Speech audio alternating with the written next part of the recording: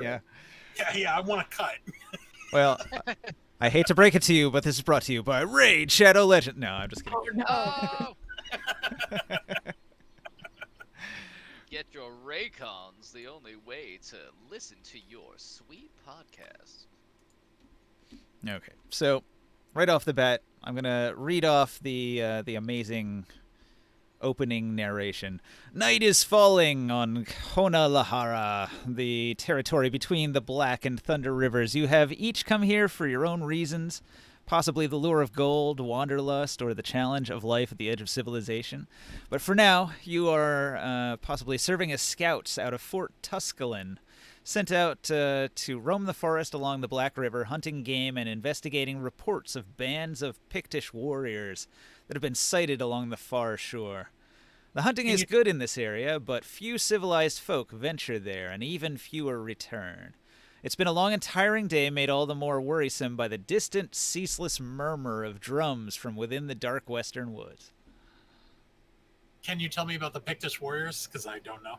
Okay. The Pictish Warriors have refused civilization. So the Aquilonians are very similar to the Greeks in that they've got government and they've got a regimented military and they've got businesses and coins, but the Pictish Warriors have refused all forms of civilization. These are cave-dwelling troglodytes. They live in the harshest wilderness in the northwestern territories. Over time, they've been driven back by the Aquilonians in a series of skirmishes and battles, but they're always lurking there just over the Black River, possibly plotting their revenge. But they don't understand about business. There's no revenge possible. They are a wild people. And they're prone to raiding. They like to raid the civilized folk and their farms. Do they generally know Aquilonian? No. They speak Pictish, I believe. Yep. Yep. So Well, that's I can't mess with there were rumors that the Picts are in the region and that they've been spotted on the other side of the river. So, where do you want to go from here? The map is wide open. You have several objectives. Find food. And when you get tired, return back to Fort Tusculum. And if you find any Picts along the way, there's probably some sort of reward for dealing with the menace of a Pictish raiding party. Gotcha.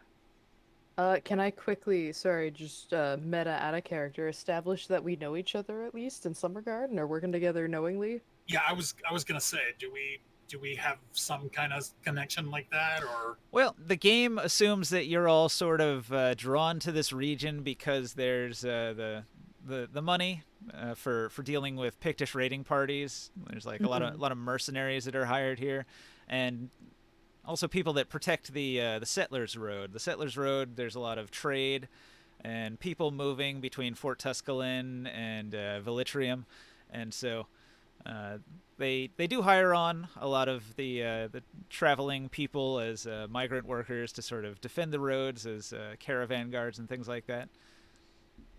Okay. You can also make a lot of money here just killing animals and collecting meat for the towns. They need food as well. I do know, and I can step forward. My girl, Aelva, would be here, honestly, not so much for the money, other than just to survive, but, like, the bigger thing she's looking for would be trying to learn to do the right thing and redemption from past deeds. So she might just be here for protecting the Settlers Road, just because it's the right thing to do. Ah. Nice. And they need it.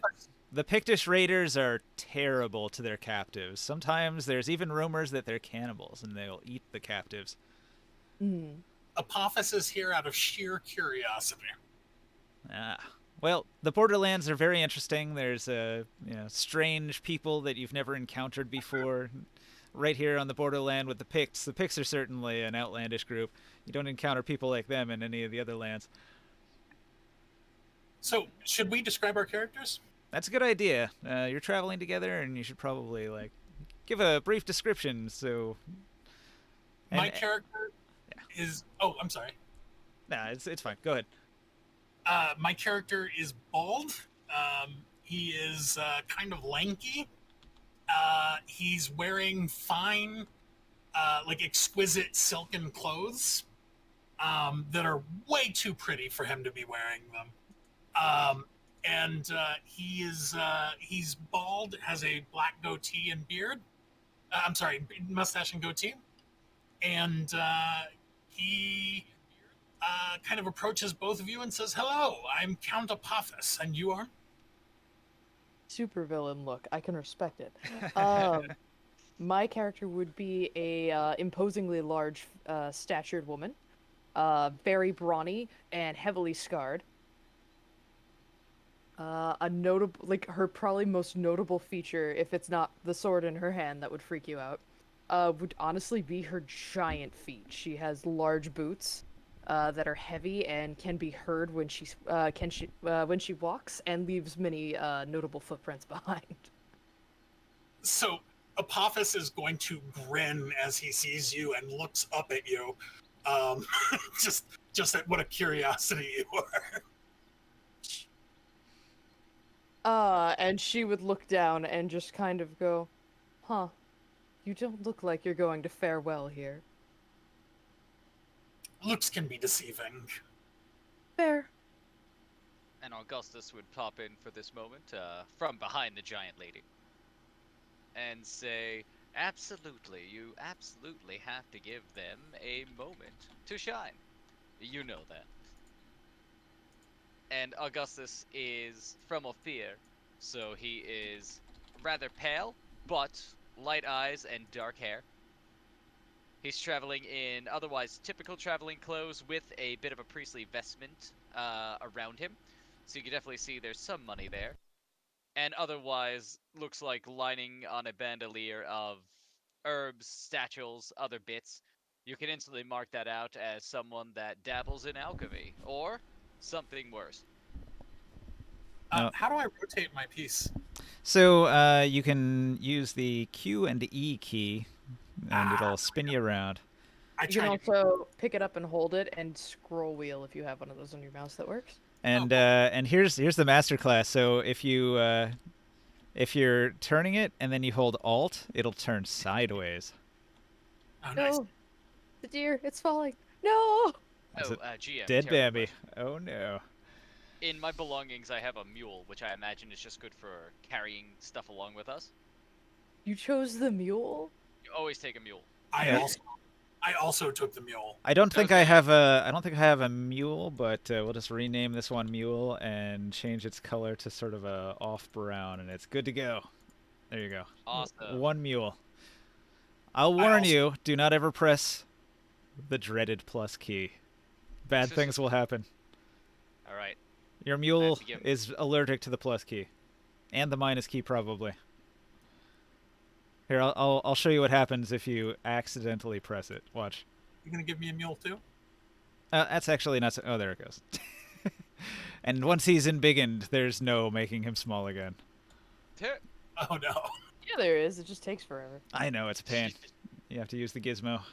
I actually just use the button presses here. Boop, boop, boop, boop. Normally you can plus minus it, but certain objects, when you import them, if they were really huge in whatever 3D file they existed in before, they'll come in here to a point where you can't shrink them down to the same size as everything else, and they'll just be huge in comparison. Ugh. It's bad, but you can manually shrink things. There's like several gizmos for shrinking things. Especially interesting is the volume scale.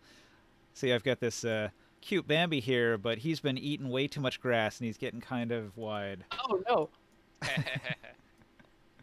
That's a chunky boy. So there's a few ways to resize them, but it's not as easy as plus and minus. Your figurines here, you can size them nice and easily. Where's my mule? Yeah, if you got one too, we can Control C and Control V, just copy paste. There we go. That's a lot of mules. Oh no. We got too many. We can make one delete. Here, I'll get rid of this one. Bam. Wonderful. So yes, my mule's name is Mjolnir. Just for Mjolnir? the adventure. Just for the adventure. Perfect. Oh god, I need to name my mule. All right, so I want to give you some important setting information. The sky overhead is starting to turn from day to night, and as the sun sinks lower, more of the stars are revealed. And you'll look up and you'll see something strange but recently familiar, because over the past weeks you've been spotting a comet in the sky. And it's got this big reddish trail, and it's been soaring overhead in the night sky for a while now, for like at least a couple weeks. And Would we know what that is offhand, or could I make a lore check to see if I recall anything about a comet, or if this comet is some specific celestial event?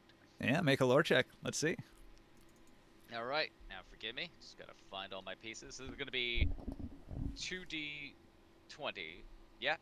Yep. Where's the button? Hit. There we go. Now you can buy more if you want to give me some doom. You can get up to Not gonna- 5d20. Not gonna doom just yet. All right. You're aiming to hit your target number or less. Let's roll these two boys. Or your I'm focus rolling number. these, You know what? I have a question. Yeah. I'm from Stygia. Mhm.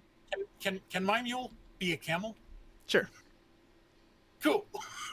All right, so I rolled. I got a 6 and a 15, and my target number underneath that is my lore is 17, so I hit the number. Okay, But so you no have 2 focus. successes. So Yes, you 2 actually success. get 1 momentum from that, which there's already Oh, one in nice. the bowl, so bam. Nice. Now What did I you don't know roll if we. to do? Sorry, what? I just said, what did you roll to do? Lore check on this celestial object to see if it's meaningful or has anything attached to it for us that I would know off the top that I could explain to you guys. Okay. You definitely feel as if this comet is a portent of some sort of like major importance. The celestial aspects are very important in the lives of everyone, and like the powers in the heavens, they control everything that happens on the earth, and so you'd definitely be a little weirded out by it, especially with a really good lore check. You'd know that something important is going to happen soon because of this thing you're seeing in the sky that's out of the ordinary. All right. Augustus will wave slightly to the sky just to draw everyone's attention to it, and go on a little bit about how such an event is marking a turning point. Oh, And he says, yes. You see? Whenever you see trails of fire in the sky like that, you know big events are on the horizon. Hopefully, not for us. And he reels back a little bit. Can I roll lore to know as well? Sure.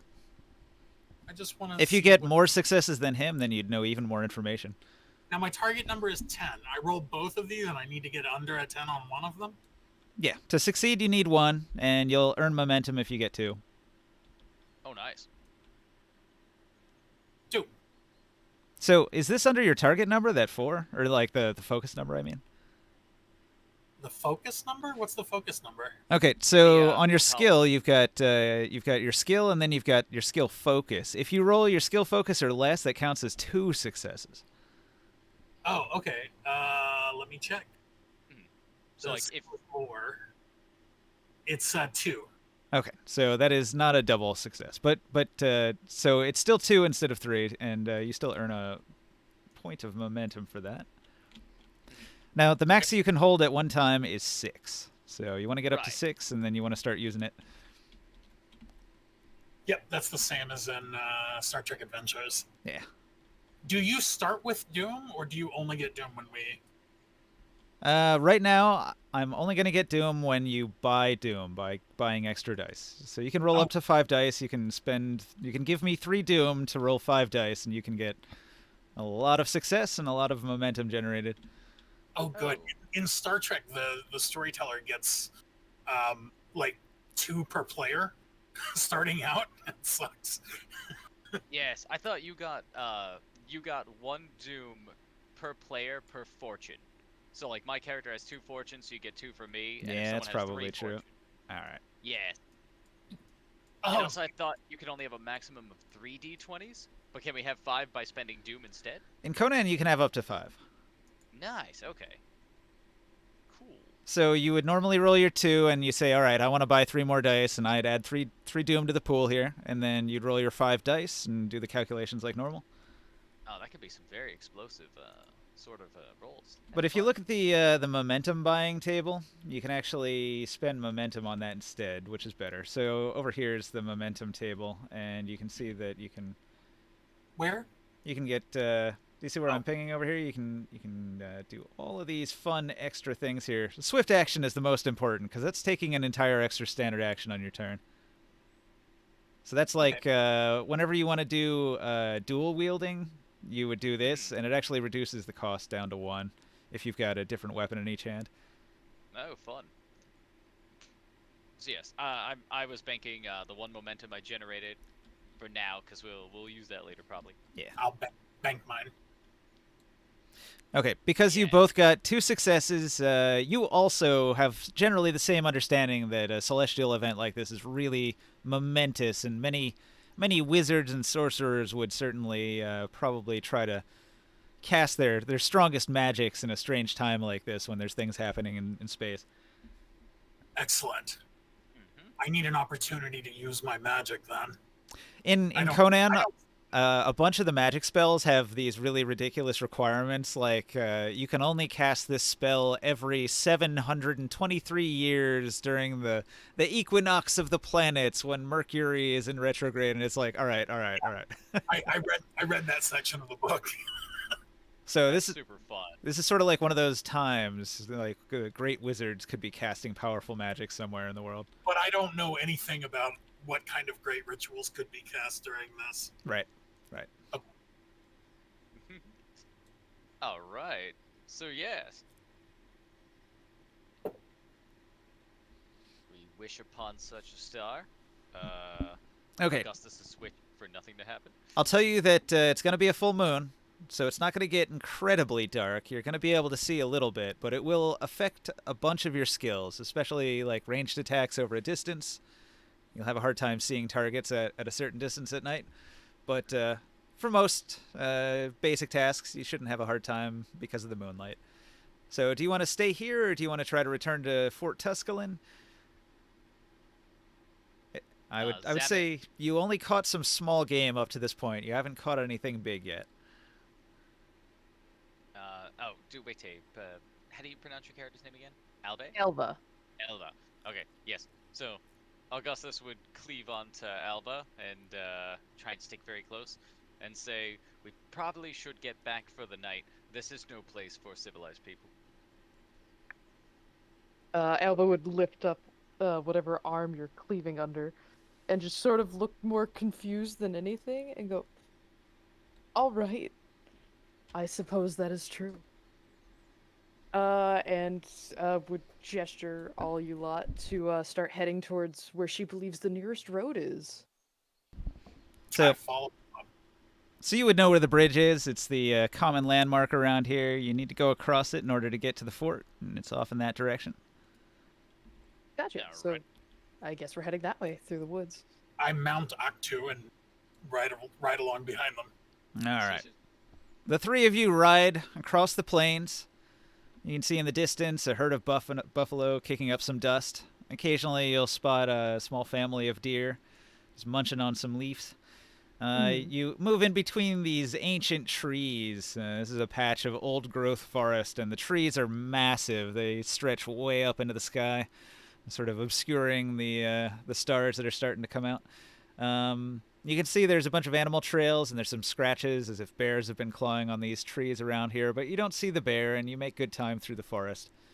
After a while, you think maybe the road is up ahead. I need everybody to make a perception check. What would that be in this? This is Observation? observation check, yeah.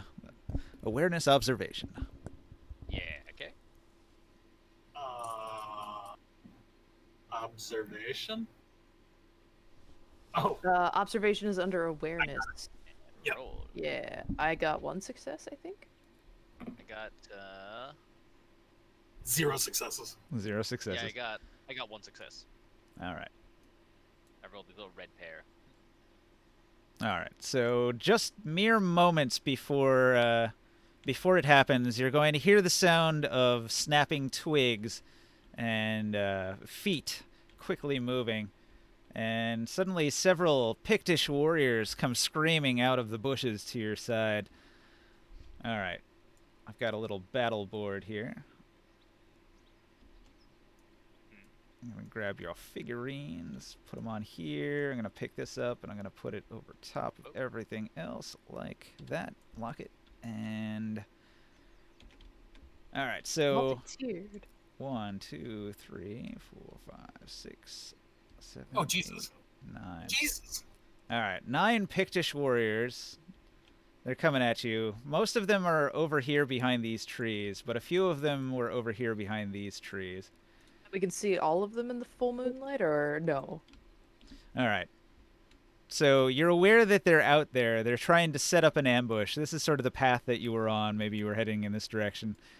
And before you get there, because you had some success, you realize that you're not alone anymore here in this forest. Oh, I can't pick my hypothesis. I picked up something behind him instead. Yeah, I should have locked all this stuff under the table here. Oh, also all the stuff on top of the table are locked. Except the Pictish Warriors. Huzzah!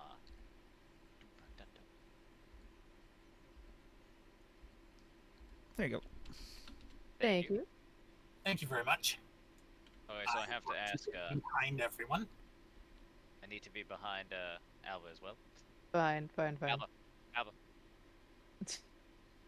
Now, Alva, we're I come from a Dungeons and Dragons background, so this kind of threw me for a loop, but the way initiative works in this is that the players go first. Unless I spend Doom, so I'm not going to spend any Doom on this. This is like the first attack, and you guys had a pretty good, like, spotting them before they spotted you. So, just whatever order you want to go in, you can decide amongst yourselves and do it. All right. Let's see. Elbow would definitely alert you guys to what's going on if she's the only one who caught it. And would be gripping her sword to say she's ready to charge. Unless someone has a better plan. How often can I cast? Is there a limitation to my casting? When you cast a spell, it's going to cost you resolve, and you don't want to knock yourself out. Is that the only limit?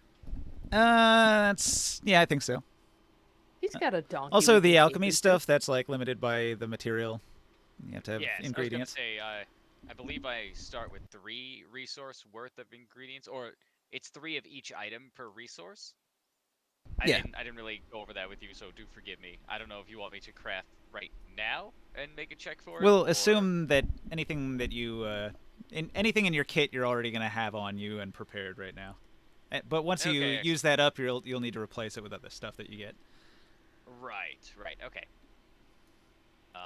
Yes, okay, cool. So yes, Can I mesmerize without knowing their language?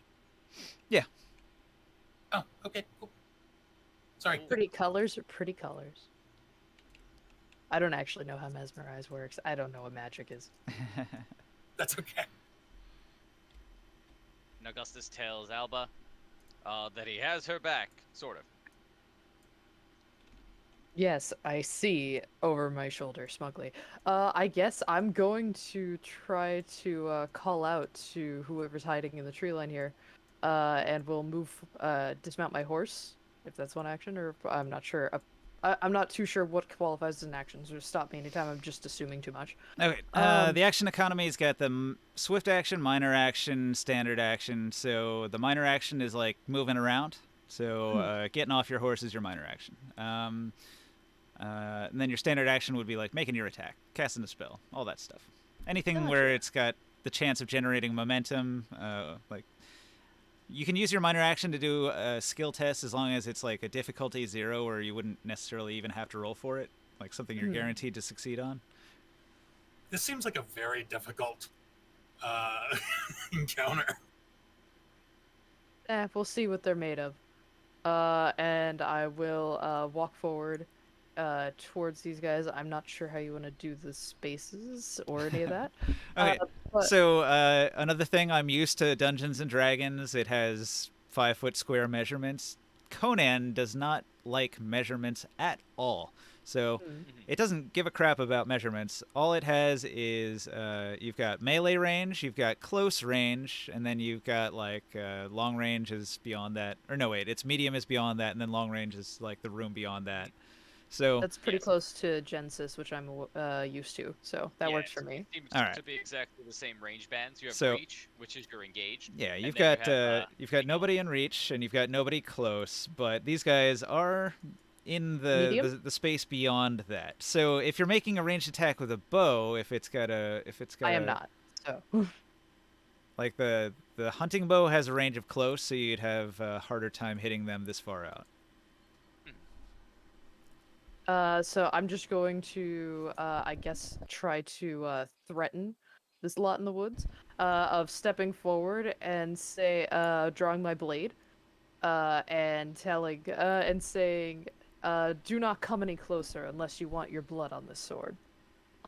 Okay. Do you want to actually make a threatening attack? Because that's an attack in Conan. You can Yeah. hurt your opponent's mind. Is that command or how does that best work? So you make a threaten attack, and it's going to be difficulty 2 because they're a little far away. They might not actually like hear you or be threatened because of the distance. Mhm. So you're rolling 2 dice, and you need to succeed on both of them unless you buy extra dice. And what am I rolling on? Like, is this a skill or? Yeah, it's Yeah, threaten, persuasion. personality. Yeah. Oh, okay, it's persuasion. It's I'm persuade. probably not gonna do well, and I didn't. 2 failures. 2 Haha. failures. All right. You didn't roll a 20, did you? No, All right. I 2 think it was failures. a 16 and a 9. Okay. So you try to threaten them, but they don't seem to worry. They didn't really understand. So Fair. It's not in Pictish. all right. So all of you get to go. What do you do? So Augustus is going to move. If I move up to where Alba is, that puts them at. Does that put them at close range or at medium range? I think medium. Yeah. Right now they're still at medium range. Okay. So I'm gonna use my minor action to try and move one range band closer to them. To put it in D&D terms, like the close range would probably be within about 20 feet. It's like within a dash where you could like run up and hit somebody. Alrighty. So that puts me still at medium. I don't think I can actually do anything at medium. You know what? I don't actually know how far burning alcohol or flash paper can reach. So that's my problem. Forgive me. Let me see if I can find it real quick. Do you have that one on you or no? It might be around the table somewhere. There's all sorts of useful information. I'm going to look in the Yeah. petty enchantments. I think it's probably close range. Yeah, I'm not seeing anything on the where they are in petty enchantments, so forgive me. Unless it Speaking says of, can I have Mitras prepared already? Yeah. Okay. Yeah, that's what I said earlier. Everything that your character would use as part of your build, you'll have ready right from the get-go. But if you use something up, then you'll need to replace it during the game. Okay. right. Yeah, no, it doesn't actually say how far away the attack is. Maybe I'm crazy. And do forgive me. Is there? I didn't mean to roll that. Just meant to move.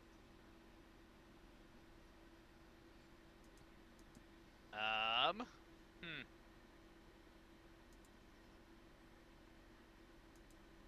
Let's see. Oh, reactions are defending. Never mind then. I don't really know what to do. Oh, sprint lets you move to any point within long range, but I'm not doing that. That's crazy. I don't want to get near them. In that case, you can't hold your turn, can you? There's no there's no quite ready at a turn. This is too. You can use your standard action to ready, holding another action to perform later. So you have to say specifically what you want to do. Like, I'm going to hit them when they get close. Yes, yes. Okay. So I'm going to have a set of or what is it? I'm going to have a vial of burning alcohol primed in my hand, ready that if any enemy gets within close range, I'm going to huck it at them. Okay. Wait until you see the whites of their eyes. Oh, do forgive me, I'll be right back. And that was my turn. All right. How close do I need to be to mesmerize? They have to be able to see you, so you need line of sight to somebody. I'm pretty sure, like everything else that you guys have been trying, it has to be pretty close to be super effective. Okay, I'm going to head up here. I'm going to pull out my glass eye and hold it up above my head where everyone can see it. Is it the eye that came out of your head, or is it a different eye? No. Okay. It's a glass eye that I keep on a rope around my neck. Okay, neat. Yeah. I hold the glass eye in the air. Although the GM said I should pull it out of my head, but I'll do that once I lose an eye. Like I fully expect to lose an eye in the game at some point, and then I'll use my glass eye straight out of my head. But anyways, I hold it above my head and I wave my hand and I said, "We are gods." Play on their primitive nature. Maybe they'll be superstitious. A witch! A witch! Confused look behind me, like we are. Specifically, I'm trying to mesmerize one of them. What do I do? Okay, our first mesmerize. Yep. I need to know the rules. Yeah, it's a problem with the new system, right? We're all just learning. So, Book of Skelos. It's going to be in the Mesmerism section.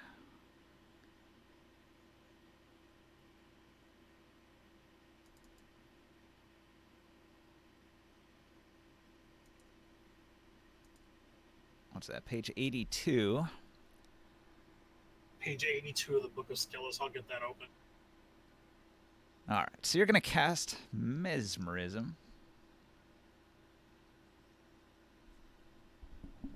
Well, it's not casting, is it? It doesn't cost resolve. Nah.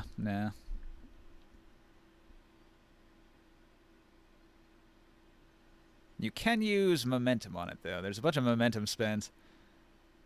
All right, so you have to decide. Yeah, this is right. All right. I looked at this before. So you have to determine what kind of mesmerism you want to do. Do you want to make him tranquil? Do you want to misdirect him? Do you want to make him befuddled? Do you want to illusion him, or do you want to enthrall him? And each stage is harder than the last. Oh, I see. What page is it? 85? 85, yeah. So, like, normally you roll 2 dice, so a misdirect, that requires 2 successes. So if you want to do a befuddlement, you need to buy extra dice with your momentum. If any of those effects make it so he'll attack one of his friends, or... Okay. I want him to hear my voice as a booming, transcendent voice in his head. So misdirection. All right. Okay. All right. So difficulty +2. So what does that mean for me? All right. Well, I'd say normally at close range the difficulty is 1, and then because you're a little further away, the difficulty is going to be 2, and then it adds +2 because you're trying to misdirect him, so you need 4. So you probably want to roll 5 dice on this one. Oh shit.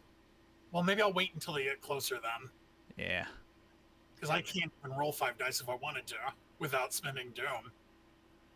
And that's ridiculous. So I'll just wait. I just say, "We are your gods." He doesn't understand. And I ready an action to mesmerize once he's near. Okay. So all 3 of you have gone. The enemy will approach. So the 2 readied actions are going to trigger first. So like when this dude rushes into close range, you're going to do your mesmerism on him. So go ahead and roll. Now the difficulty is 3. How many dice do you going to want to roll on that? Difficulty of 3? Well, I said near. So I want it when the difficulty is 2.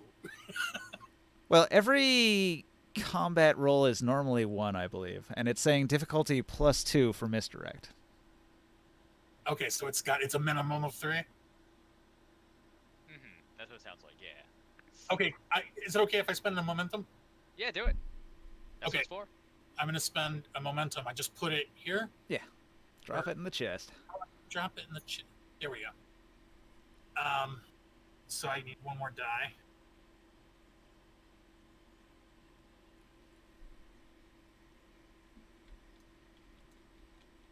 Oh.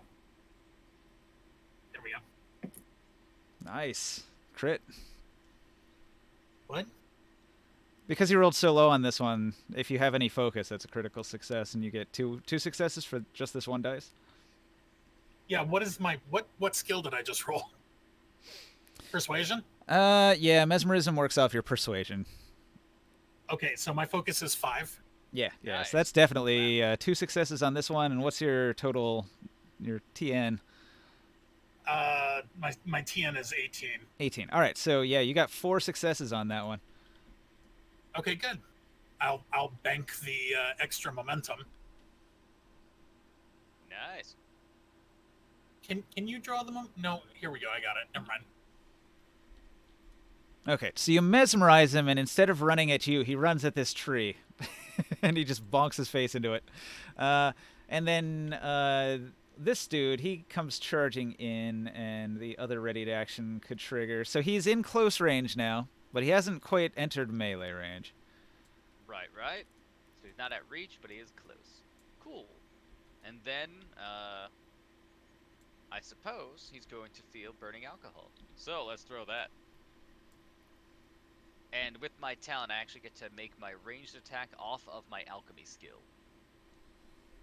That should be fun. Yeah. Give me a tick to get back over to that side of the board. There we go. I kind of like that about this system, that it just takes the skill that you put all your points in and replaces other skills with it. That is nice.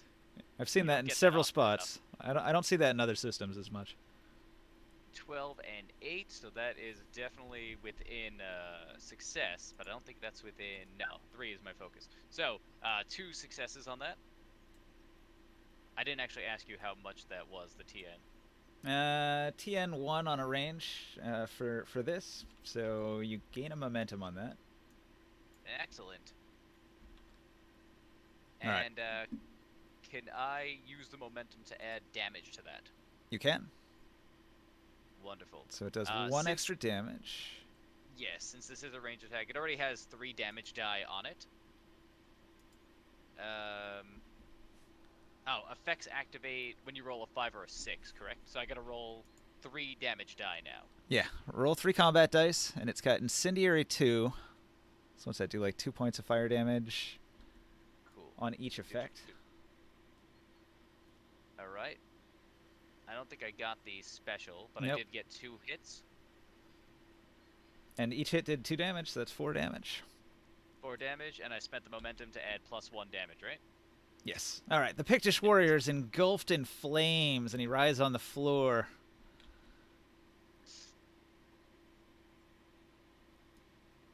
Hello? Yep. Oh, okay. I thought I cut out there. Nice! All right, so the rest of them are all going to rush in. So these guys, they move into close range and begin to encircle everyone here. All right, so this group here, they're all going to form up into a mob. And the mob is going to move up on Ilby, and each one is going to attack once, and I'm going to roll 4 d20s for them.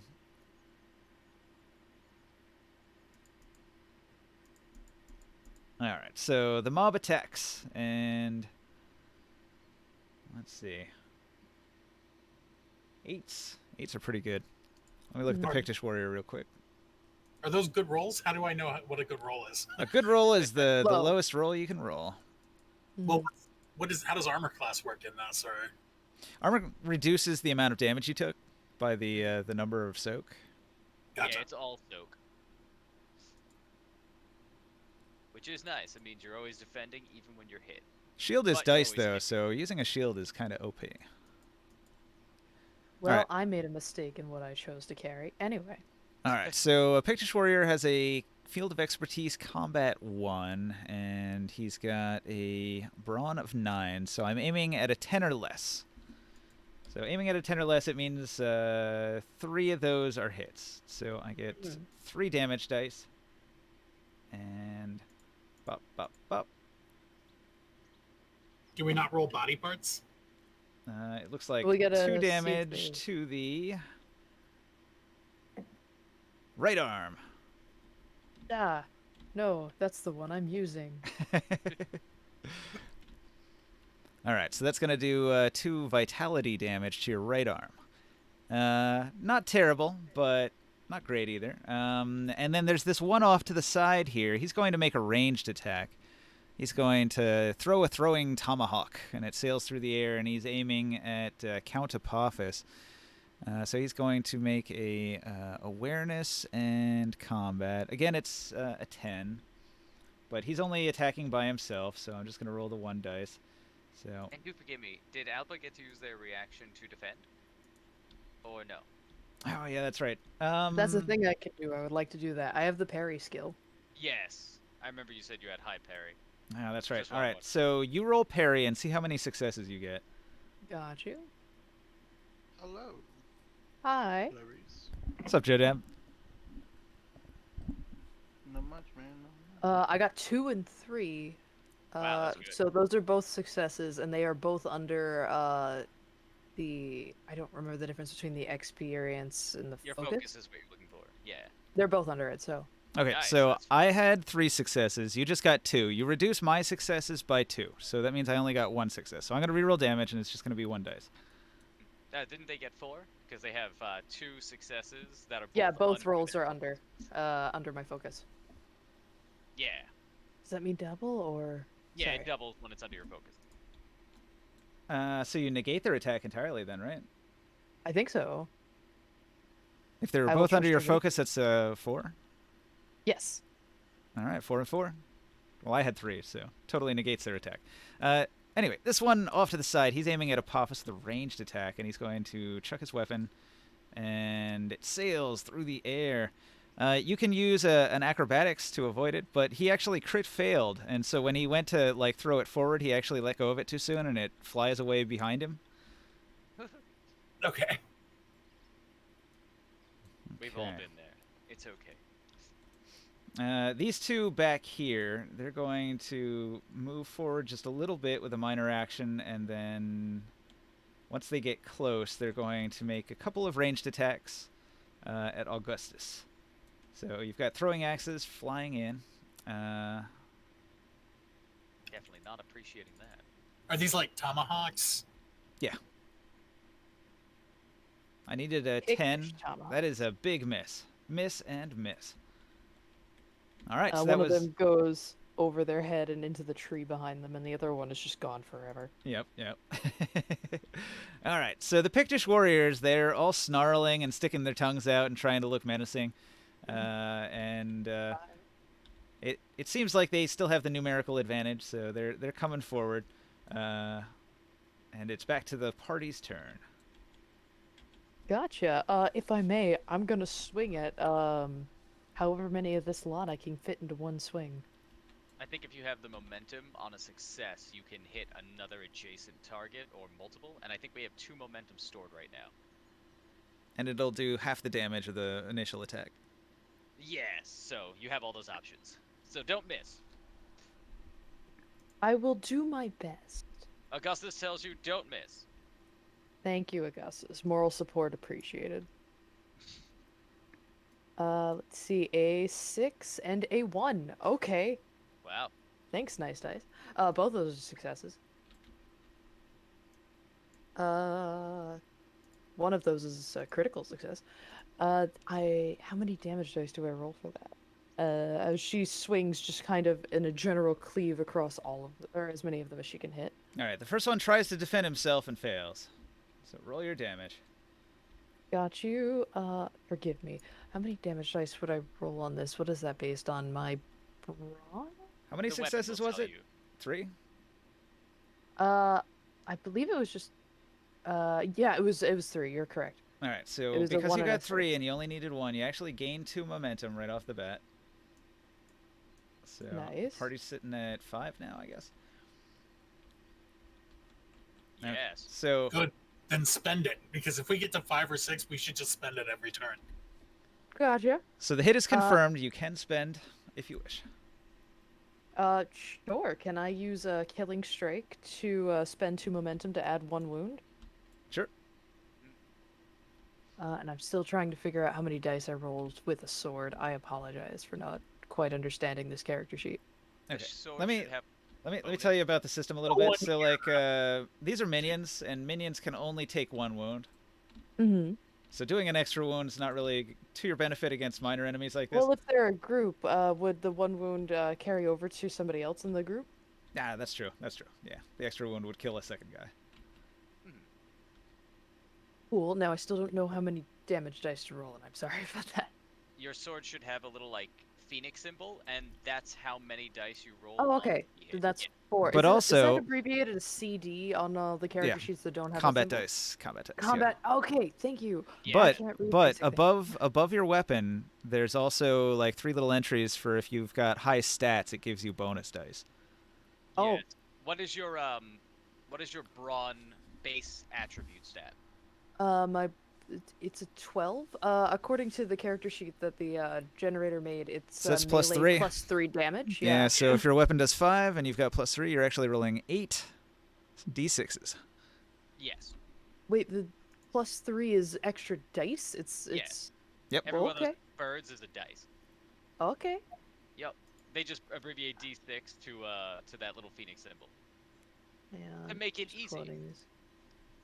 I'm just gonna roll this lot. If there's a better way that I should be rolling this, I apologize, but walk me through that again. That looks fun. Except for whatever that one is. No, that reads the 6. Okay. Dice. 1, 2, 3, 4. You have 4 critical effects from the 6s. And then you Okay. have 1, 2, 3 hits, totaling 5 damage. The 3 is nothing happens. Okay. Your sword, does it have any other effects besides parry? Probably not, right? That is correct. Yeah. Okay. Okay, so effects won't really do anything, but they will do 1 point of damage each. So you actually count each one of those effects as 1 damage. Neat. Okay. I think if each one guy can only take 1 damage, I think all 4 of them are gone now. Okay, well, it's weird because like if you look at your character sheet, you've got vigor and then wound. So what you're doing is your damage is applied to his vigor, and then if he takes 5 points of vigor damage, he takes a wound, and then if he runs out of vigor, he also takes a wound. Ah, okay. And then because of your thing, he takes another wound. So it looks like with this attack, he'd take like 3 wounds, and he can only take 1, which means you cut him into 3 pieces. Huzzah. Well, actually, it kills 3 of them in 1 hit, I should say. That So- works. So she just cleaves 3 of them in half. Yes. I cleaved through 2 of them, but the sword gets stuck in the other one, and I have to jerk it out of his dead body. Epic. All right. So the Pictish Warriors weren't expecting that. Despite me warning them, clearly. That's what this game is all about. Epic combat, cleaving through multiple enemies. Do I get to go before the Pictish Warriors do? Yep, the whole party goes in any order you want. I'm ready, but if you have something to do, you can go first. Let's see. I really don't have too much to do, and I need a better weapon, period. Just so I'm not burning up every bit of alchemic resource. Well- But these, can I click on this? These 2 over here, would you say that they're engaged with each other, close enough to each other? They're standing right next to each other. Excellent, excellent. I'm just trying to see how spread works. For each and they count as a group, right? So if you hurt one, the wounds can pass on if you actually Yep. break the wound cap? Correct. I will be right Cool. back. Quick restroom break. Okay, sure thing. Alright, so, Augustus, emboldened by how fantastic the warrior is, is going to try his best and throws another firebomb at the Pictish Warriors over here. Let me just find my spot again. Get back there. And because of spread, it's going to hit both of them. I don't think the spread actually hits both of them. Spread seems to, if you like hit their body and you get spread, it then will move to like the arms or the head.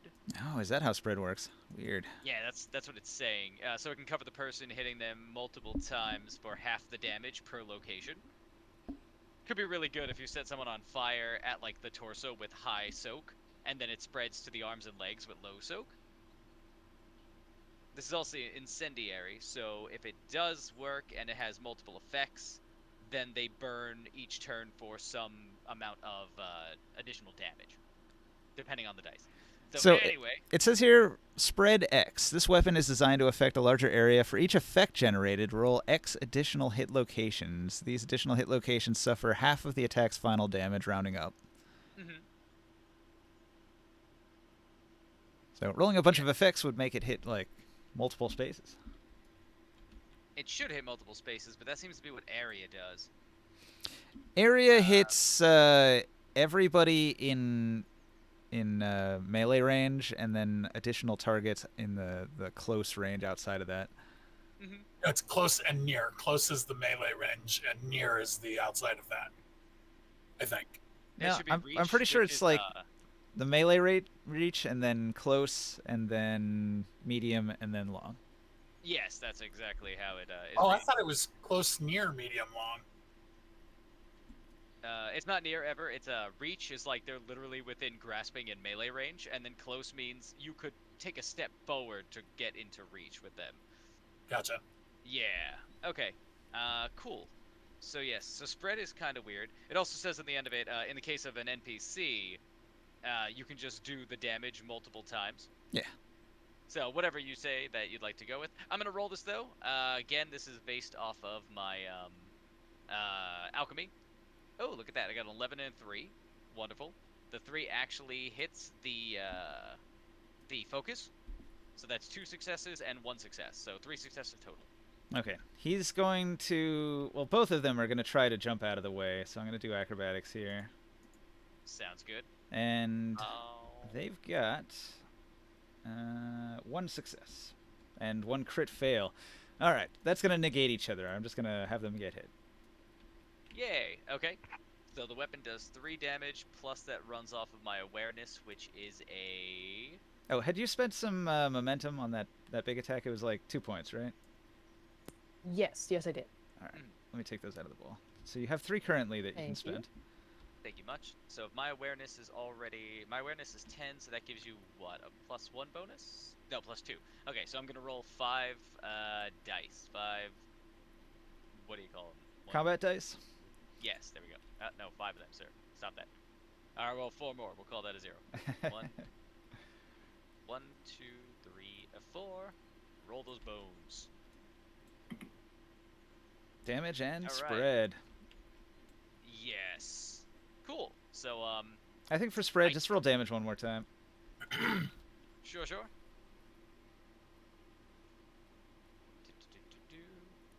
Roll the same 5? Nah, just one more dice, I think. Okay. Well, hang on. Let's see. Is that actually a multiplier? The target takes the additional damage X times. Is the spread number 2? I think it's spread 1. All right, then yeah, just one more dice. Yeah, spread 1. All right. I think I rolled that 1 die, and I think it was a nothing. Okay. Yep. Because, haha, why would fire hurt? As I'm sitting over here. All right. Well, the Pictish Warrior's clothing is on fire, and he's gonna try to put it out, probably. On his turn, Yeah. What do you do? I am going to turn to the one that just threw an axe at me, and I'm going to point at him and say, "Your soul is mine," as a threat. All right. Persuade? Is that you? Persuade, difficulty 1.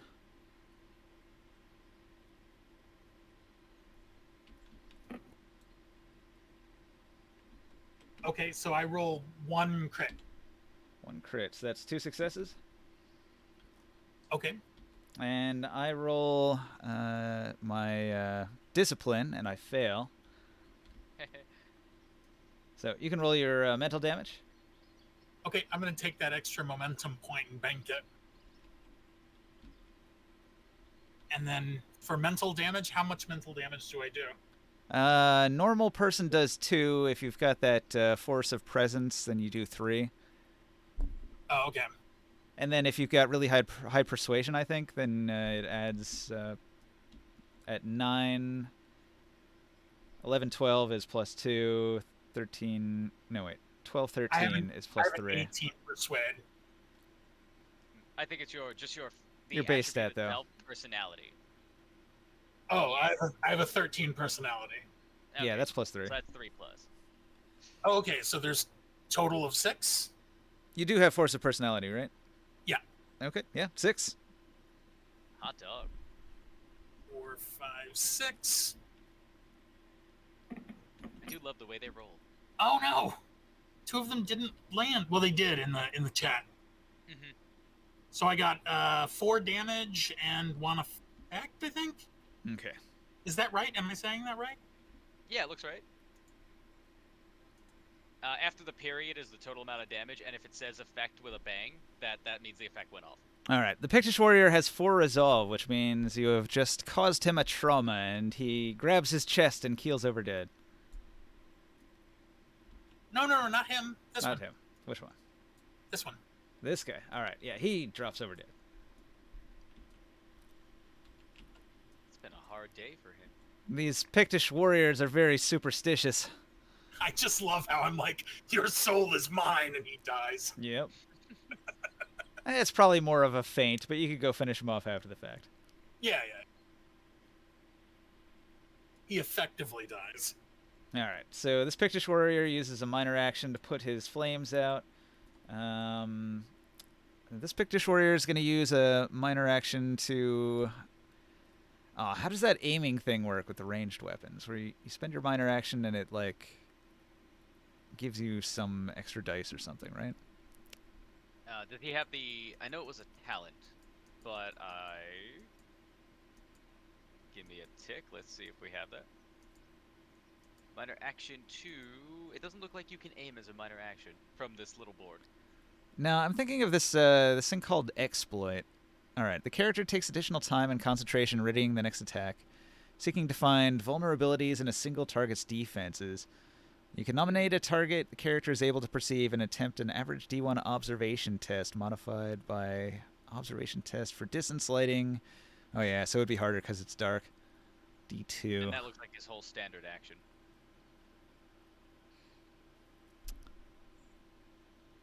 Yeah, exploit would be his whole standard action, wouldn't it? Mm-hmm. Unless you can spend Doom or... Because that's your version of momentum for them, right? And then he can take that as a minor action and then get really meaty on us. Yeah, I think I should do that, right? I haven't been spending my points. Yeah, and you can't get any more back if we're not giving them to you, so... Okay, so I'm going to go ahead and spend 2 points on that. All right, so, all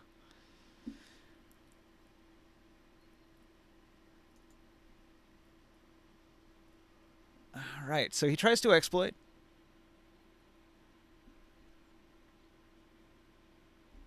Mm-hmm.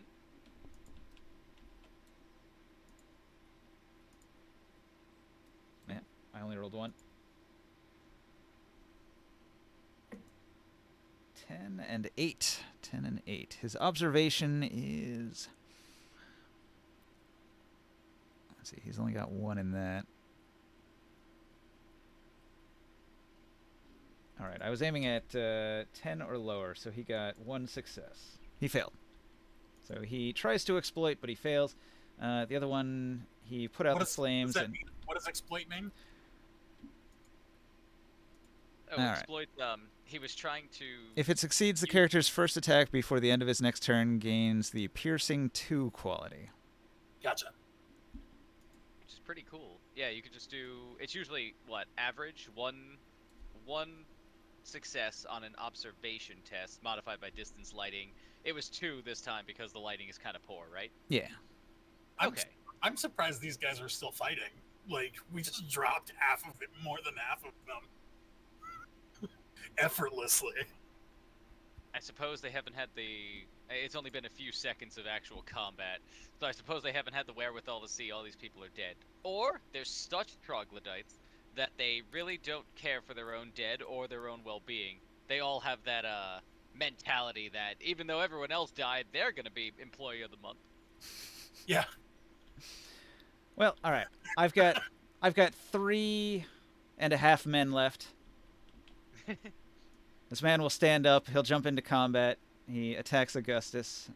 This man's going to jump in to attack Ilby. All right. So against Augustus, I've got a single slash with his little dagger. Oh, he's actually got 1 success. You're going to try to block it? Yeah, I guess parry, possibly. Let's see. This should be funny. I'm just double checking what my parry is, because you might not believe this, but the Lore Bard Alchemist character is not excellent at this sort of behavior. Where is parry? There it is. Coordination. Oh no, 10. That's not horrible. Let's give it a go. I rolled. Do I roll 2d10 or just 1? My bad. You normally roll 2. 2d20.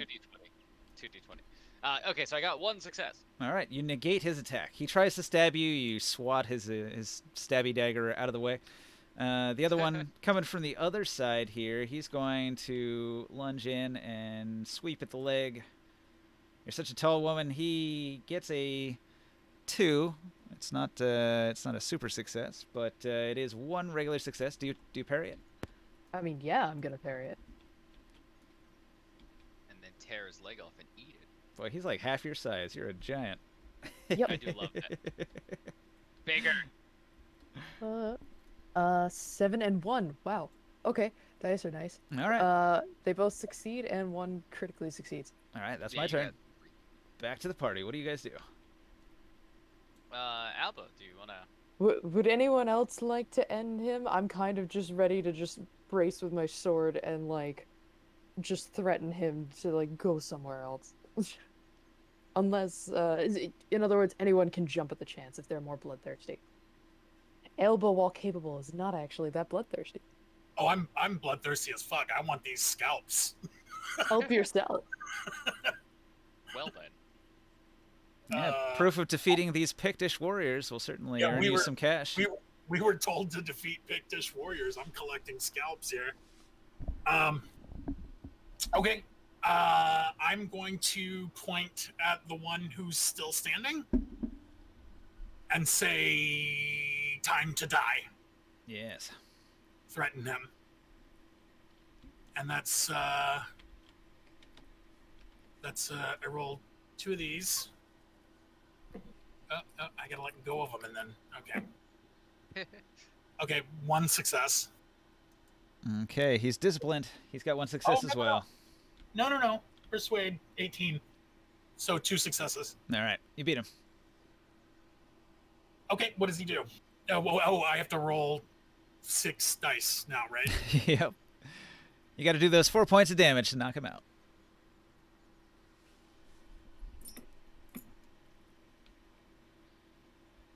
Uh, 2 damage and 3 effects. All right. What do the effects do on a threaten? I think normally effects count as 1 unless you're using a improvised weapon, then it counts as nothing. So Gotcha. those are actually 1 point of damage each as well. So that's like 5, I think. Uh-huh. So he drops. You were aiming at which one? This guy here? That one, I think yeah. that one, yeah. All right. He lets out a horrifying shriek, and then he passes out. I don't know why I like that. Scream into a pass out. All right. Who else? All right. If Alba does not want to jump to the chance, I think since this guy's within reach or close to me. He's within Yeah. reach. Okay. Do forgive me. So now I have to kind of understand this.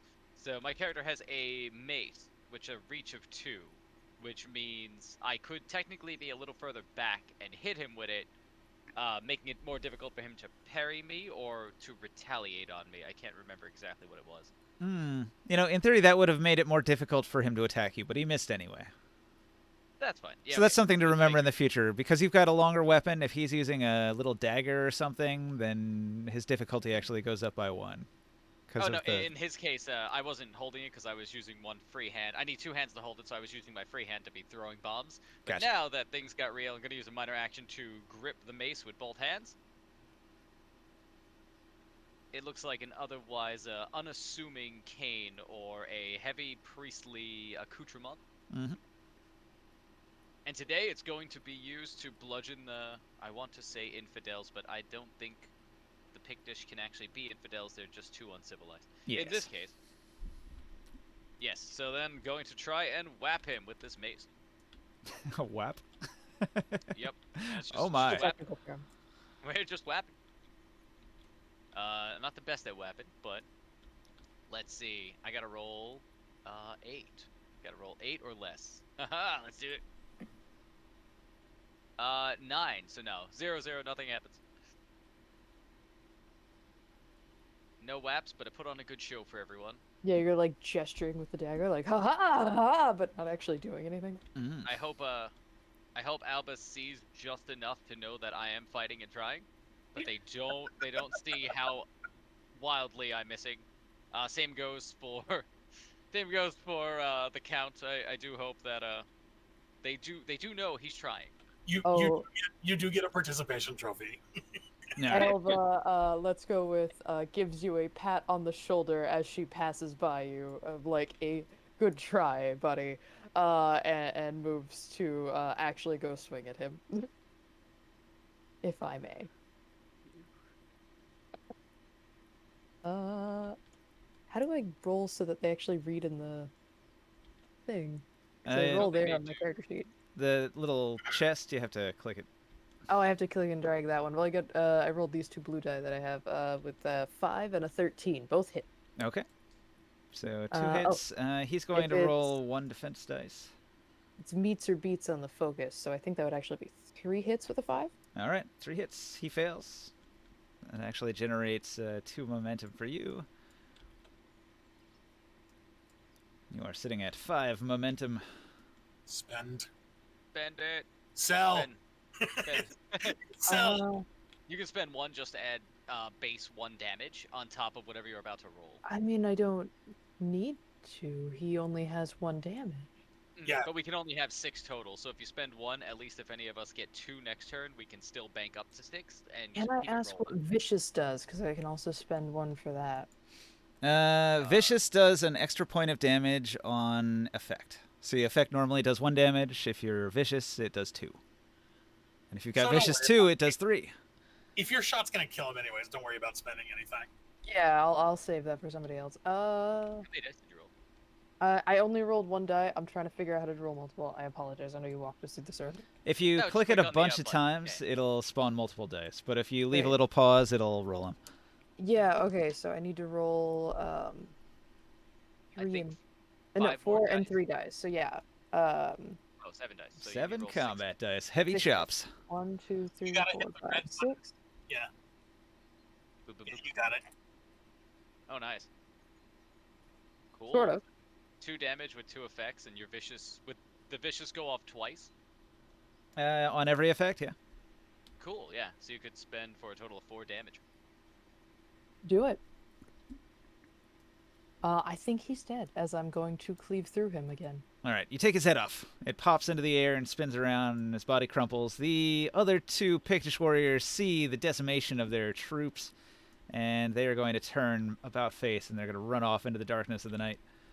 Damn.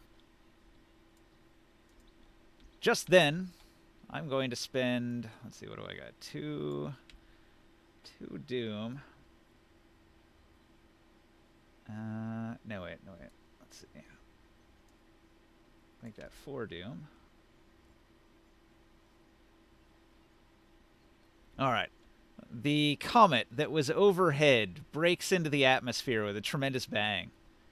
And it soars out over the Pictish wildlands and lands with a tremendous crash that causes the night to turn into day momentarily. Wow. So, with a tremendous crash, there's a great shaking of the earth, and the ground will split open in places, and everybody will be, like, unbalanced. The horses are going to freak out. What do you do? How far away is this? It landing? Quite a bit off in the distance, across a river, off in the mountains. Oh, okay. So it would be days to get there. Maybe not days, but it's nighttime now. You probably get there tomorrow night. Gotcha. Okay. Currently, with everything shaking, I'm going to try to hold up these two. And stand our ground and not get knocked over, and make sure we look very cool still. I'm Okay. going to make sure Octu doesn't run off. Yes, I was gonna say I'd like to hit Mjolnir with some animal handling to make sure that we can at least steady him a bit. All right. You calm your animal down. Roll it. It's actually a difficulty 2 because a cataclysm like that is really going to scare the animals in the area. Any deer or other like forest creatures that were nearby that you were hunting are taking off in the opposite direction. Yes, and my Mjolnir is not bred for war, most unfortunately. I got. It's not showing my roll. Why is it not showing my roll? 5 and a 16, it looks like, on the purple dice. Okay. Yeah, I don't know why it's not showing in chat though. Yeah, I have the same thing. You have to actually click on the chest to make the rollable dice so you can see them. Oh, That's it's not my color. I actually succeeded with a 2 on the animal handling. All right.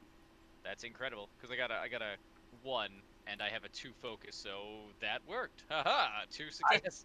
I failed to meet the difficulty. Okay. So failing to meet the difficulty means that your animal has freaked out and run off into the distance. I'm gonna roll a dice. They bolted to the northeast. So is it these two? Mjolnir survived. Mjolnir survived. These two. Is the other two, yeah. Or could technically, like I have been hurting all the animals? Would that work? Or no, that would have been a greater difficulty. Or can I use momentum to say that the effect kind of spreads, they all calm a bit? Yeah, you're welcome to use momentum. That's fine. Alright, I'll be happy to blow 2 momentum for that, to really give it some gusto.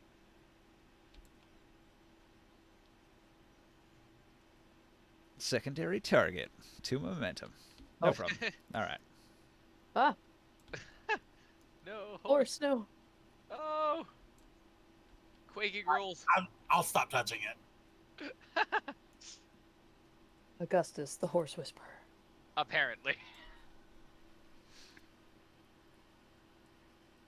Mine is a camel, so I'm gonna make him like an orangish brown That feels right. camel color. Here we go. Yes, Augustus waves his hands up to make himself the biggest thing and too big for the horse's vision and the camel's and everyone's vision rather to cross. All the ungulates are happy. They cannot cross the threshold for a moment, and it calms down. All right. Just then, in the distance, you hear drums. And they begin to beat a war drum staccato of drum beats. And everybody who hears it has to make a D1 discipline test or suffer 3 mental damage due to fear of the war drums of the Pictish Warriors. They must be close to hear them. Very fair. Or this forest has incredible acoustics. Either or. What was the roll again? Discipline? Discipline roll. Difficulty is 1. I get 1 success, so that's enough, right? That is enough. Yep. Aha, 1 success. Thank goodness. Alright. I rolled 1 failure, and...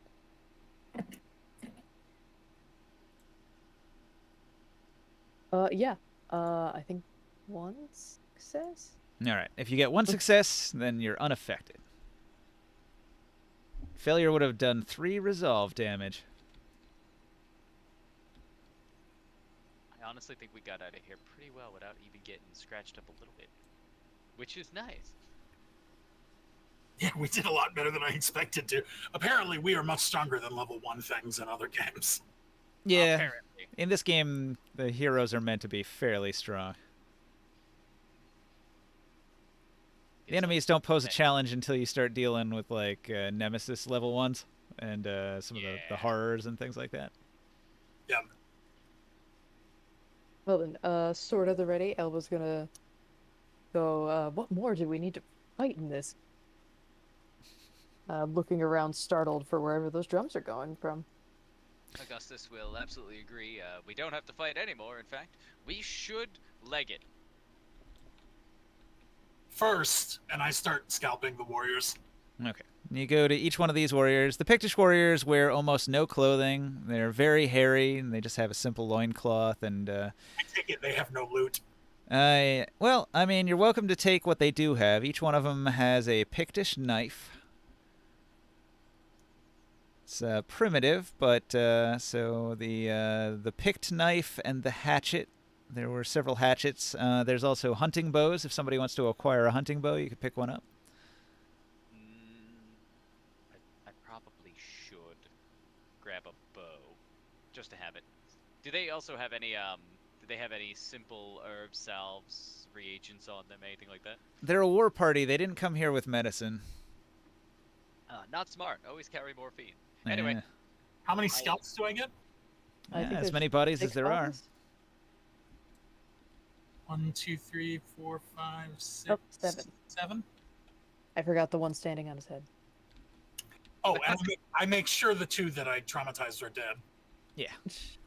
Finish them Augustus off. finds this absolutely appalling. This is just absolute madness. I walk over and I hold out the scalps toward him and I say, "This will make us good money." He is thankful that the moonlight obscures so much of the gore. And I'll take your word for it. All right, I'm gonna do a thing. Let's see if I Do can grab all of these and put them in a pile right there. And then I'm gonna if I delete the Pictish can out of the pile. grab this and put it here. Yeah, I've got spares over here. Is that a humble fruit cart? Look at it go. Okay, well, back on the map. All right, before you got ambushed, you were headed towards the bridge. Are you gonna stay that course? Yes, that was back towards a settlement of some sort. Fort What Tusculum. Where did the 2 things? Where did the meteor strike down? And The then meteor where- fell off in the Pictish Wilderland, or the wilderness off there. I suggest we should travel towards that. If we can get to the meteor first, we could probably find something of value. Oh yes, Augustus says star metal could fetch us an incredibly pretty penny. However, star metal is also known for its corruption and contagion. We ought to be careful. At the very least, we ought to prepare. Well, good news. Fort Tusculum is on the way. Excellent. Better news, Augustus says, smiling. They have a keep, and we can sleep somewhere tonight that's not the ground. All right, you approach the bridge. Let me check my notes here. The bridge on Bramble Creek. All Good right. branding. So there's a sound, but it's faint. Who's got good hearing? Difficulty 1. It's an observation test. I could give it a go if everyone's cool with that. You Sure. should go, not me. Can I actually have assistance from the other 2? Because we'd all be near each other, kind of listening. Yeah, Or I would that definitely not lend work that for if that's a individuals? mechanic. It is. We haven't used it yet. How does that work? Does everybody else just Uh, add 1 dice, I think? Do they all add 1 dice? I don't know. GM designates one person as the leader and the others as the assistants. Assistants roll 1d20 against the skill they are using the assist. If the leader scores at least 1 success, the assistant's momentum/successes are added to the leaders. Nice. Okay. So here we go. Let's see. I'll roll it. I mean, I don't think I'm going to get anything. So yes, okay. I got a very good observation check. Oh, wow. I got Not- a success.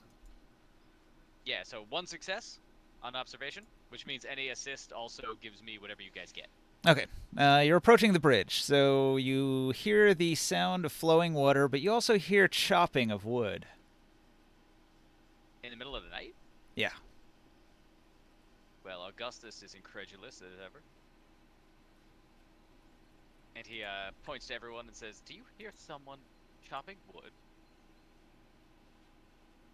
Yes, I believe I do. Is this something that you want to investigate, or can your squeamish heart not take it? What if someone's chopping at the supports of the bridge? Well, that would be. Why would they be doing that? Could be Pictish Warriors. I know they attack Destroy the anything that bridge. looks minorly civilized, but does that include architecture? Alba, this is serious. We must maintain that the bridge is safe. If it's not, we're not going to be able to sleep in a bed tonight. And I will not stand for that. How on earth did you make it this far out here? The road's been very kind. Clearly. But alright. Hands in the air, dismounts horse to go check the bottom base of the bridge, or wherever we're closest to. Oh, fun. I like seeing them spawn in. It's very fun. All right, you scout ahead a little bit, so I'm going to move you sort of up the road to where you'd have a vantage point. You hear the sound of chopping wood, but you only spot one Pictish warrior who's standing up on the bridge, and he's looking down. Actually, probably not right on the bridge. He's from the shore over here. He's looking down into the depression where the flowing water is, and they are hacking at the supports of this bridge. It is going to be destroyed in a matter of minutes if they keep at it. I'm going to follow her on Camelback. And then if that's something clear to me, I would, Where am I? you got left behind. Are you underneath? Yeah, you're still underneath. Alright, so there's a few, if I can talk, well, I guess I can stay in There you character in this. Yes. Augustus whispers to Alba, trying to keep his voice low and steady, even though it's kind of cracking with fear. And he says, they're going to take down the bridge, but there's only one on top. We could maybe just charge him, get across. At least we'll be on the better side of the bridge. I don't trust the bridge at this point. There's no telling how long they've been chopping at it. Well, they're just chopping longer as we speak. Let's attack. And at that, Elva would probably run out with her sword drawn and yelling at them to stop this. All right. I'm going to charge forward on my camel behind her. And hopefully, if we have any trust, Augustus, if you do make a break for it, please take horse with you. Yes, have the animals on by the reins, pulling them along. You are the horse whisperer. Apparently. This is like the third time in a random game that I have been pulled into getting and watching horses, even though I have no ability to do so. I All thought right. you liked horses. Anyway. Running up, as far as GM permits, do stop me if this is too far. Just let Okay. me know. When you enter close range, the Pictish warrior, I'm going to roll to see if he would have noticed you coming. I am not being stealthy, so that's you may not have to roll if you want. He can have seen me. I am yelling. It's nighttime. I'm going to do difficulty 2. So he's got a 9, and let me roll one more time. He's got... he does have 2 successes. All right, so he sees you coming, and what he's going to do is he's going to take up his bow, and he's going to fire off a volley of arrows. Well, I guess just one arrow in your direction.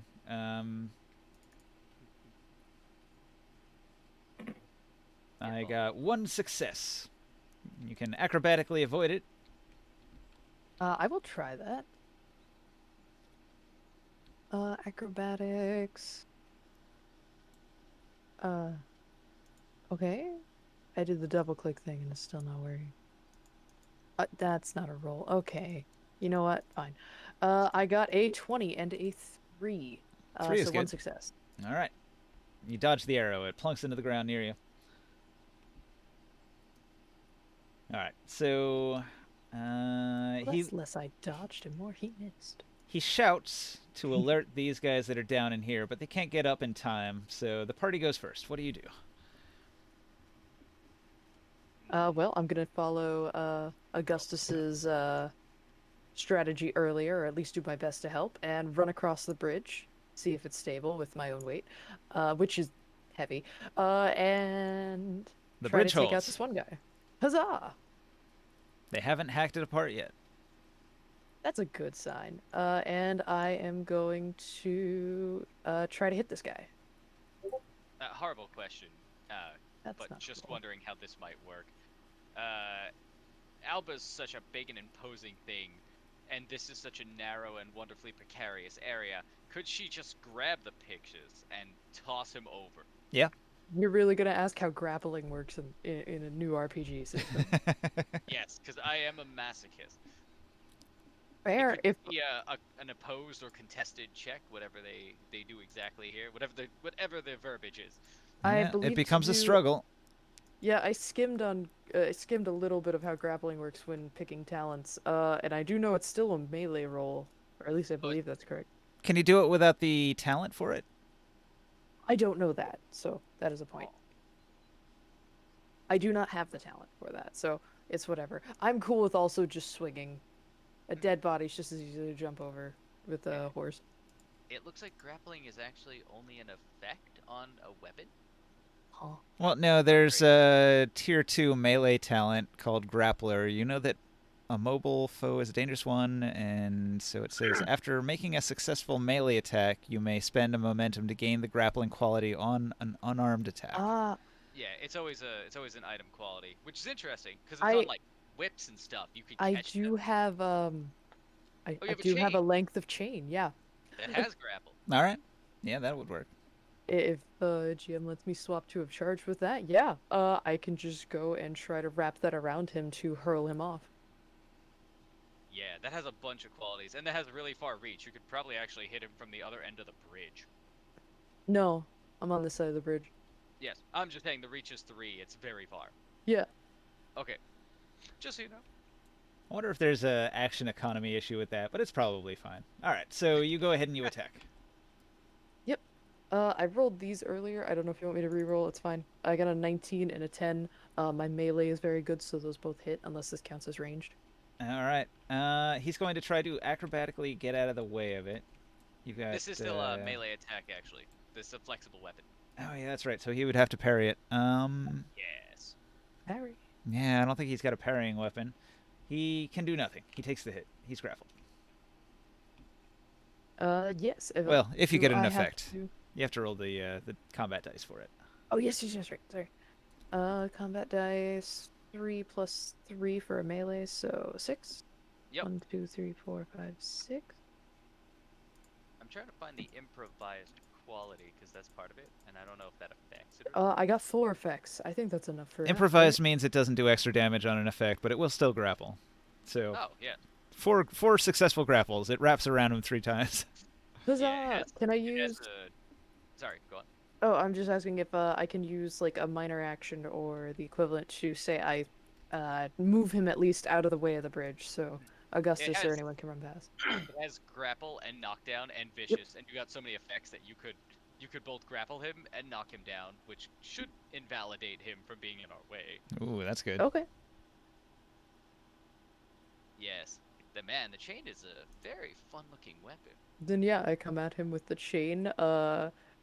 In one blow, like tackle him, or like not tackle onto the ground yet, but Wait a minute. wrap the chain around him and throw It's- him to the ground. It's got vicious and It's improvised. got vicious, improvised, knockdown, and grapple. It Well, has all of those according to the book. That's weird. Those negate each other actually. So improvised takes away a damage, and vicious adds one.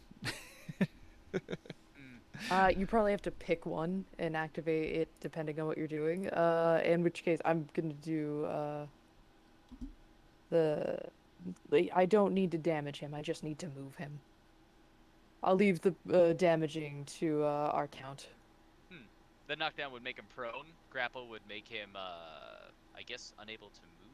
What happens there? Yeah, ensnared. Unable to move or take any actions except for acrobatics or athletic to get up and break out of the effect. So he's in a bad position. He's going to have to roll a ton just to stand up and then break the grapple So- and then move. I think it actually triggers all your qualities if you get even one effect. So that's Oh, just that's a binary on or off switch. Gotcha. Okay. Cool. The whip has fearsome. That's interesting. Yeah, that's cool. That'll hurt their resolve. They get scared of the whip crack. You can get that on a Bosonian longbow, which is really cool. You're shooting arrows at the enemies and they get terrified. That's pretty awesome. Alrighty. So yeah, so what does that put this Pictish warrior kind of totally out of our hair currently? Knock the fuck out. Woo! On the side. Alright. The power And, of Big Lady.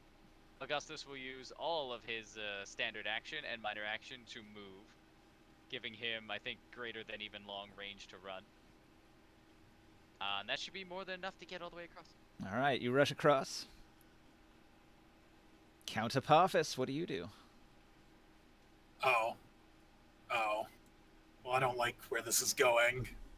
How much doom have I got? How far along can I see over the edge of the cliff here? If you get close to the edge, you can look down, but it's pretty steep. They're about 15 to 20 feet down. Okay, That's ditch. I'm gonna go to the edge. Does it look like they're getting close to chopping all the way through? The support beams all have hatchet marks. They have not been cut all the way through. They're probably going to sustain a few more whacks before the bridge comes down.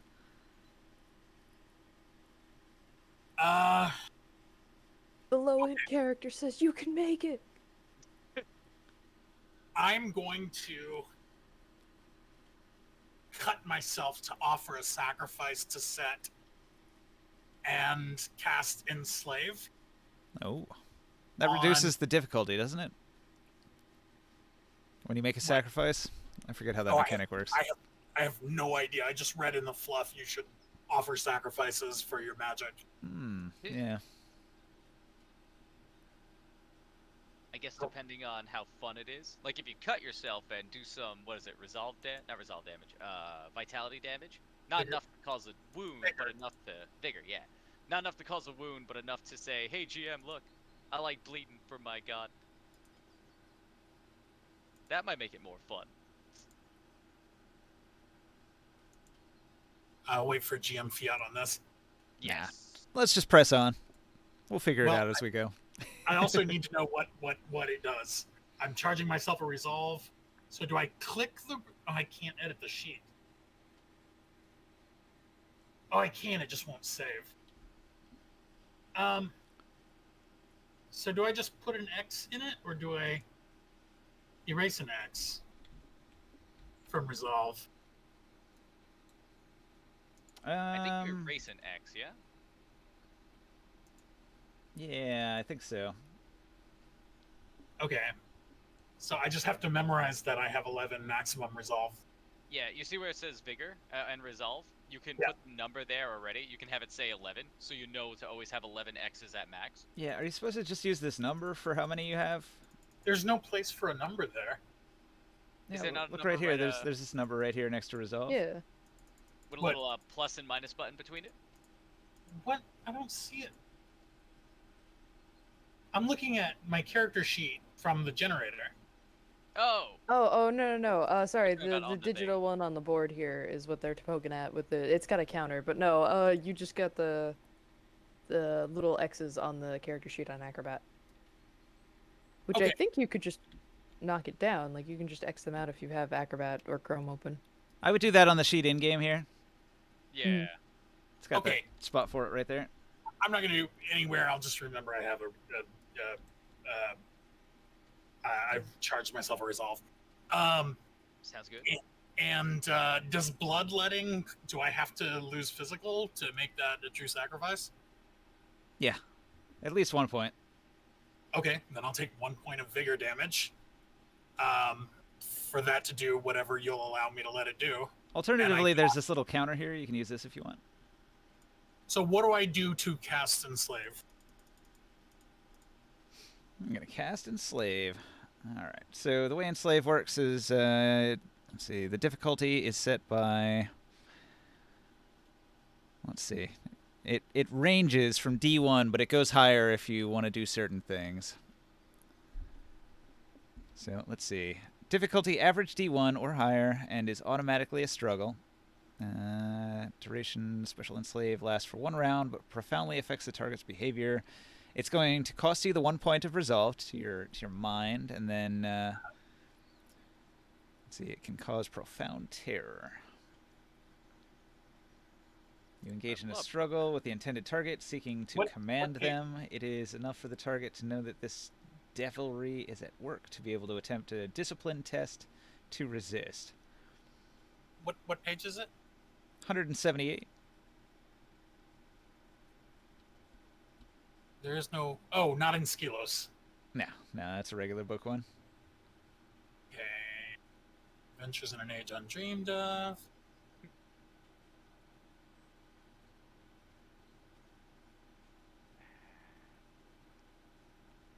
Oh, forgive me, I'll be right back.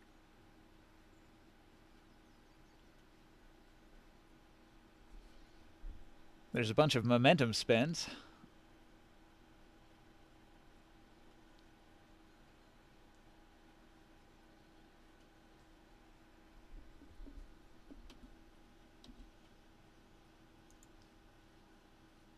I'm going to spend 3 momentum for blood-soaked words. All Can right. you spend 3 momentum for me?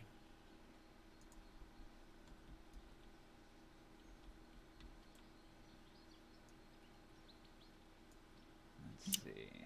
And I'm going to compel the one in the middle to attack the 2 warriors beside him. All right. So for him, he gets a discipline test to try to resist it. I rolled an 8. He gets 1 success. What have you got? Oh, I haven't rolled. Do I roll something? What do I roll? What am I rolling? It says it's a command test. You're commanding him to attack his allies. So I guess you're rolling your command. So I have a 16 in command. I got a 5 and a 20. Ooh, 20's bad. 5 is good. All right. So you match the successes, but it cancels out, and then you got a complication. So he swings at one of his allies, but it instead hits the bridge. Oh. Magic is starting to look lame, man. What I walk in on? Magic being super lame. Oh. It did 1 point of damage to the bridge. Oh, for fuck's sake. Unreliable. But the day at work is going to be incredible. Maybe. Like, I did nothing. I just wasted my turn. If I had threatened him, I'd have killed him at least. And threatening wouldn't have cost me resolve and vigor. On the positive side, it looked really cool. There was a little bit of bloodletting, a little bit of screaming to your god into the air.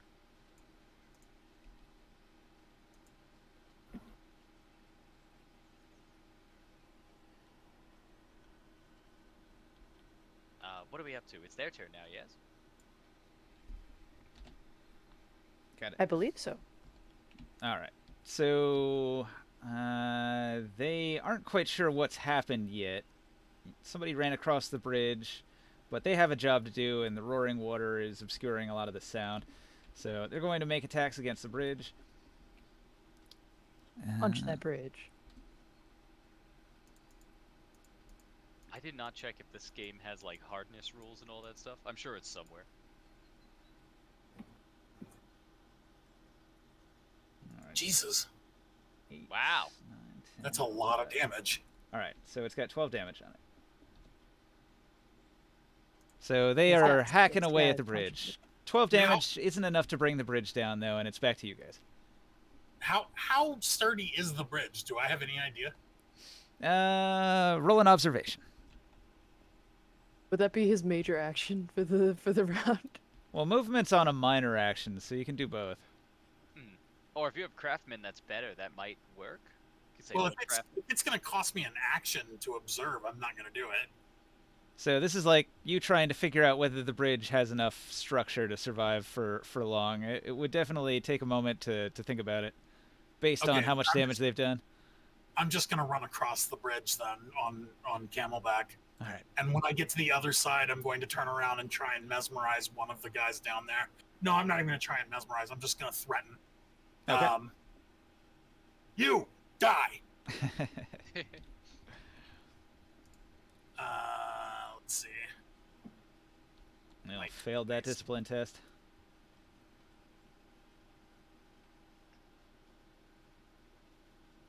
I got a 2, which is a crit. Nice. Nice. You earned a momentum. Oh, yes. What are we at in momentum?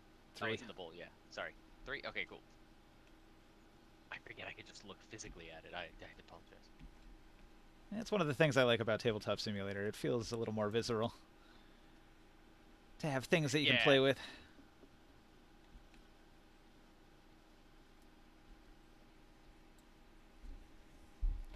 Although I did like in Foundry how you can like move around. There's a certain amount of immersion to be had from like being able to move with AWSD.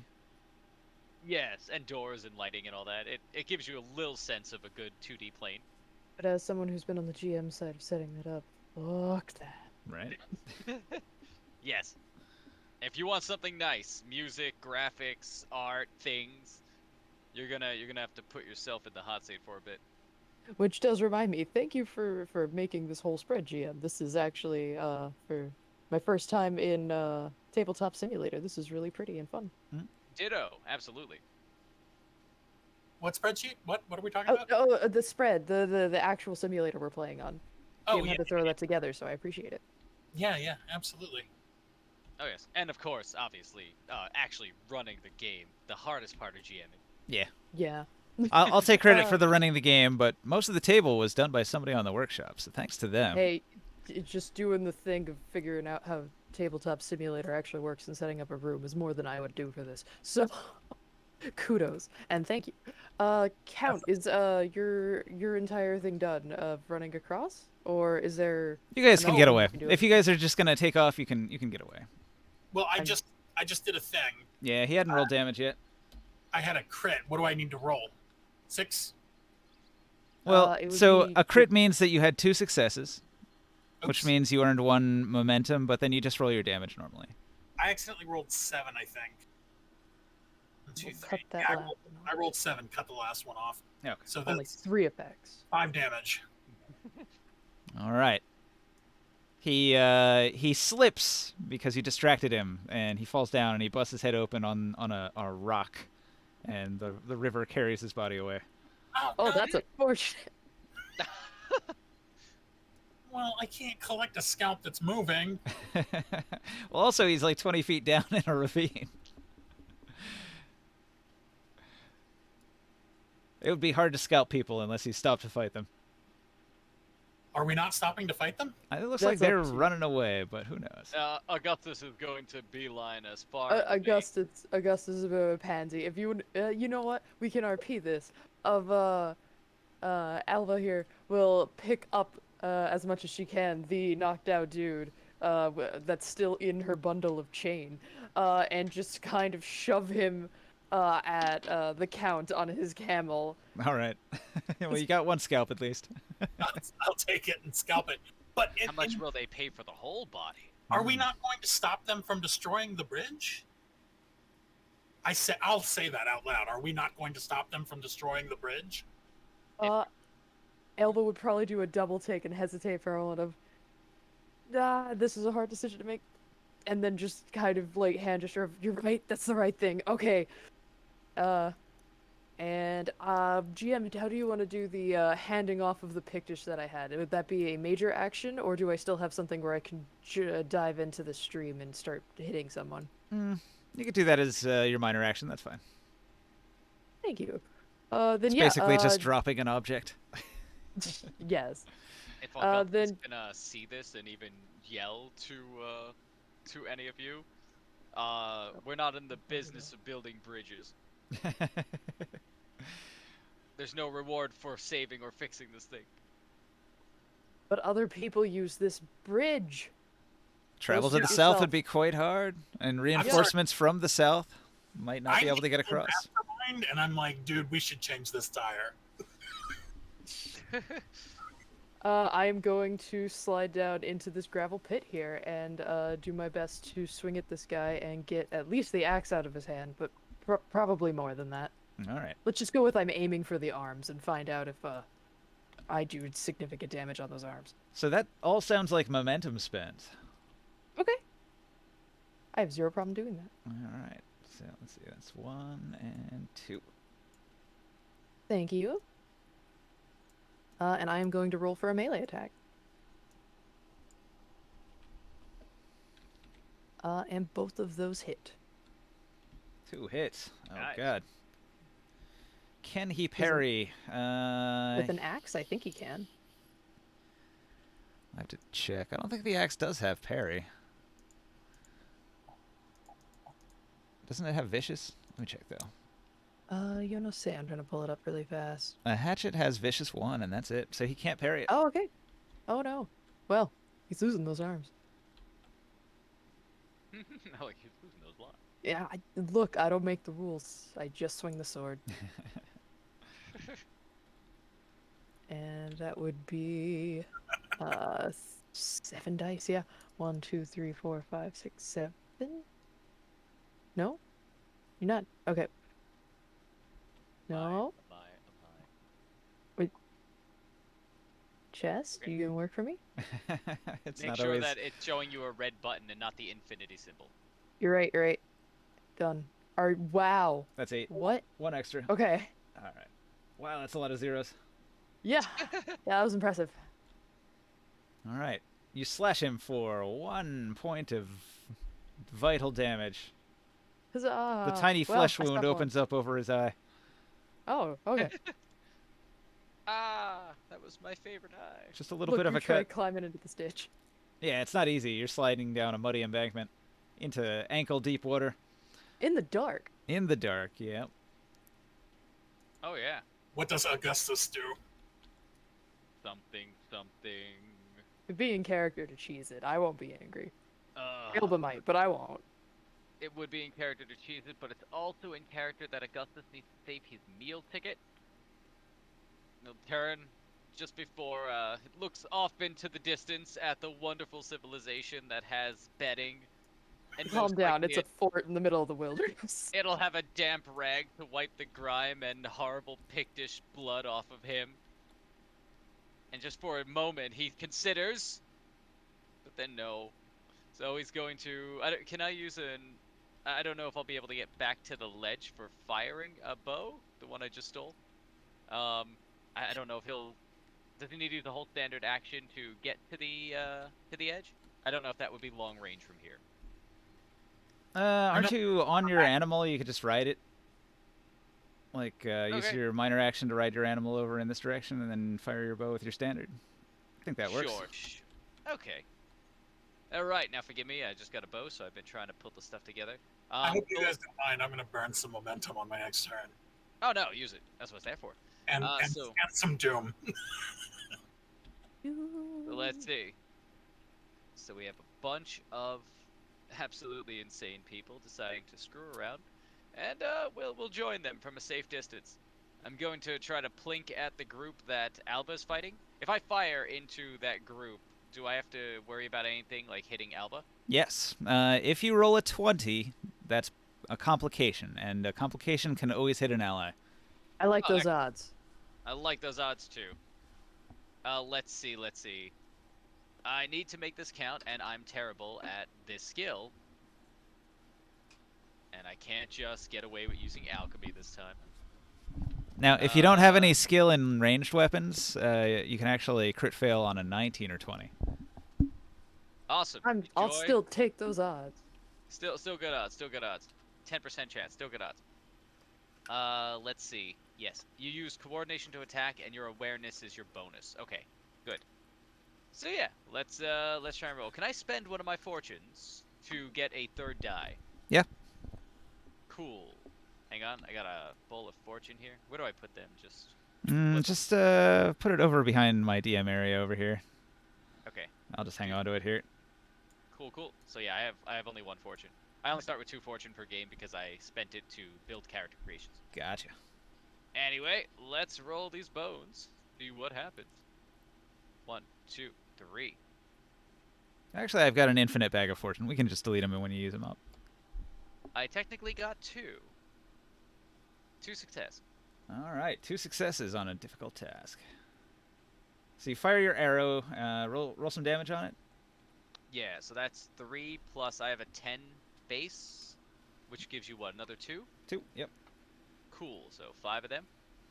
And this is the 6. 1, 2, 3, 4, 5. There we go. Oh no, it misses. That cackle. Nicely done. Every one of them fall over and roll away from any hit. Oh. That's one of those ones where you thought it hit, but it actually passed through his clothing without touching his skin. Ouch. And Augustus will scream down to Alba that he was able to draw the bow.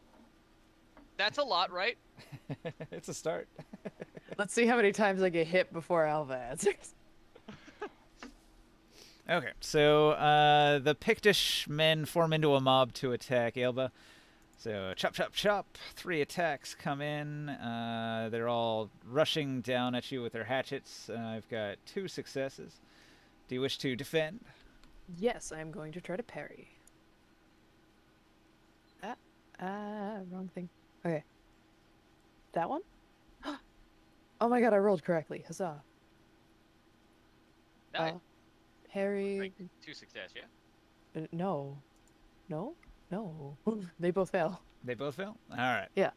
So I got 2 successes. I needed 1, which means I think I get a doom.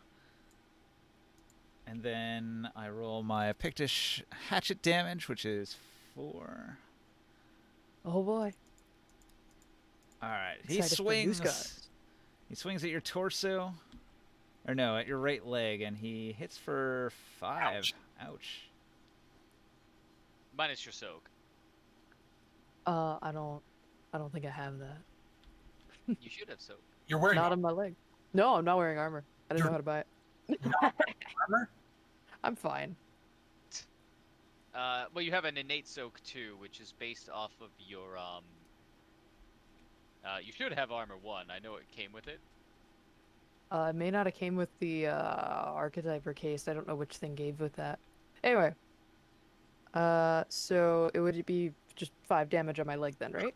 Yeah, 5 damage to your leg. That's bad, though, because that means you've taken a wound. Yes, that's very bad. So hang on.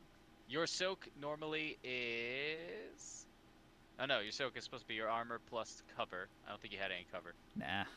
Yeah, you're kind of in the open. If this counts as... No, that's not a range. Never mind. I got that strategist thing, but this is a melee attack, so it doesn't matter. Yep. Did you parry already, or? Yeah, I failed. Okay. Yes. In that case, sorry for your leg, but hey, I got the healing skill. Maybe we'll get to use it. So you're going to have a limp after this. It hurt really bad. You take 1 point of wounding. So that affects all of your physical attributes. Your agility, your brawn, your coordination. Any rolls you make with those will have the difficulty increased by 1. Ooh, Ouch. fun. Okay. Can I go first? Yes. Yeah, sure. Okay, because I'm reeling in pain. Oh, hang on. Before you go, I just need to do one thing, and that is chop chop on the bridge. Where'd you chop chop? So the first one only does 2 damage. The second one does no damage.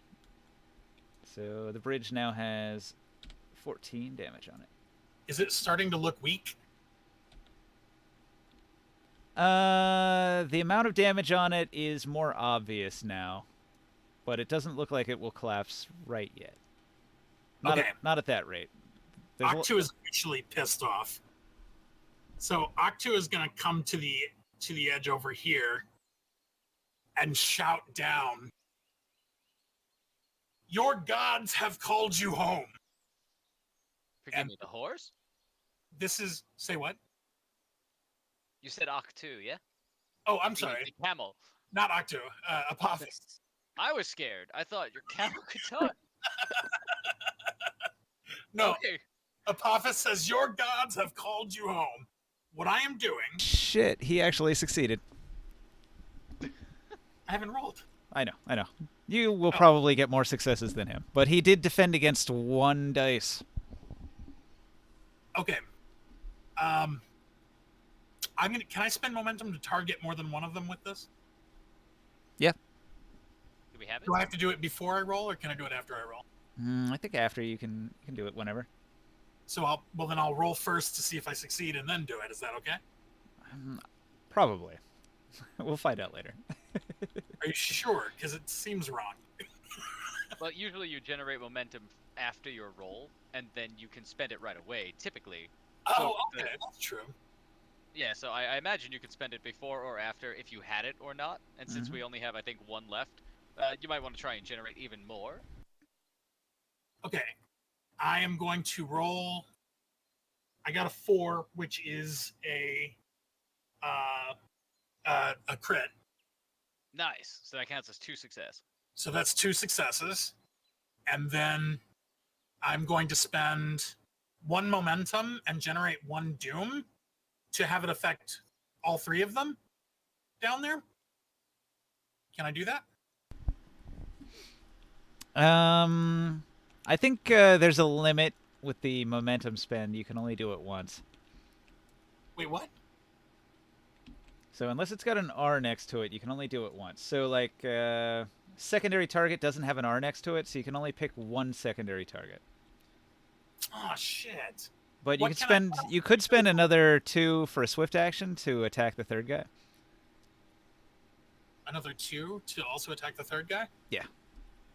Okay, then I'll generate 2 doom to also attack the third guy. Do I do that with this same roll, or do I have to roll again? I think it's another roll because it's a whole nother standard action. Okay, well then let me roll my damage for the first one. Yeah. 1, 3, 4, 5, 6.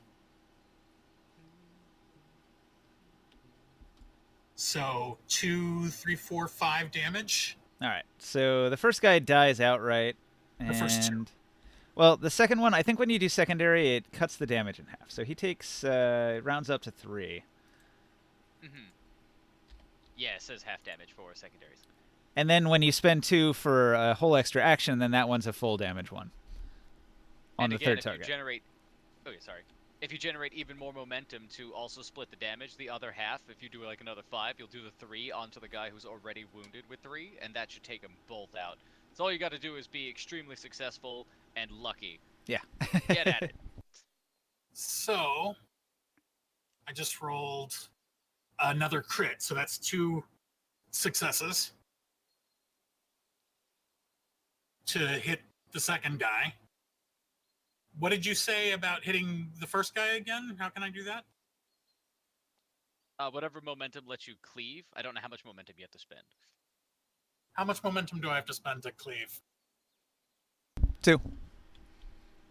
2 more? 2? Yeah. Okay, I'll generate 2 more doom because I am seriously pissed off. I want to take out 3 of these at once right now. All right. Bam, bam, right. bam. 3, 4, 5, 6. Sorry about all the doom, guys. No, you're cool. You only need to roll at least a 4 to kill the secondary guy with the half damage. Another And I 5 think you damage. need- Pop. Oh, hot. So yeah, that should take them both out. It does. Yeah. Excellent. Look at that. It all worked out. It only costs, what, 4 doom? Yeah, only cost 4 doom. That's all. And all of our Nothing. momentum. I'm all about doom generating. Good. Good. I'm saving it up for something special. Yay!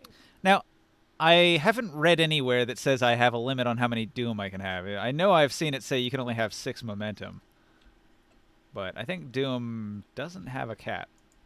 It doesn't look like it, because they like you to spend large chunks to really throw the game off. That's just what I've seen throughout the book.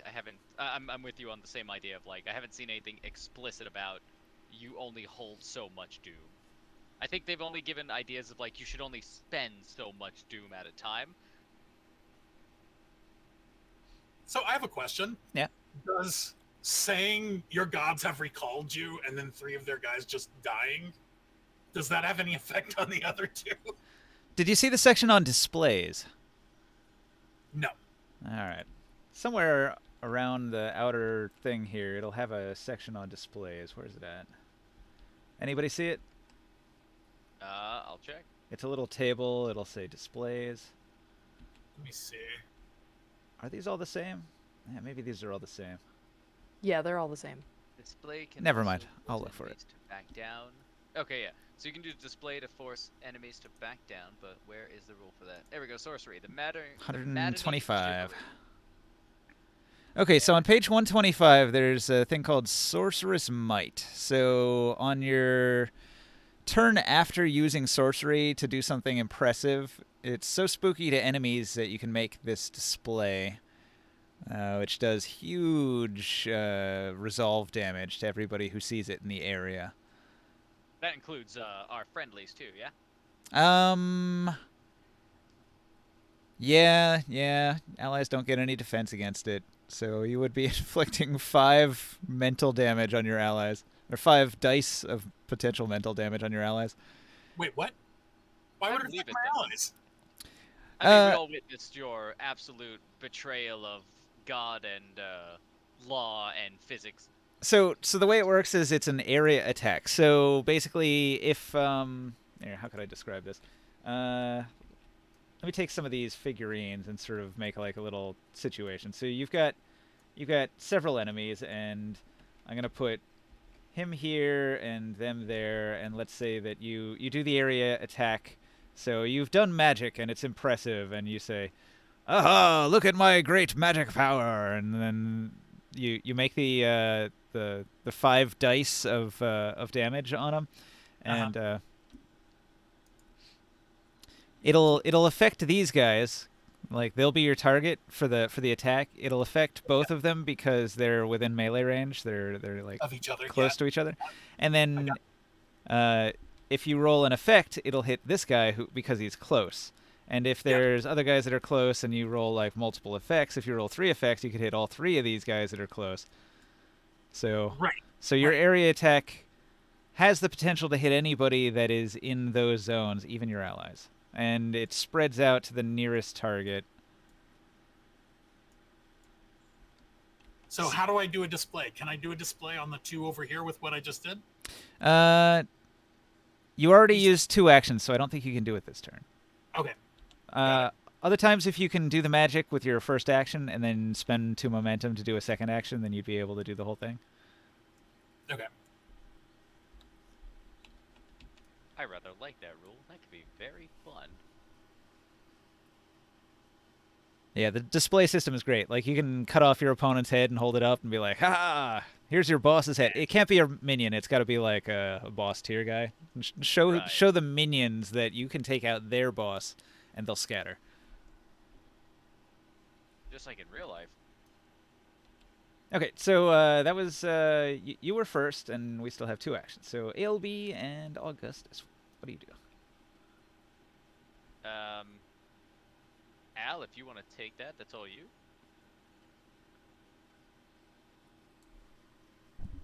No? You want me to take it? I think she wants you to take Sorry, it. my mic was not. My mic was muted. If you want to take it, you are welcome to. I'm cool with bleeding into the stream for a little bit. That leg yeah. wound. Don't let it fester. Don't tell me how to die. Augustus screams down to keep it out of the water because otherwise the spirits will get into it, and who knows what they'll do to your leg. Otherwise, what happens to the bodies of the 3, by the way? Do they get washed down shore, or do they get caught on the legs of the bridge? They would probably get caught on the legs of the bridge here, so you'd have time to retrieve them if you want. Good. Yes, time to retrieve them. Yes. So Augustus is going to, I guess, minor action just to shift position a little bit. Let's see. And then I guess we'll try to plink them again with the arrows. Again, the technical term. Plinking, yes. That's the sound it makes when you pull it back. Plink. Alright, so let's do it. No fortune this time, nothing fun, just 2 die. Oh, wow. 1 success. Alright. Do they want to try to dodge me? It was difficulty 1. He's going to try to acrobatically move to a safe location, but let's see what he's got. He's got no luck. Good. Just as the gods intended. Alright, and let's roll 5 of these. There we go. Hey, something happened. Oh, that's a fatal headshot. Ah! He screams as he keels over and splashes into the water and begins to roll away down the stream. Damn it. Now Augustus will smirk to himself a little bit, and scream over to everyone, "Hey, I got one." He's almost as surprised as you. You got one without generating 4 doom. Congratulations. That's an improvement. All right, Ailby. I guess she's going to do her best to waddle. Yeah, no, probably be waddling over waiting. To that last guy. Prop herself up on, she'd waddle under the bridge, prop herself up on, she's under there. And prop herself up on whatever's standing left of the legs of that bridge and take a swing. We're gonna keep it simple because her leg hurts. Yes. And that would be. Oh, hi. 30 and a 20. Neat. So one of those is a critical success, and the other one's a critical failure, right? Oh. I think a complication is the Complication. So Gotcha. double success complication. He doesn't have a parrying weapon, so you generate 1 momentum.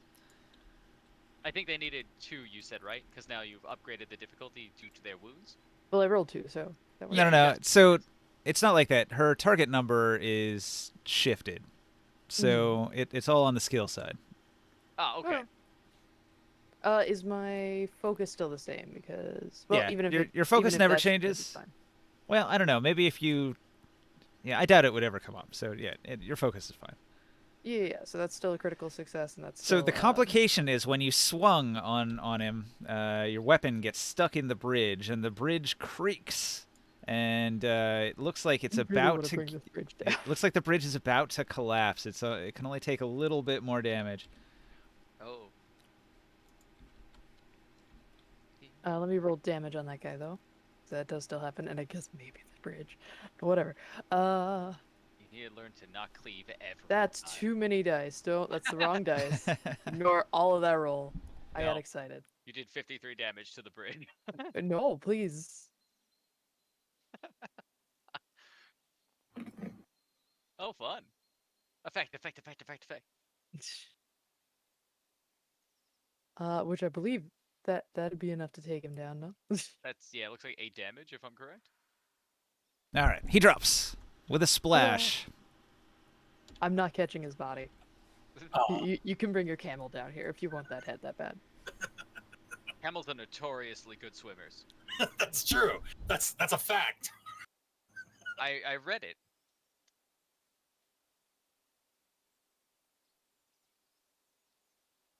All right, what time is it? 10:30. I'm gonna take a quick break and grab a soda and refresh my glass of water here.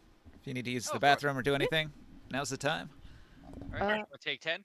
Yeah. Be back at 9:40. All right, sounds good to me.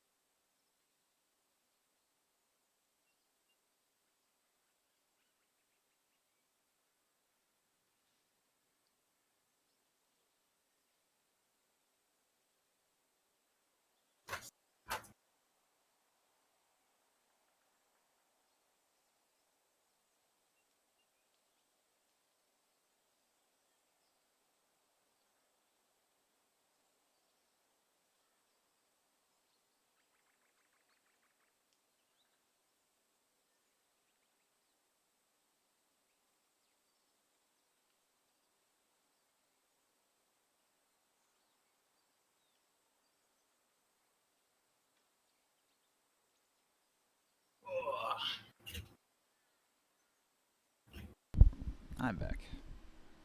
I am also here. How you liking it so far? I'm enjoying it. I'm disappointed in magic. You built magic up. You really built up magic. It's really strong when it works. If it works, but I mean, you have to spend so much to get it to work. I know. I just had vigor and a point of resolve, and it did nothing. In fact, it did less than nothing. It actually hurt me to use it. Yeah, I mean, they want magic to have a high cost. It's supposed to be this force of evil that comes from, like, space gods that have no care for humanity at all, and even, like, knowing of their existence causes a little bit of madness. It's making me consider rebuilding my character, like, a little bit, like, because I spent a lot to be able to do that little bit of damage to myself. You know? Like, it was expensive.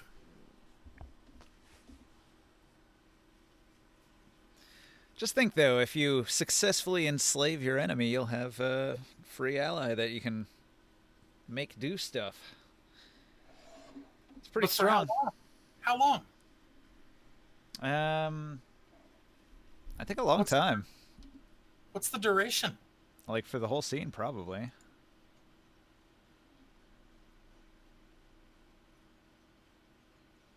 That's a pretty solid magical effect. It looks like they definitely keep it to Conan level magic, which is very low magic unless something really great happens. Mm-hmm. Well, I get that it's a low magic world. I'm a very big proponent of I love my magic that is extremely meaningful and very, very, very specific. But I'm one of those old hats who likes that kind of magic nonsense. Have you ever played a game called Ars Magica? No. A fantastic system all about magic. As the name implies, you usually take on the role of a wizard, and half the game is spent literally studying and creating new spells, and making yourself live forever, so that you have more time to study. And just acquiring and building up a massive, like, just tomes of spell after spell after spell. And it's actually broken up where you make a wizard, and then you make a couple of companion characters. And your companion characters usually go to the countryside and do stuff to make money and bring it in. And then when they come upon some magical nonsense that they find, they call in the wizard, and you rotate between all your different characters to play them, which gives the regular people time to live, grow, and die of old age, while the wizard keeps building up and getting older and stronger and living forever. And it's much more fun than it sounds. I know I'm not really selling it. No, that's okay. I just have a question about the game, though. I don't think there's a time limit on it. You can give somebody a command and they'll, like, follow that order. It's sort of like a gaze in D&D where you give them a quest that they have to fulfill. Gotcha. So it's pretty powerful. So you're saying that if I confuse him enough to attack his allies, he'll continue attacking his allies? Well, I'm looking specifically at your enslave spell. That's like your real magic. That's what I'm talking about, befuddlement. I thought that was on Mesmerism. Is it? What page is enslave on? 85? No. Yeah, you're mixing them up. Mesmerism is the one with befuddlement, and that's not as powerful. Like, that's using your mental ability to confuse your opponent rather than using a magic spell to enslave his mind. That's not what I meant to do. What's enslave? Where's enslave at? You want to go to the regular book, and you want to go to page 177. It's a little bit on 177, and a lot of it is on 178. But anyway, that one, like, if you read that, it basically, you can command a man to go kill his own ruler, and it was Fortune Favors the Bold that I did, was compel the victim to engage in a risky act, such as, no, it was blood-soaked words. Right. Compel the victim to engage in a violent act, like attacking their ruler or turning the blade against themselves, etc. Yeah, you turn against your allies and stuff like that. That's that one. That sounds awesome. So you turn one of your enemies into one of your allies. It's powerful, but if it fails, it kind of sucks. Mhm. But also think of the ways you could use it outside of combat. In combat, that guy's gonna die. But if you give somebody a task that they have to complete outside of combat, that could be real useful just as like a. I'm surprised that these Pictish Warriors even know that I'm doing magic on them, because they get a discipline for it. They get a discipline roll for it. I'm surprised they get that discipline roll, to be honest. Yeah, well, Indeed. anybody who can see that you're doing something can get that discipline check. It's like the most basic level of defense, and it fails 90% of the time. And not real strong on these weak Pictish warriors. All right, I'll keep giving it a shot. But am I getting anything from sacrificing for it? Because you said that there was some kind of a mechanical bonus for making a sacrifice. Yeah, I couldn't find it. I know it's in there. I remember reading the sacrifice bit too. I hope it's not just fluff, right? A lot of times they talk. They add the fluff too close to actual rules. A little bit. Yeah, I've seen that. Because like there's the patron talent that says you need to make some kind of sacrifice, which could be as simple as a prick of the finger of blood or a whole human. And those are two different amounts of bloods. I would know. There A should lot of be blood a to person. rule. There should be a rule that in any rule book, the crunch and the fluff are separated by like different colored text. Right. Like yeah. if it's blue, it's fluff. If it's black, it's mechanical. Hmm. But I do know the danger of why so many authors and publishers would never do that is just because some games your GM will be like, absolutely, you can. That's not just fluff. That's a whole thing, and the more you sacrifice, the better it gets. Right. So like that, they'll never do that because it could count as alienating some audience, and they still need that paycheck. You know, it's like $50 is $50, right? Well, then just make an extra version of it, like an extra edition, like the red letter edition.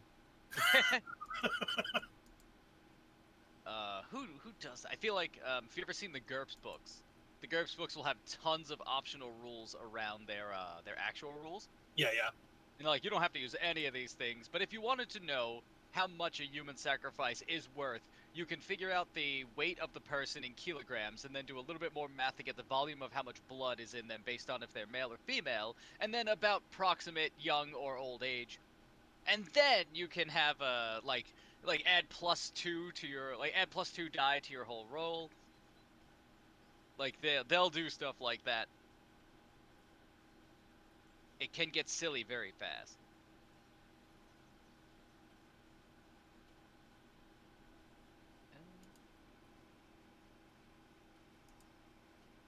You might have So to sacrifice an entire person. That seems to I be feel what they're like- talking about. I feel like I'm gonna Not be. it. No. They specifically talk about you can sacrifice blood. You can sacrifice items that are important to you, things like that. In the book of Skelos, in the chapter 7 lands of the first section of chapter 7, it goes all into like the types of sacrifices you can make for your gods to be more pleased with you in your magic. Oh, I think I found something in the core rulebook.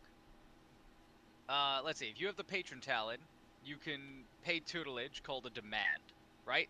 A demand costs 5 combat dice in either gold, vigor, or resolve, paid during upkeep. No other benefit comes from this payment. It goes entirely to the paid. No, wait, maybe that's wrong. Nah, what that's talking about is paying a tithe to the Or- church. If your patron is a church guy, you'd have to pay a Right. certain amount of gold for him to continue to be your patron every year.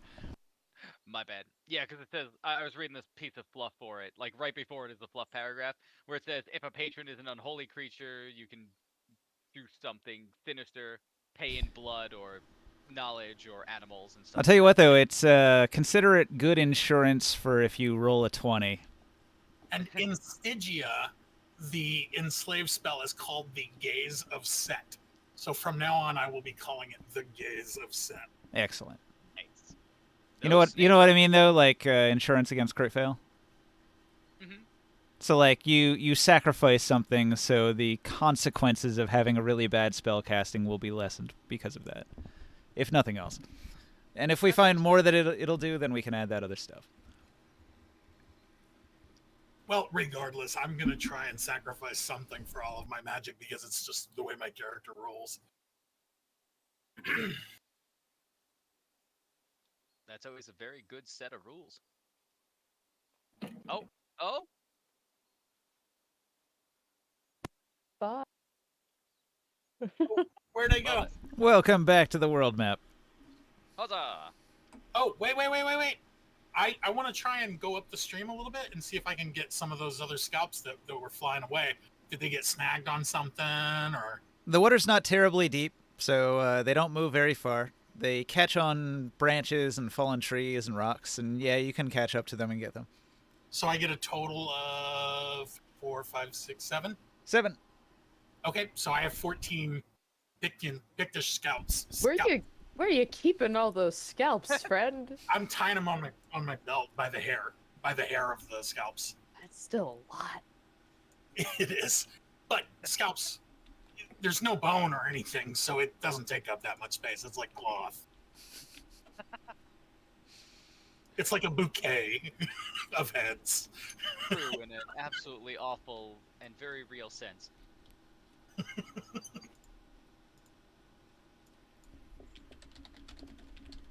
Oh. Is there a method to scalping in this game? We need to notify. Like my character says, we need to notify them, the authorities, that the bridge needs reinforcements. Well, more good news. It's on the way to the fort, Alva would say, while also gesturing to the Count as I'm sure he's hauling himself and all of his scalps out of the creek bed. And she's like, and she offers, or more, extends a hand asking for help up with her injury. Yeah, I assist her in any way that I can. Okay, that's good. so You're after thirsty maniac. finishing a combat, everybody can attempt healing checks in order to remove a wound like that. So it's a trade-off, though. You might want to wait. So the way it works is if you've got a wound and somebody does a heal check, it'll close your wound up, but you still technically have that wound. And if you take another wound during the adventure here, the first wound will open back up in addition to you gaining the new wound that you get. So it's really bad. Oh, that's and nice. it could potentially kill you. So it's a decision you make. Like if you want to get the healing now, you can get rid of that -1. But if you take another wound, it'll be twice as bad. I mean, if I don't get it patched up and I get another wound, I get 2 wounds still, right? Right. Yeah. But at that point, you could have somebody do the healing check and get rid of those 2 wounds. Oh, so it's just a matter of how many wounds you're getting rid of. Yeah, How it many- just seems to compound unless you do it later on. How many wounds can we sustain? 4 is 5? cripple, 5 is dead. Gotcha. Less than 5. Got it. So we Yeah. are trying to head back to civilization, and from where we are, does the road ahead look like it's otherwise flat and we could easily ride into the keep? The road All right. ahead probably looks The road ahead curves and goes through a dark patch of forest before it gets to the fort. The fort is kind of nestled deep into the land, providing quite a bit of natural defense to the fortification there. Terrible idea. Should have put it on a nice rocky butte, away from problems. Anyway, It's pretty close to maybe the by- river too, all right. so you've got a ways to so, go. There's Oh, two I things forgot to mention about my character. I have a tattoo on the back of my neck, Uh-huh. which is just like an eye with swirls around it. That looks occultish. Yeah, as we're making our way, it's like, where did we find you again? The people you meet on the road. Before we leave the bridge, I actually wanted to ask, can I roll a crafting check to determine the extent of the damage? I would love to have that information, if I can get it, to be exceedingly helpful when we get to the keep, to tell them To give them more of a roundabout estimate of what we'll need to repair it, or what they'll need to repair it. Well, the bridge was more than half destroyed. Okay, so no check-in needed for that. Nah. Okay, so They'll have just to tell them. reinforce the whole thing. Gotcha. Okay, so can't hold that over them as some kind of leverage. Anyway, yes. And did you want me to do a healing check since we are about to move into possibly a dark forest? Nah. Do you have the best healing check of the group? Okay. I think I do. Yes. Yeah, you'd be the one to do it then. What is healing? Medicine? Is there? It's healing. It's intelligence. Yes. Oh, it's healing. It's a skill. Yeah. Yep. Oh, I got it. I see it now. Yes. I have a 17 total with 3 focus in that. So. Yeah, I have a 9 with a 1 focus. But you know what you could do is you could help. You could play nurse. He plays doctor. You add your as long as you succeed, you add a dice to his roll, Sure. or a success to his roll, I guess. To And that's only answer Elba's question, I say I'm a traveler from a faraway land. We just stumbled across you in the woods, right? I remember that. That was almost, you know what? Yeah, no, more frightening than the pigs. Yeah. I apologize if I startled you. And then I grin. While you're inspecting the terrain and the damage to the bridge, somebody's gonna come running from the nearby bushes. Who wants to get slapped by Alba? All right. It's a young girl. She's running at top speed as fast as she can.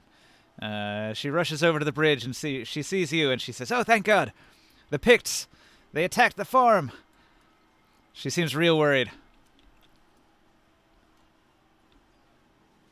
Augustus will say, absolutely. The Picts have attacked a lot today. She says, "You don't understand. I don't think my family survived."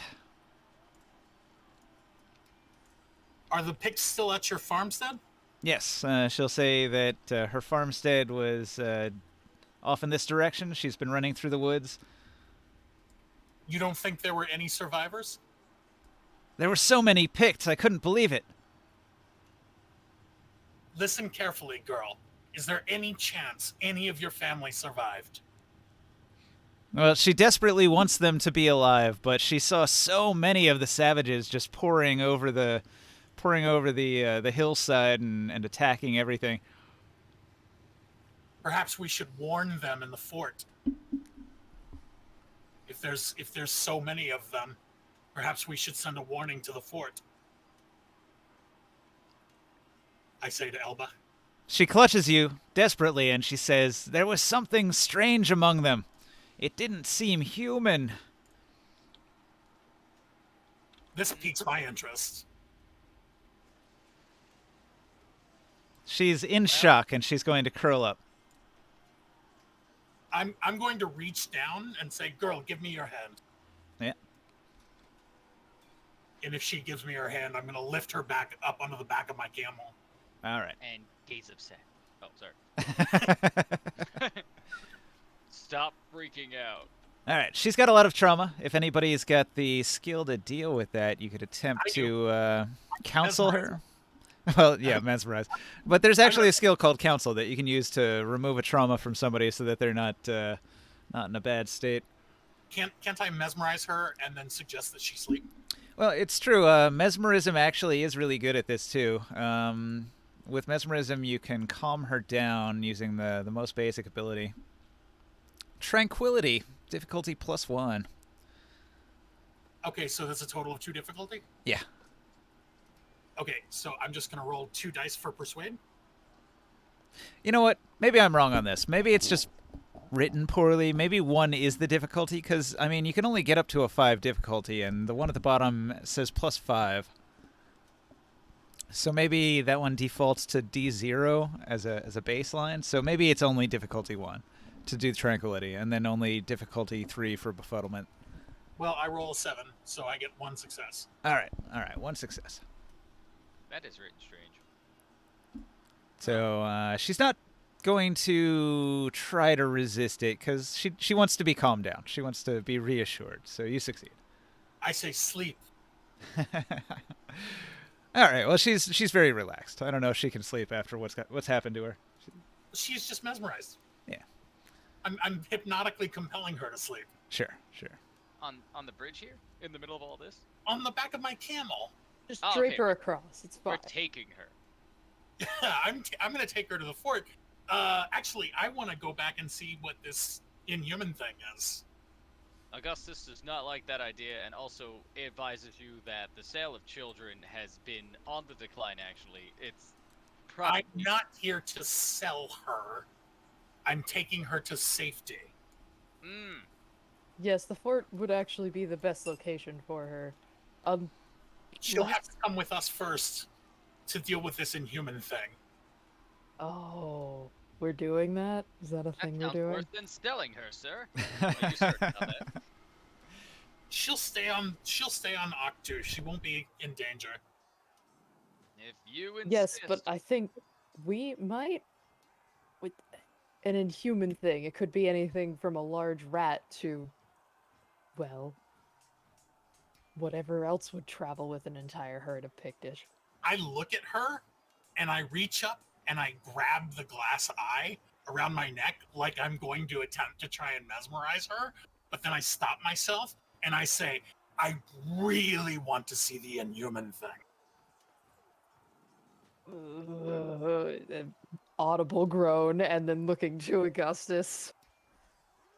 Truly and honestly, the Count is deplorable and a little bit debased. But at the end of the day, we do have this child now, and red hair does fetch more money than the usual around these areas. We are not You're selling the not child. selling the child. But fine! By the gods, you're missing out on good coin. Anyway, This is good coin, and I hold the scalps up like right in front of his face. Right. in Please front of his put face. those down. Why did she go? Why did she reach towards any of us? Let's go to the farm. Oh, fear is a strong motivator. All right. Anyhow, Let's I guess we'll get to this farm. let's grab all the figurines and park them over here for a moment. Here's the farmhouse.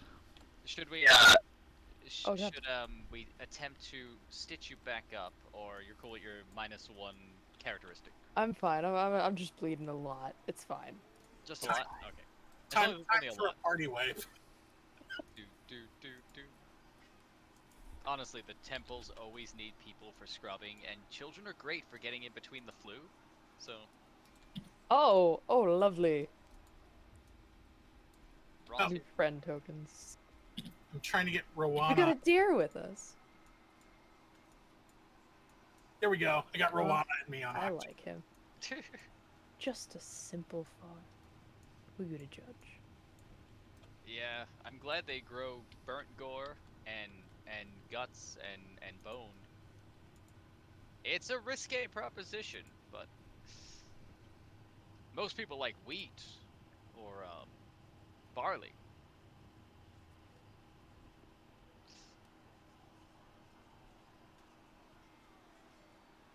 I love that you can just drop your token on the horse's head. Yeah, it's nice. It does give you that real sense of we're all riding on him. Yeah. We're all really going the distance.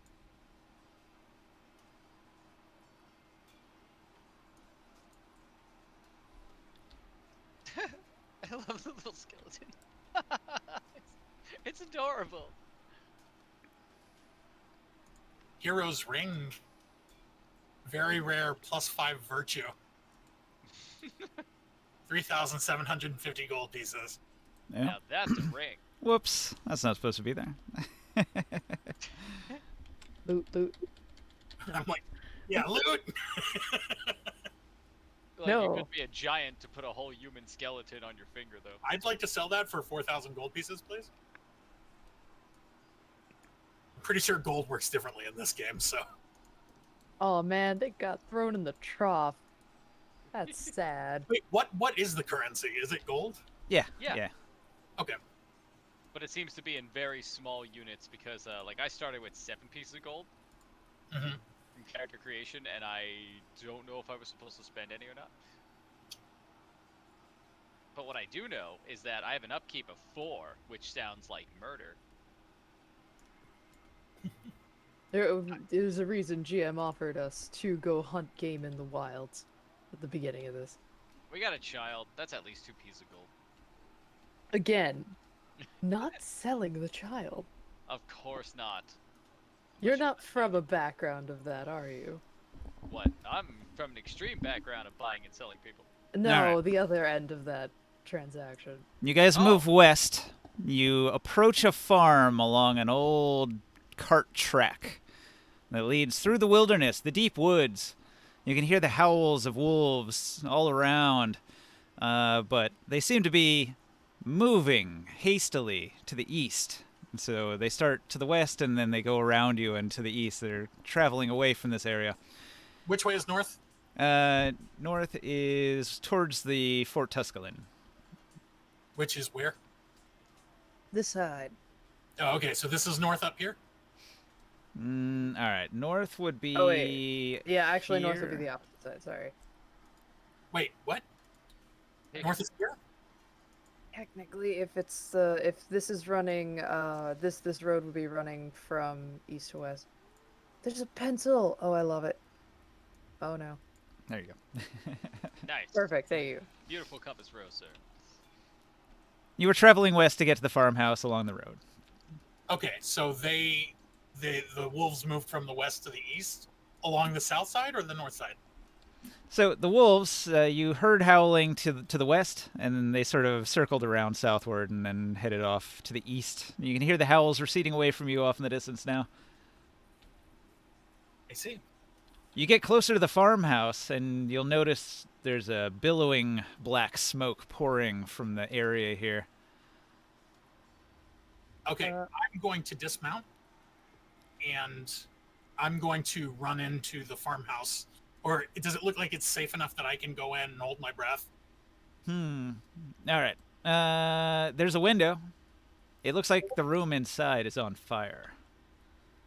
So is there any space for movement in there at all? Does it look like anyone could be in there that I could rescue from the fire or anything like that? You can go in, but you'll begin choking almost immediately.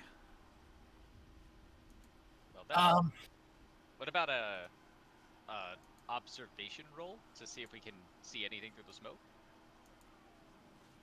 How long does it take me to have a vision with Mitras? Not long, probably. I'm going to take my Mitras now. See what I get off of it. I'm excited.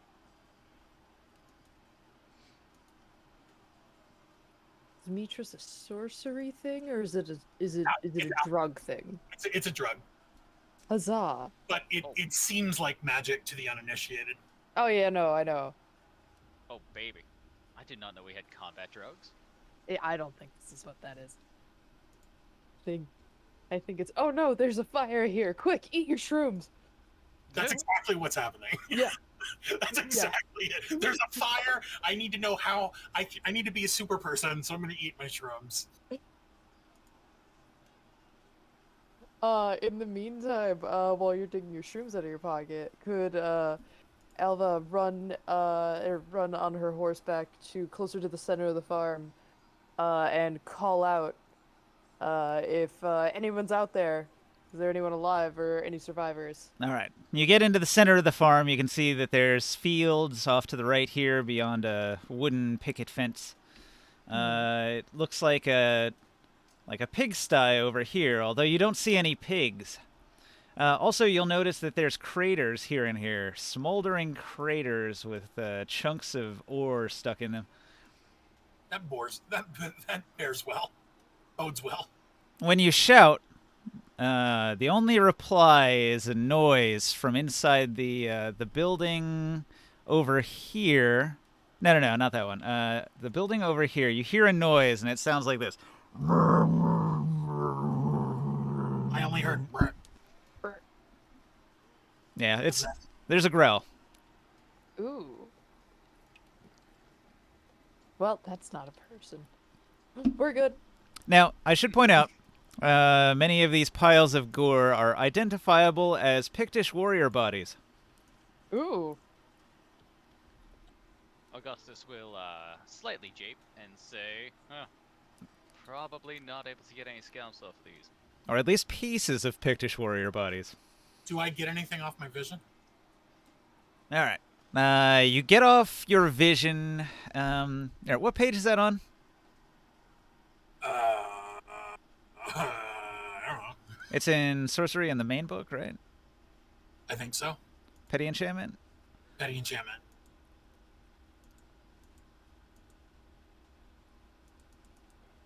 Oh? Yeah, Velko, did we lose you on the board? Yeah, I got just disconnected. Hang on, I'll pop back in. Oh. Possibly, I'll pop back in. I'm gonna destroy everything on the board while you're gone. Oh no. Not until after you take your drugs. Not until after you take your drugs. Take your drugs first. No pudding. Let me see. That's curious. I vaguely remember where I am.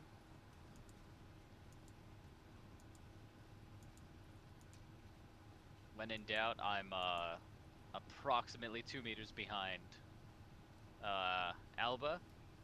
Mhm. Most times. Sometimes closer. If I it's think getting- you're over. You're at the very entrance to the farmstead, on horseback with Rwana on camelback. Yes. You Well, walked to the center. I'm connecting again. All right, so you have to roll a combat dice to determine the effects. Okay, what page did you find it on? It is on page 94 of the Book of Skelos. Oh, I was on 163 of Conan and Adventures in an Age of Dreamed of. 94 Book of Skelos. How many combat dice do I roll? One. Oh, just one? Just one. What'd it do? It's got a little table here. It can be good, it can be bad.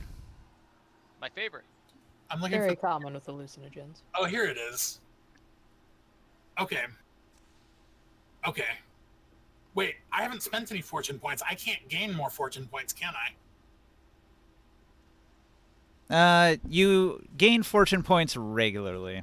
In fact, Isn't there a maximum number of fortune points? I'm going to give Yeah. 1 fortune point to each person for getting to the farm. So here you go. Oh, nice. Yay. I'm back Did at 2. did we get to the fort? No, to the farm, to the farm. Oh, the farm. Yeah. Okay, so I can have more than 3 fortune points. The cap is 5, and then depending on how you build your character, your starting number at every session will be different. Like he has 2 at the beginning of every session. You guys have 3, and then it goes up to 5. Oh, I think I also have 2. So now I have 3. Yes. Got it. Okay. Yeah. Well, you can delete 1 if you had an extra then. My understanding was that if not used as combat, that this would just simply give me visions.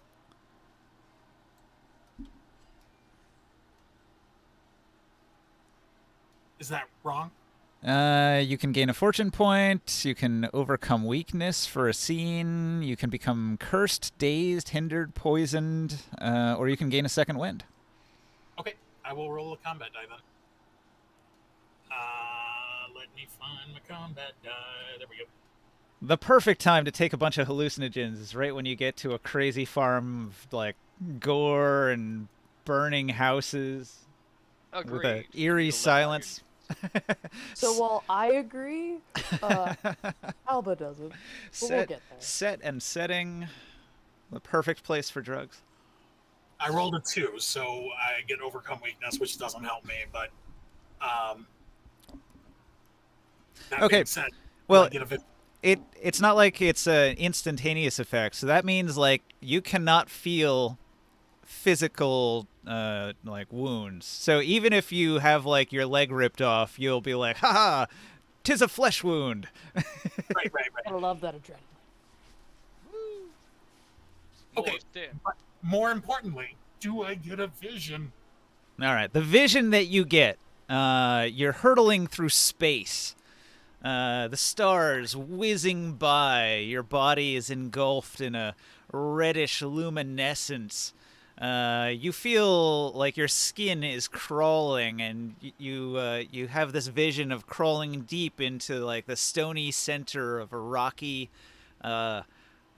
shape, and you feel warm in the center of it, and the heat grows and grows, and there's a great vibration that goes through everything, and then you feel a sense of emergence and a deep hunger, and then you come back to yourself, and you feel like that was like some sort of vision of like an alien kind of entity, a non-human thing. You're getting some communication with. Gotcha. Oh man, I love Okay. Fencyclidine. Well, I'm going to go inside the farmhouse and try and rush through the house to the. One that's on fire. I'm going through the house that's on fire. I'm going to rush through towards the back door, and as I go, I'm going to look around to see if there are anybody alive in the house. All right. It's very smoky inside. You're going to need to make an observation test. The difficulty is actually 3, so you're probably going to want to spend some momentum or doom on this. Oh, Jesus. That's not going to help me. My observation is 6. So you're basically blinded then. You go in there and there's too much smoke. Your eyes fill with tears and turn red. Well, I'm still going to roll it just in case. You know the direction you're headed in. You might bump into some furniture on the way. I could roll ones. You said the difficulty is what? You need to get 3 successes. Oh, I need to get 3 successes. So I'm basically blinded. Awesome. Eat your shrooms, dive into the burning building, get lost. Well, shit, I'm just useless at finding people. I really wanted to save someone for this little girl. I trusted her when she said she believed everyone was nuked. Is there anything I can do inside this building to find survivors without my senses? That's a tough one. You can feel around with your hands. I would recommend not doing that. That feels like fire. Huh. Could Better reach you deeper.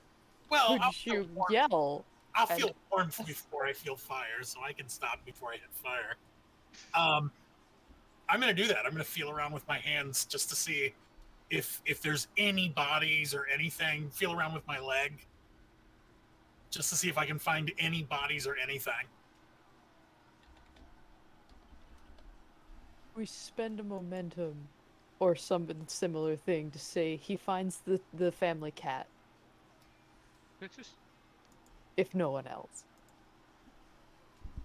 All right. You find something.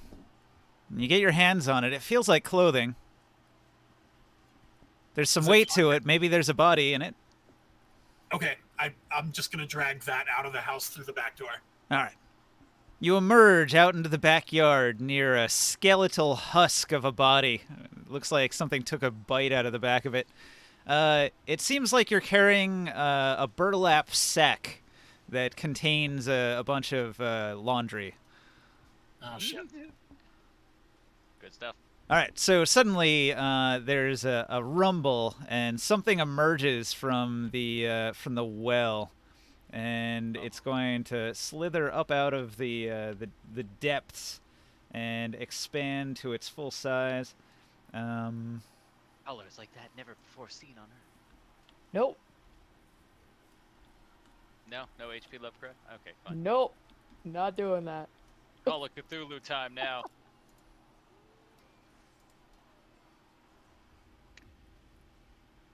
We are in the H.P. Lovecraft universe. Yes. Ooh. Hello, Sugar. I Oh. was right. I shouldn't have been right. Haha. Okay. Everyone's fired. This thing emerges with a screech. All right. Everybody who's got line of sight on this thing, which I think is everybody at this point, you have to roll a discipline test, difficulty 2. Well, that wasn't supposed to happen. Well, I have a 17 in discipline, so I'm just going to roll 2 dice. Oh, I got one. 2 successes. I am going to just simply. Oh, I believe- got 2 successes. All right. I got 3 successes. Nice. I got 2 failure. 2 failure. All right. Can I give Belku one of my successes? Now, unfortunately, he takes a point of resolve damage and he becomes stunned. No, but you generate momentum, so be sure to put momentum in the bot. Oh yeah, that's true. Okay, so I was stunned and I took 1 damage. Yeah, 1 one resolve damage resolve. to your mental. All right, this thing is considered a Herald of Doom, which gives me 2 Doom tokens. Bum, bum, bum, bum. The title checks. Okay. Herald right. of Doom. It emits a ear-piercing roar and begins to pulsate as tentacles appear and disappear out of its body, slapping at the ground, grabbing at anything that's made of meat or bone and consuming it. Oh no, that's us. All right. So Elwood's going to just scream over the field at Apophis and ask, "Is this what you were hoping to find?" Yes! And I grin ear to ear. Did we take him?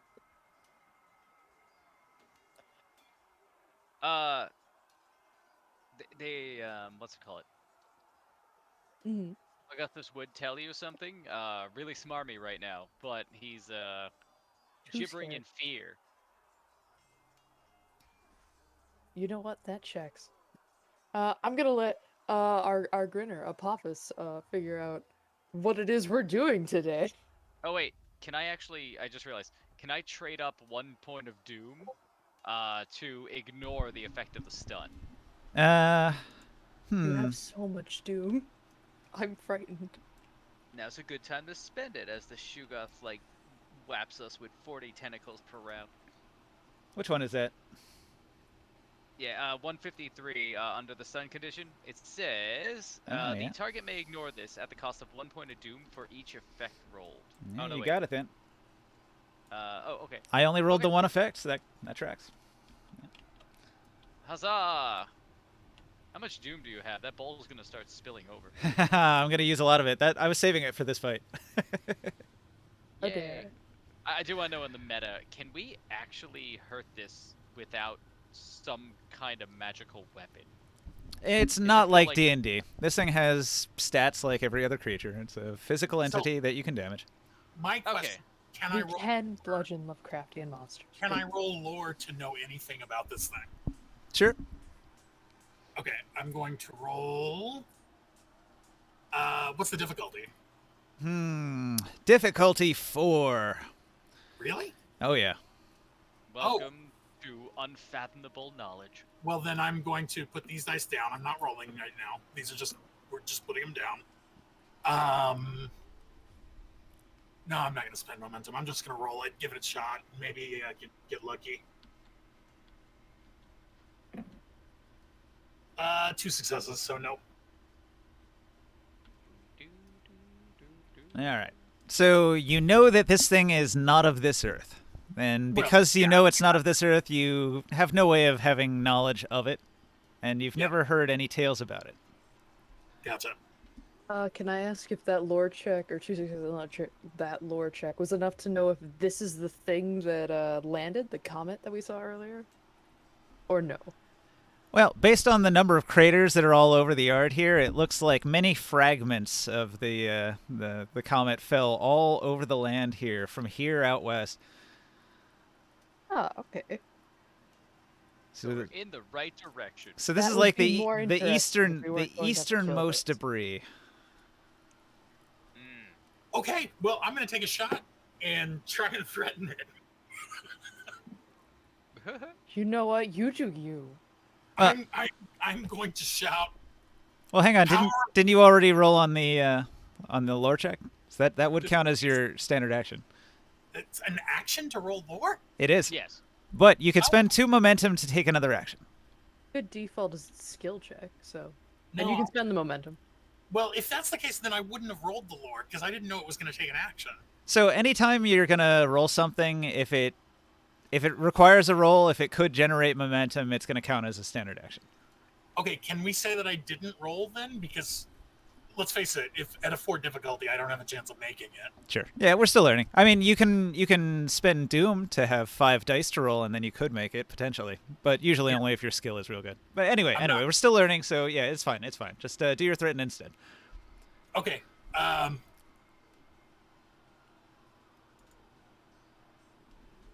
have to check its stats here. It's got The power that compels you get back. And I'm going to roll my my 2 dice here. And I get 14 and 13, which is 2 successes.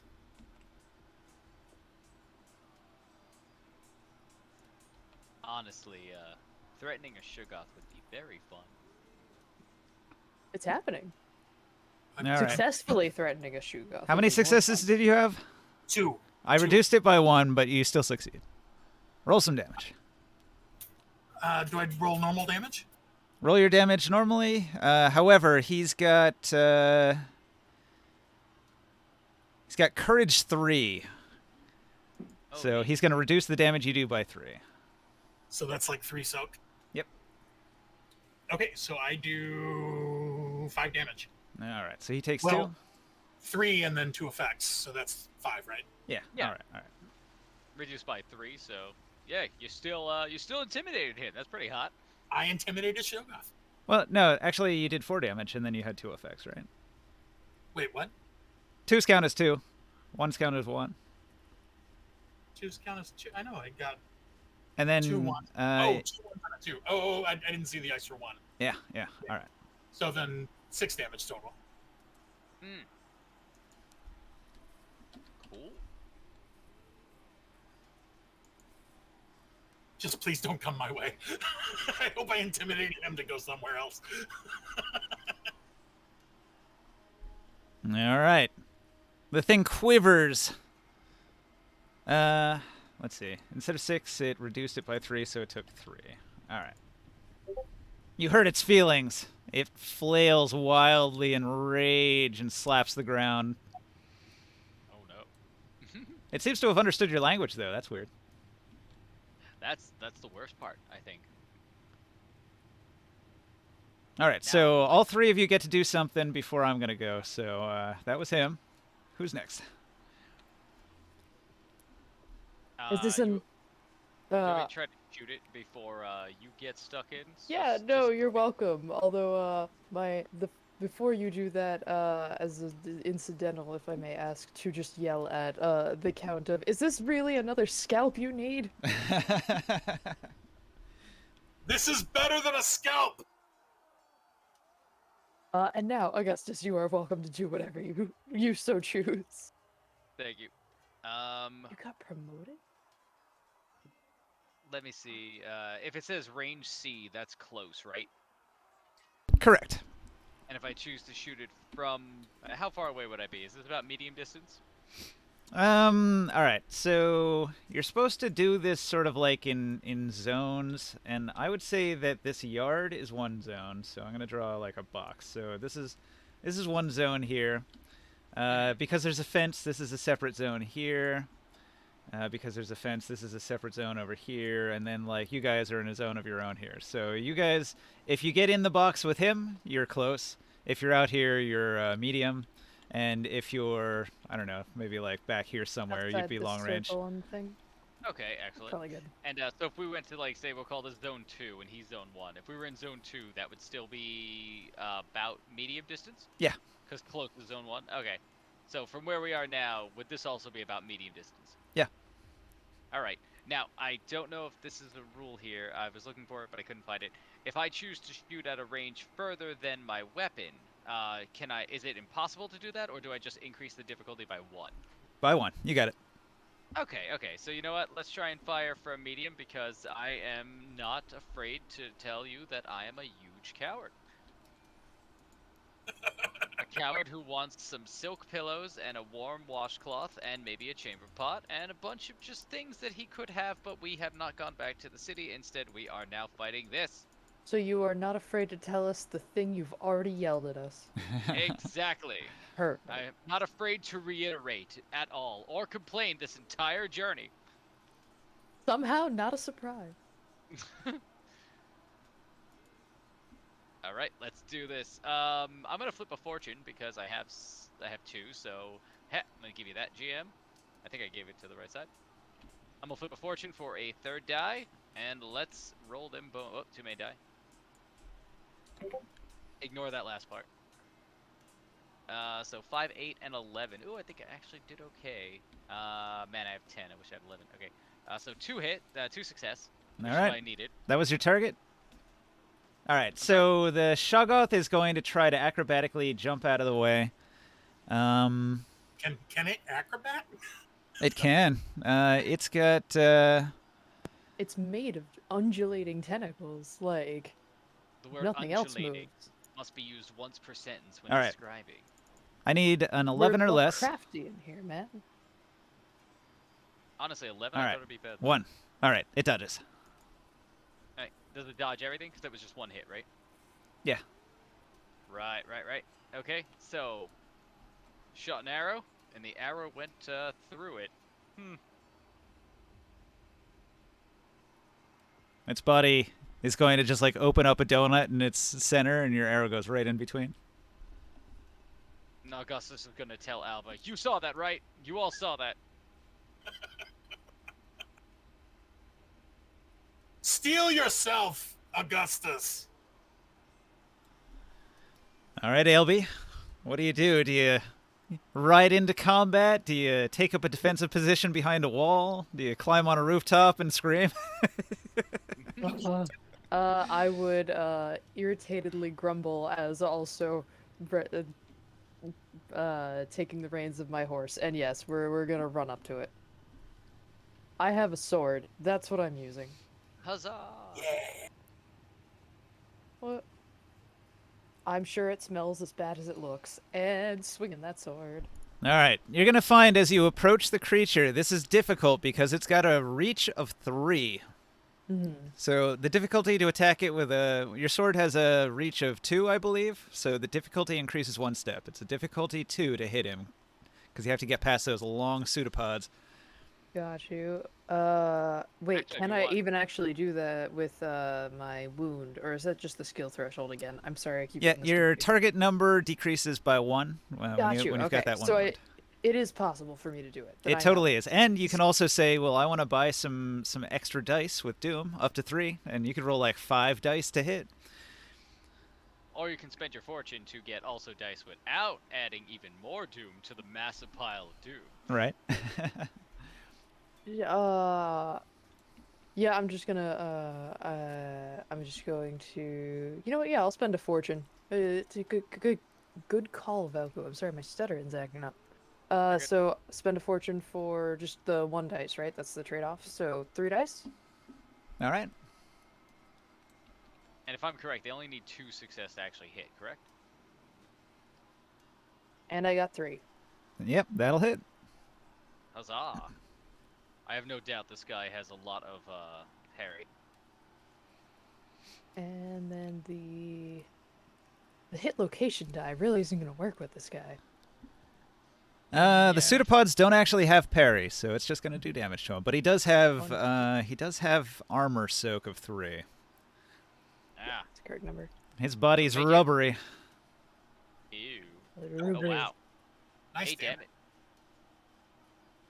Total 8 damage. Cool. Do you have Do I effects hack on your off sword some or of no? those pseudopods? Just parry. Sword's very boring. But fun. it gets the job done. I should toss you my mace because it has a bunch of fun stuff on it.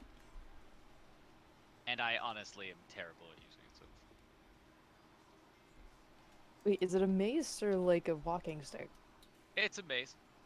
Don't toss a mace to someone if you roll a 20 on that. The mace is fun because it has stun and pierce, and you can just clobber him with it with all your anger and hatred. All right, so the Working on Shoggoth that. is going to use its bludgeoning pseudopods to make an attack. All right, We so gave him 1 wound, correct? yeah, he's Or got no? 1 wound Oh. from that. It did enough damage. Aha!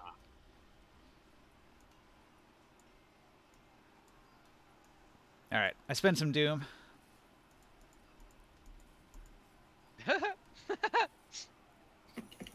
I love seeing the 5 dice clatter. All right. So hang on, he's got Does he combat. get a complication? All right, so 1, 2 hits and 1 unfortunate incident. All right, what's your defensive action? You're gonna parry? Yeah. If I can parry tentacles, I'm going to attempt to parry the tentacles. Okay, because he's got 2 successes. So you need 2 successes to bring him down to a miss.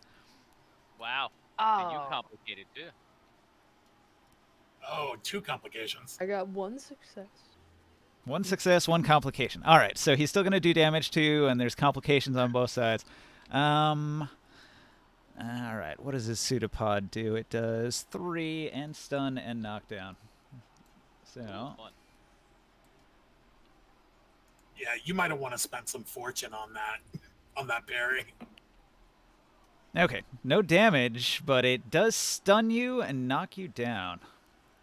Take Just it. fall off her horse. Yeah, Yeah, you 'cause fall that'd off your be the- horse. Actually, falling off Yeah. your horse does a dice of damage.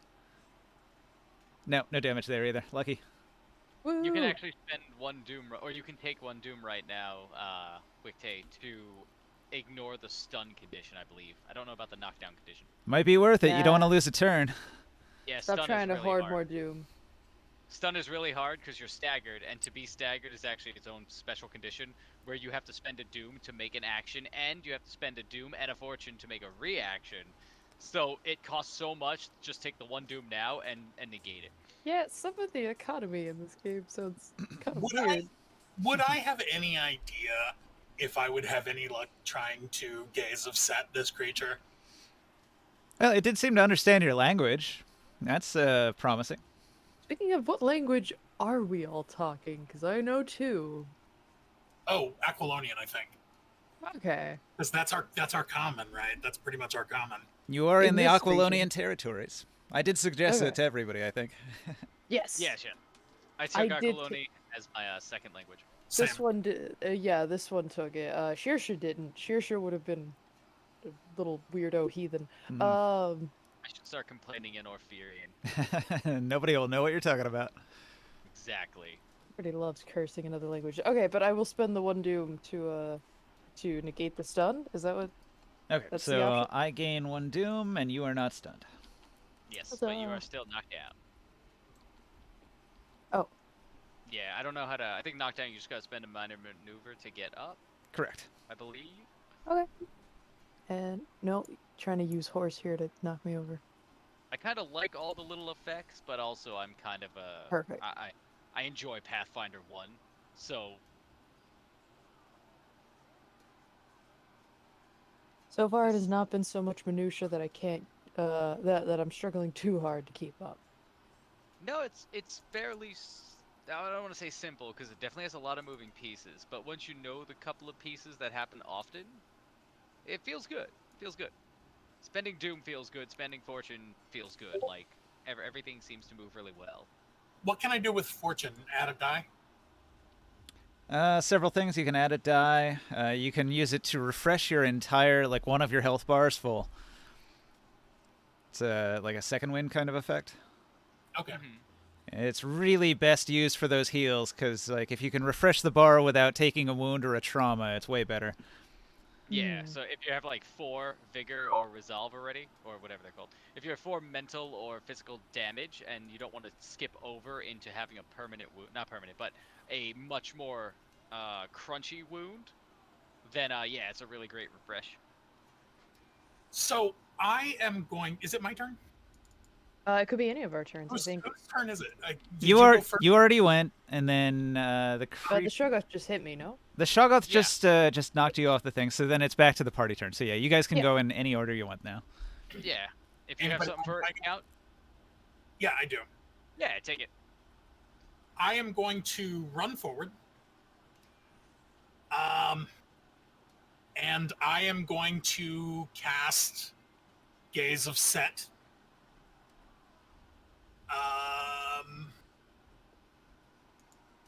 I'm going to spend 1 momentum. Because I'm trying to... Let me see. Gaze of Set is on page... What was it? Do we remember? No. I don't. I apologize. Shit. I'm on Mitra's Heavenly Gaze now. I think Gaze of Set was in the other book, not the. Oh, hang on, wait. Wasn't it just Mesmerism? No, Gaze of Set is in 178, I think it is, on the core rulebook. Gaze of Set What? is Slave. Oh, it's Enslaved. That's right. All right. Enslaved is called Gaze of Set, but otherwise identical. Yes. All right. So you're using Enslaved then. Yes. All right. There we What go. page is that on? That is 178. 178. So your momentum spend. Let's see. Last time you tried blood-soaked words. Yeah, Enslaved says average difficulty D1 or higher, automatically a struggle. Enslaves for 1 round, but profoundly affects it. Wait. I'm in the wrong book. Yeah, it's in the core rulebook. 178. Go actually to 177. That's where the Enslaved begins, and then it goes down. Yeah, but 178 is where the table's on. Oh, is it? Oh, okay. Yes, sorry. So you could spend 2 momentum to try to put him to sleep. You could spend 1 momentum to change his behavior. So I'm going to spend 3 momentum. I'm going to spend... Oh, shit. Can I spend Fortune as momentum? Fortune as momentum. I don't think so. Shit. Well, I can only spend 1 momentum. You might generate a bunch of momentum when you do your roll. That's true. Yeah, and then we already have 1 in the pool, so if you generate like another 1 or 2, you could spend the whole lot of it. Well, I'm going to... Well, then I'm not going to spend that momentum until after I roll, so we'll just say it hasn't been spent yet. Mm-hmm. First, I'm going to roll to see what I get. I'm going to spend a Fortune to get a bonus die. Put that in the Fortune... Oh, maybe. There we go. So I get a bonus die on that. So I'm going to roll 3 dice.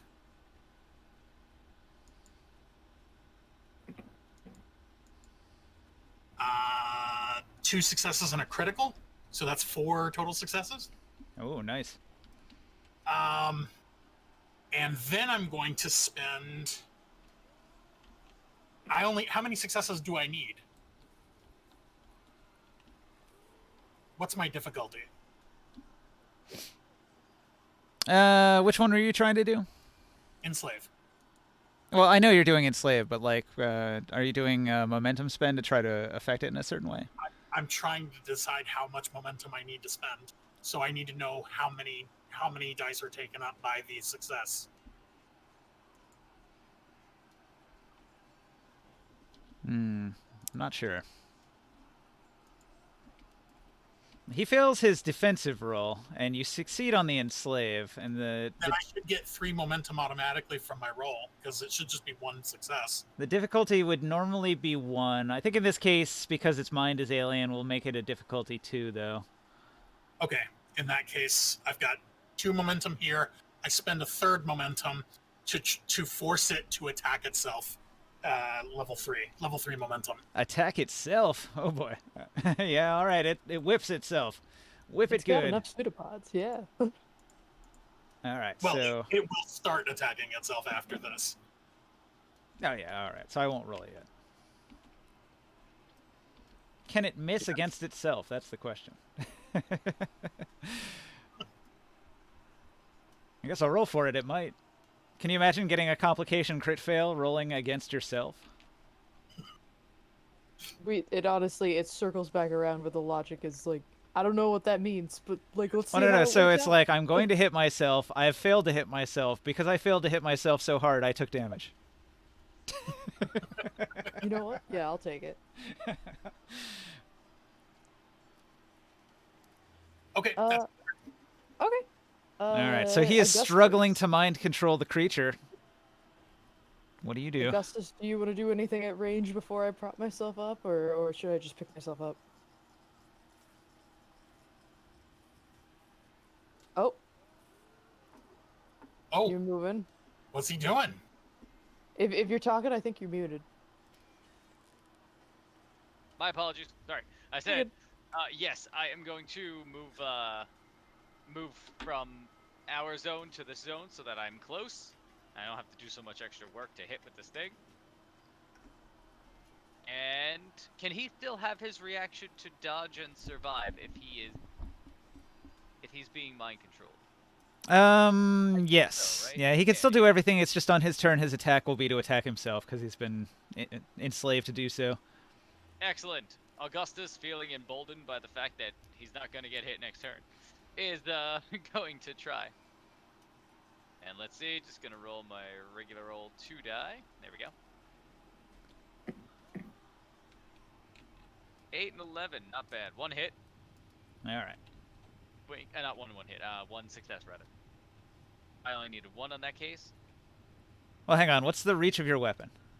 Close. That's why I moved into close range. So I was explaining this to Ailby. So because its tentacles are so long, it's got a reach of 3, and the reach of most melee weapons is 2.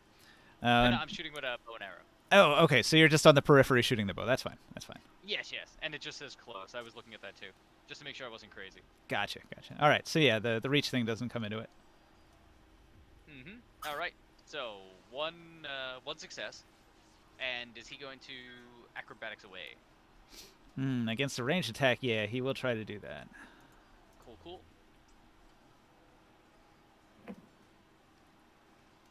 1 success. Aha! Again. Just more flexing and letting the arrows just slip on through. Yep. Back into donut mode. Passes right through its main body. Now it's Elba's turn. Yes. Is it Elba or LB? It is technically Elva. Elba. It's Gaelic. I ain't gonna correct you. Anyway. Well, I'm gonna try and get it right. Elba. Gaelic is pretty hard to pronounce for most Western type. Oh yeah. Typical But English she's, speakers. It felt right to go in that direction because she's Sumerian. Anyway, she's gonna prop herself back up,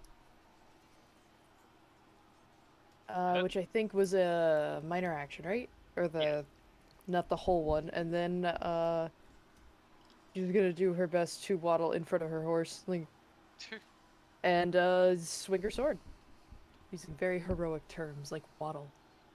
See if we can hack off another one of those pseudopods.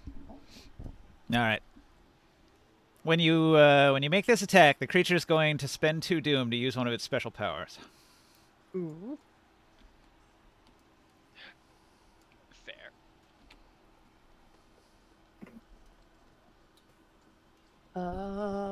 Does meat beat? So if I do 5 and I have a focus of 5, that's still a critical or the double? Yeah, double. Okay. Then yeah, that's 3 successes. Hit. With 1 momentum. Woo! And then I will roll all these dice that I didn't count. There we go. Wow.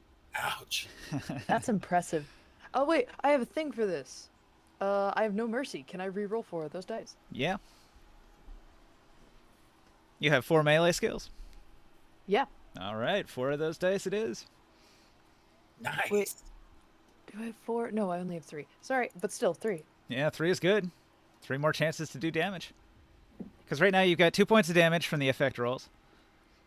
Well, so that makes So that makes 3, and then he's got 3 soaks. So you hit him, but he negates all of the damage. What he actually does is a crazy Aikido move where he wraps his body around both your weapon and your arm so that he sort of like catches you in a grapple without actually being stabbed by your sword. So you gain the grappled condition. This is disgusting. But fair. Augustus feels like he's seen a play about this somewhere.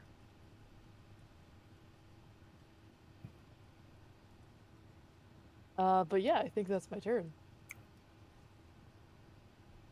My hand stuck partially inside the Shoggoth. All right. Effect means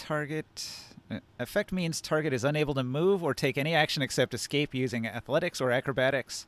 Target If I'm not allowed to is do that on my same turn, then yeah. one Yeah. difficulty to target with exploit action. The target may be released as a free action. All right. Yeah. So you are grappled. Dun dun dun. The Shoggoth can do that against somebody who's made a melee attack against it. All right. That I is like that. unfortunate and also, again, disgusting. Yes. Feel Did Augustus? Augustus went, and she went. So it's the Shoggoth's turn. All right. Yep. Yes. I'm excited to Uh, get thrown around. Let's do As this. it whaps itself. Okay, I'm going yeah. to. Let's see. I've got 5 doom here. I'm going to spend 1, 2, 3, 4. I'm going to spend 4 doom. The Shoggoth is going to emit a psychic scream. Everybody within close range gets caught in the blast. Is it attacking itself? It will attack itself. I use Doom to do an extra action. So Gotcha. the extra action it does before it attacks itself is the Psychic Scream. And so everybody has to make a difficulty 2 discipline save.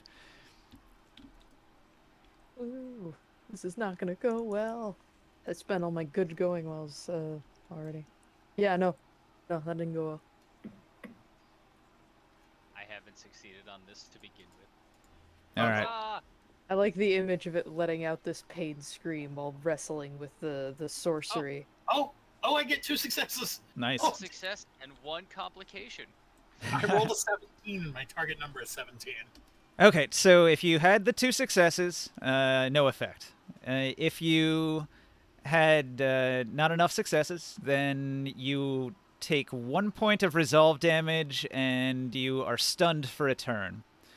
If you have a complication, you take an additional point of resolve damage. And the resolve damage ticks down. Like I have 9, so I would lose 1 for 8. Yeah, and when you drop to Okay. 0, then you get a trauma. Gotcha. Thank And you. every 5 you take, you. Oh wait, is it?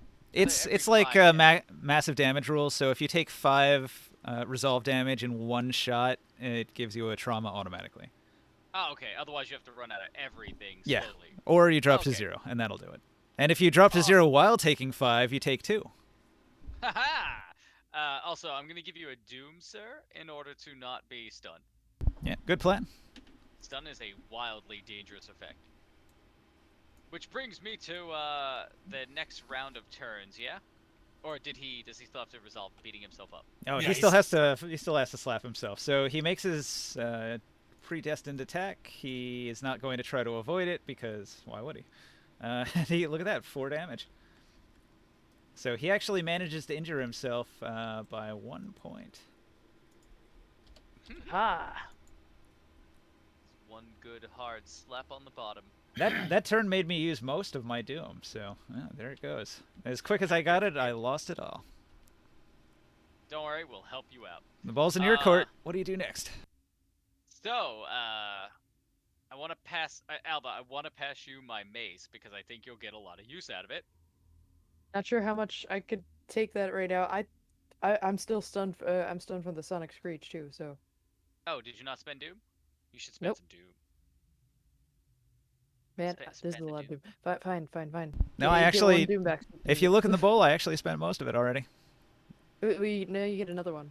All right, so you spend 1. Yes.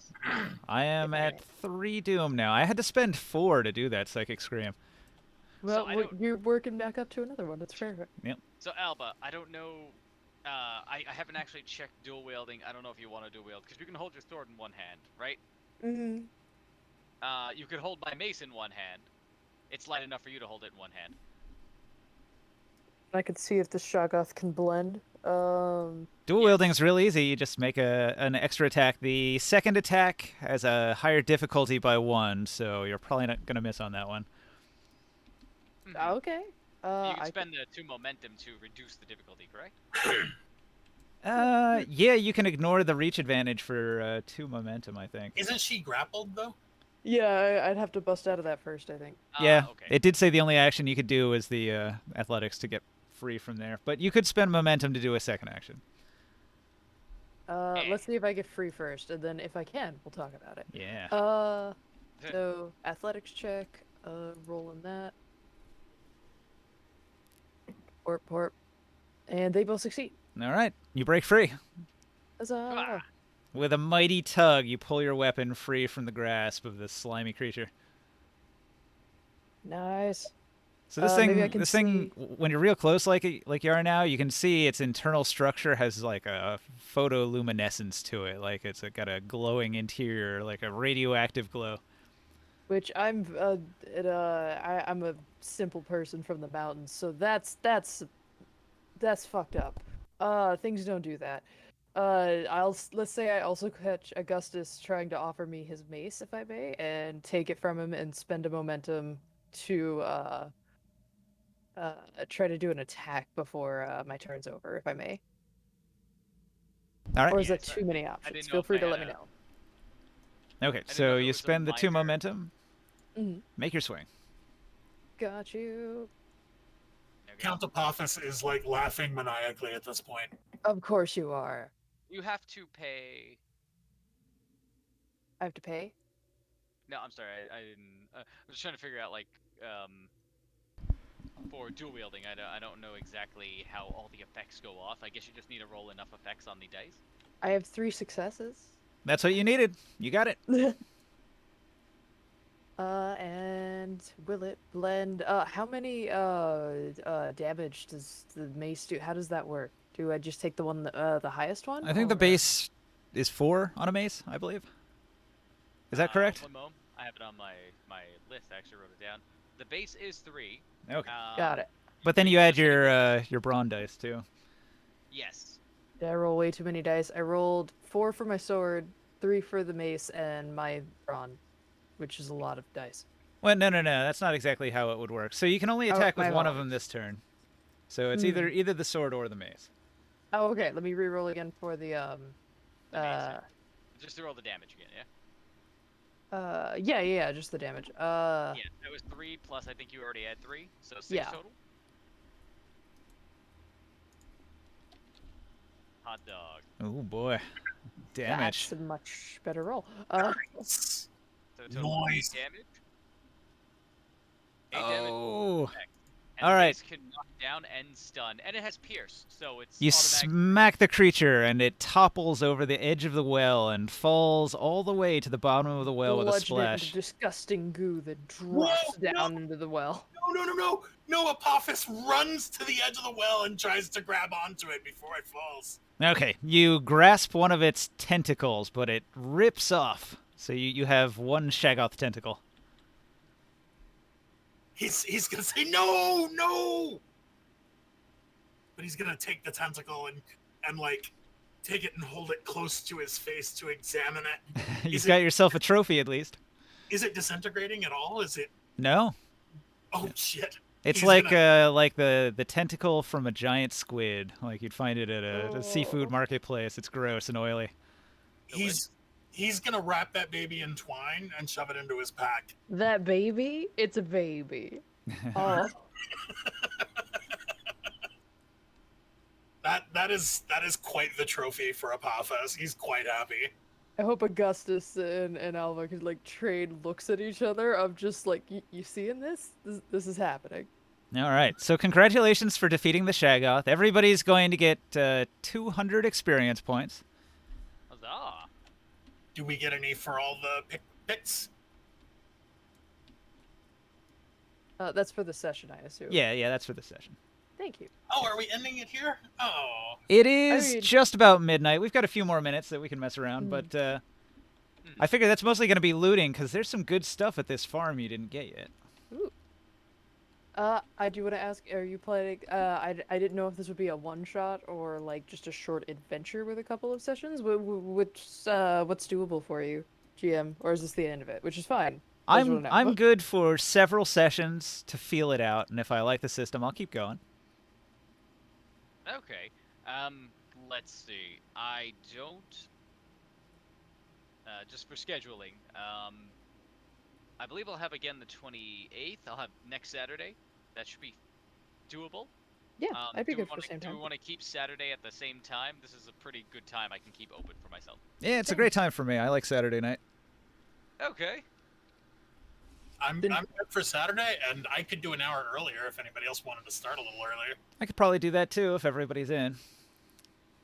Uh, I could at this time.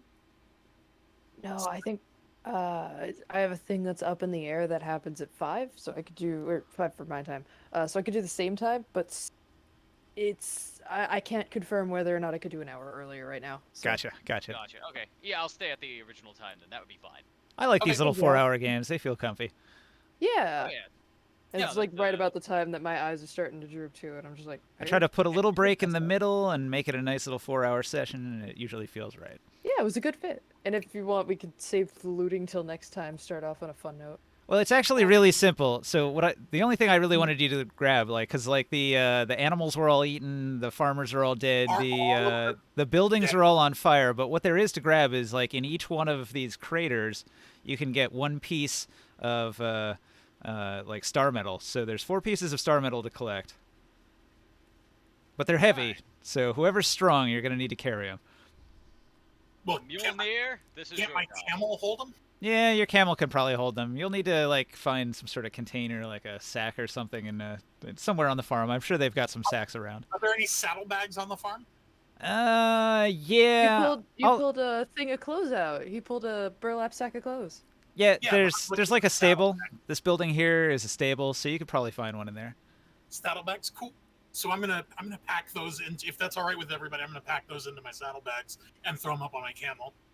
Probably 1 per horse or 1 per steed, because they seem there's 4. extremely heavy. Yeah. So the idea Yeah. was there were originally going to be 4 of you, and then there were going to be 4 pieces of star metal, so you'd each be able to make your own star metal piece of equipment. Oh, that's cool. Right on. Okay. Can my camel hold all 4 of them? Yeah, that's fine. They weigh about 20 pounds apiece. I'll see where priorities lie and try to take the unconscious young girl and like lay her gently on the back of my horse instead of the camel, so Octu doesn't have to carry so much. That's Yeah. a fair choice. And also, fair you can confirm to her that, yeah, her family is dead. Nobody survived. Say- We'll leave her asleep if we We'll can leave help her it. Yeah, we'll leave her asleep for now. That's another thing I was going to say. I go through all the houses as carefully as I can. There's nobody alive at all. Nah, the creature went around and consumed all the people, all the animals, the Picts that came to raid the house, they got eaten too. I honestly, like, I'm just like looking at these gore piles of like you can't even give these a proper burial. There's so much The stuff reason it left. was so big is because it consumed all of that biomass. Oof. And yes, Augustus, being the most priestly of everyone here, would tell you that we could bury all the remains in one large pit, and then we could give them a communal prayer, and that would be the finest we can do for their bodies. I say do what you wish with the bodies, and I get on the camel. Okay, also, you could probably add a couple extra scalps, because there would be a few intact heads around. Oh, yeah. Well, then how many is a few? Here, I'll roll a dice. Here, let me roll a d4, and you get, only 1, sorry. Only one? Only 1. It ate all the Oh. other scalps. Dice be dice. One's still good. I mean, you got 1 scalp out of like these piles of goo. That's pretty good. Yeah. Yeah. And I mean, don't worry too much about the scalps, because while they're great money, now that we have a confirmed orphan, I must say that We the are not alms- selling the orphan Selling for the the orphan. last time. Sell it into slavery, huh? No. No, we'll sell to the church. The church always needs hands, Sure. and she's No. an orphan. No. She is an orphan, so that is confirmed a great place to be. You don't want to be in an orphanage or a workhouse, God forbid. We'll do whatever we can to set this girl up. Mm. Absolutely.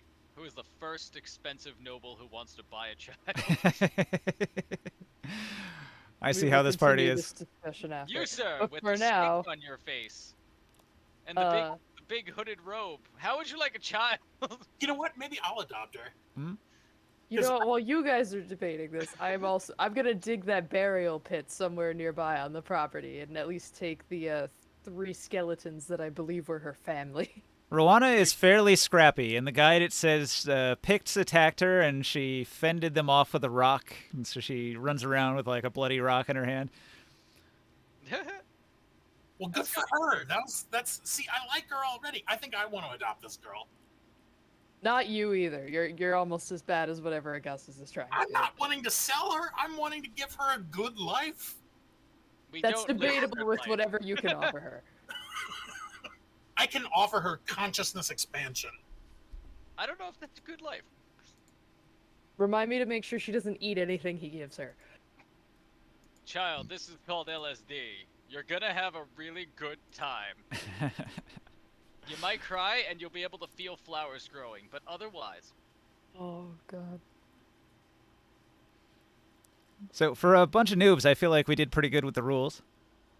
Exceedingly. Yeah, I think we did excellent.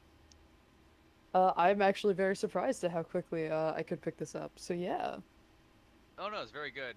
And a lot of the Again, game what mechanics people- are very fun. I can see why all the reviews I read said that the players loved it.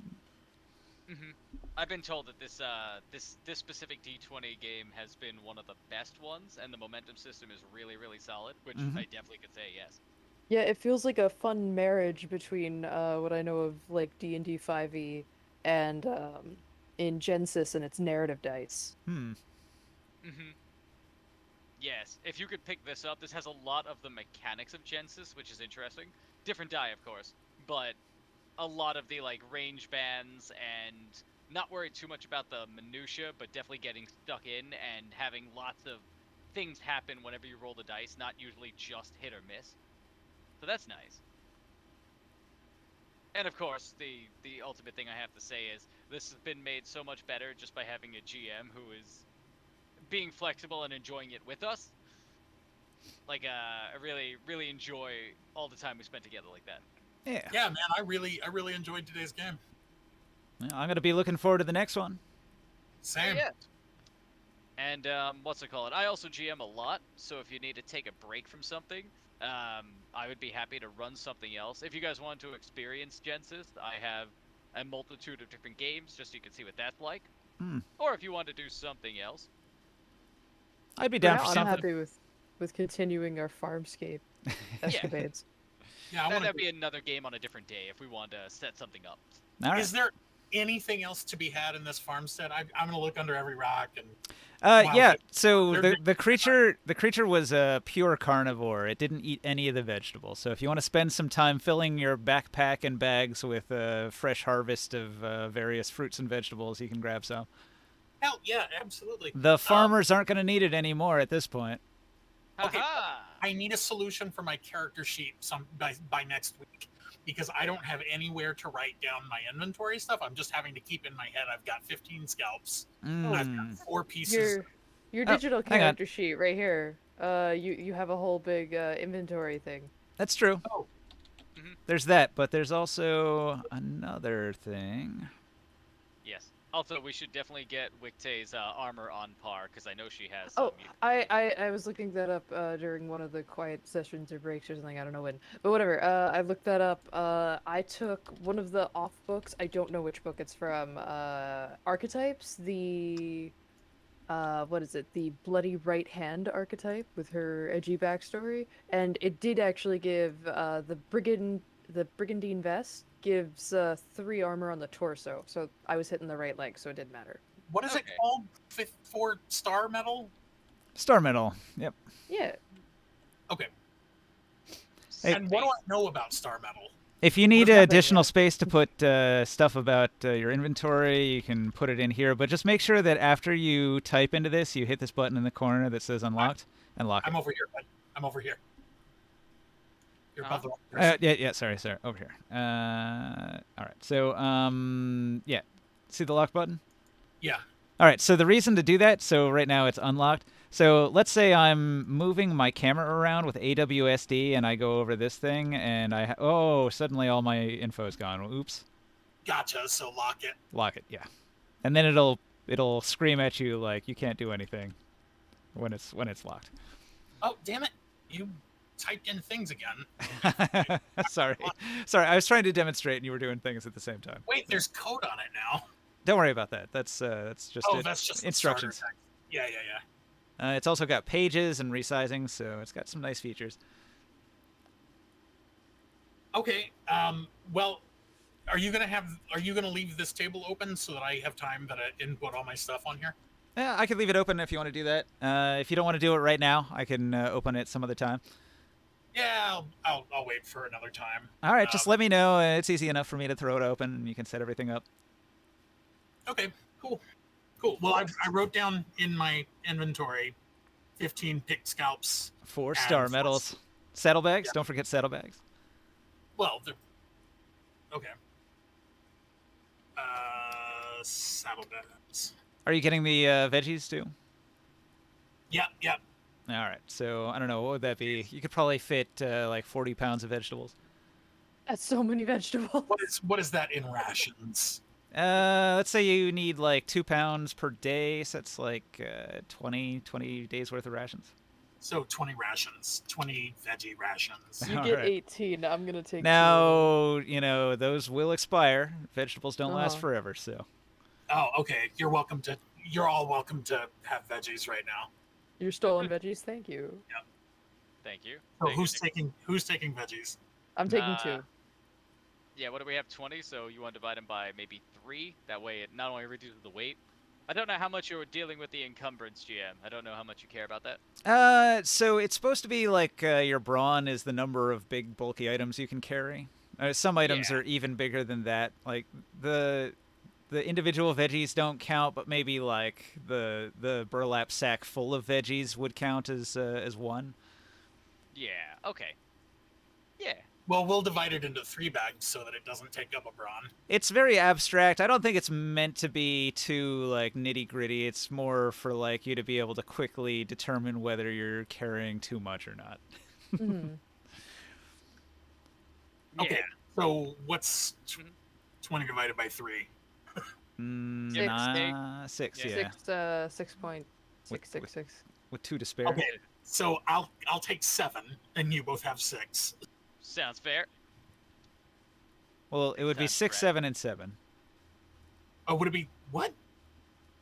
There's Oh yeah, it would 20. be. Yeah. It'd be 7, 7, and 6. Oh, weird. That's weird how that works. Sorry, I'm bad at math. You're good. So then 7 for me, 7 for whoever, and then 6 for the other group. I'll take the 6. I have the Okay. brawn of a small child, although probably Rowana has even more brawn than me. All right, so that's Yeah, like I'll give 3 some days to worth of Rowana food, since they're hers. and they shouldn't expire within that time. You got weeks before it expires. No, 7 days worth of food. Ah. For me, Okay. I have seven veggies. Oh, yeah, served. that's right. Yeah. But what about the horses? Don't forget to feed the horses. Yeah, the horses count as a person that needs to be fed as well. So, Camel don't eat that much. well, they can The also veggies feed are off carrots, grasses. so it's bad for horses. There's- Most animals can feed off just the grazing. Mm-hmm. All right, so yeah, Starmel and all that. Now, I would like you all to know that for later on, I happen to be an expert crafter. Awesome. So maybe I could do something with the star metal, and with some alchemy, we can make the star metal really weird. Yeah, you might, as an alchemist, you might even want to save your portion of the star metal for alchemical recipes. It could be like a rare ingredient for fancy Are- potions. Are we Yeah. aiming? Are we aiming to keep the group this size, or are we gonna increase it by 1? Im Armel will definitely be here next week, I think. He couldn't make it because of his midterms, but that's a test, and then it's over, and so next week he should be free. Oh yeah, it's finals. And I streamed it, imagine- and so I can send him a link to the video if he wants to catch up on what all happened. He can just like Sad. scroll through the video and see what we all did. Cool. Cool. Well, I had a great night. You guys are great. I've enjoyed playing with both of you. I usually have at least one player that annoys me, and that hasn't happened today. So I consider this a successful game. Yeah, Oh, this is yay. a No. solid group. I agree. I agree. Usually there is like one annoying person. I did not think anybody. None of you annoyed me at all. You're all great players. Right Oh, on. that is great to hear. I'm I gonna give promise to do myself a better little next not time. annoying award. You would take that as a challenge, Falco. Okay. We're off to plunder and sell more children. Oh. I'm I not did joking. not really know I'm not that. joking about adopting that girl. I'm going to adopt that girl. Oh Cool. yes, She I'm could be sure the we'll little find follower more. girl. I've had a strange thought that may not have occurred to any of you yet, but Go on. have we thought about asking her what she wants to do when she's away? Irrelevant. Children. That's why you can sell and buy them. They don't have rights. Look, we'll continue this discussion next session. She's There's a no- fighter. there's no She might want democracy. revenge. She Well, might. We'll give her options. She can go to the church, she can go to the orphanage, or she can come with me, a noble that wants to adopt her. And You're no, Noble background. Right. It's true. you're an account. I never put that together. You've just been running around like an insane person. oh Yeah, no, he said a noble. I'm a count. I'm an actual noble. I don't know how I didn't put that together. You know what? We'll just leave it to the 6th int and move on with ourselves. Yes. Just like technically my Did you think character I was has just- a. Did you think I was just wearing fine clothes for the fuck of it? I don't judge people by their clothing. That's exactly why you started helping Zamet. Because you made a poor decision and didn't judge people by their clothing. We had a lot of Maybe play you'll- decisions this week. This was a lot of fun. I'm surprised that I got to fight a Shoggoth on level 1. Yeah. Uh, Well, you know, the default adventure in the book is like, all right, you encounter Picts, and then you encounter Picts, and then you encounter dangerous Picts, and then you. Oh, got a lot so, of modules. So it's like, all right, I like that, but when I was reading the Book of Skelos, there was like this really cool, like squiddy horror from outer space. How can I work this into the story? yeah. Personally, the minute I saw Star Metal, I'm like, oh boy, we're also gonna fight some star gods. This could be fun. Yeah. I I wanted think to so. introduce more of the supernatural into this. I don't want it to be. I want it to be more fantastical than just straight up fighting a bunch of barbarians the entire time. Yeah, I would say you delivered, and I thank you for it. yeah, and Yeah. it went really well. And we took a little bit of an injury. Like she took a We? wound to her leg. Yes, we collectively took a little bit of an injury. Just a Yes. flesh wound. As you know, Still Wait, riding a horse. It's pretty impressive. And But surprisingly, it was the Picts that got you and not the Shaggoth. If one of us is to be wounded, then it should be you. Like, And yes, and I hate, to I, say it, I hate to say it, but Like, I- you're talking statistics, right? Not like yes, not philosophy. morally. Not like morally. Oh man, that's funny. also I do have a question just for next game. Do we have a person who's going to offload these scalps for money? Like we know there's definitely someone waiting for us with that, right? You're aware No. that in town they offer a bounty on wild Picts that have entered into Aquilonian territory. I have Oh, a okay. I have a request for the GM. Yeah. To find a camel and a donkey for next time. Man, I don't know if I ever had a camel. I might have a donkey. Well, you can probably find one in Steam Workshop. I mean, there's got to be a camel out there. I If I got, may suggest. I got a big bag of animals here, but I think a bunch of them aren't going to load. Yeah, but I don't have the table to load it into. He has to do it. Yeah, but you can find the link on the Steam Workshop. No, I can try. I got bears. I got wolves. I got sheep. We need riding bears. I got a goat. I got a No. kitty. I got a rabbit, a raven, a dog, a deer, a squirrel, a polar bear, a pack horse. You have a polar bear, but you don't have a camel. Yeah, right. That's a little. It's just a normal bear colored white. Come on. It's telling. Yeah. No joy. All right. It's Let me telling look on the Coca-Cola workshop. made this. I found a banana. I'm not good at this. I have to tell you, it's very telling Coca-Cola has its fingers in this. Not happy to see a polar bear before a camel. Yeah, exactly. Just want you to I was thinking the same thing. What is Coke up to? All right. Coca-Cola is the reason Santa wears red. Yes. Yeah. I kind of love that fact. I'm kind of tired of hearing that fact this week from Velku. Oh, really? I didn't know that had been said before. Oh, no, yeah, no, you're good. Velku and I know each other in real life and have horrible conversations all the time. Camels! Boy, this really isn't loading very oh. well. Oh, hi. What are these? All right, hang on. Oh, Neat. Let me see if I can That is- unlock that. oh god. That is such a wild-looking thing. All right, there's a camel. You Free found it? camel. You found a camel? Yes! Make Sweet! it kind of brownish. Yeah! Sweet! Do you know how to save objects? No. All I don't right. remember. I know I've done Whoa. it. I've actually made things for the Steam Workshop. You can look on my profile and see things that I've made on Tabletop Simulator for the workshop. All right, I've reset it so it doesn't have a bunch of crap attached to it anymore. While looking up or trying to find animals and realizing I have no idea what I'm doing, I found this and I'm full of regrets. All right. So you see this camel here, right? Yes. All right, Ian.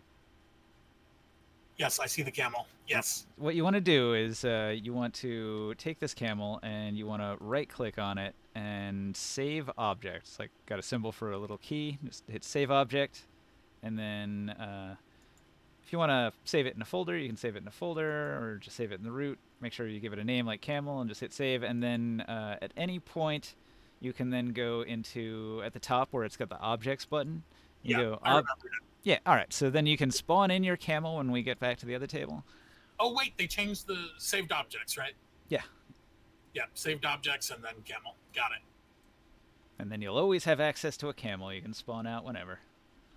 Yay. Huzzah. Now, these are some fancy carts. This thing's got a ballista on it and a bunch of adventurers. Yeah, I was saying they're wild. I don't know where they're from or what they're for, but I want to play this game. I like this character. He's like up on one foot. He's like a monk or something. He's got a little mask on his belt. Yeah. Where is he? Oh, this guy? Yeah. He's standing in see the him. chair. Who? Where? On this one here? They're cardboard cutouts. You have to look at them from the very front to see them. Mhm. Oh, I was looking from the side. Yeah. Oh, I see him now. It's pretty cool, this little thing. I like that they mix like Indonesia and China, and the elephant tusks tell me Yeah, it feels like it's out of Final Fantasy to me. possibly. But Just like with none of the the characters. Cultural clusterfuck. Yeah, it's a lot. Someone had a good time making this. Hmm. Failed to load model. Yeah, don't worry about Every that. day.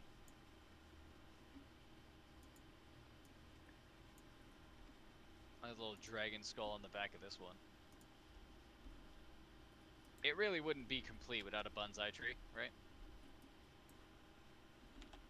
All right, man, I'm going to let you know. Tabletop Simulator is growing on me a little bit. It didn't suck as much as I expected it to. I'm telling you, I love Tabletop Simulator. I've used it for a long time for this specific purpose because I've got, over the years, I've acquired quite a collection of these dumb objects that are on the workshop, and I can spawn things out pretty easily. Can you load the table back in so I can spawn Octo? Yeah, yeah.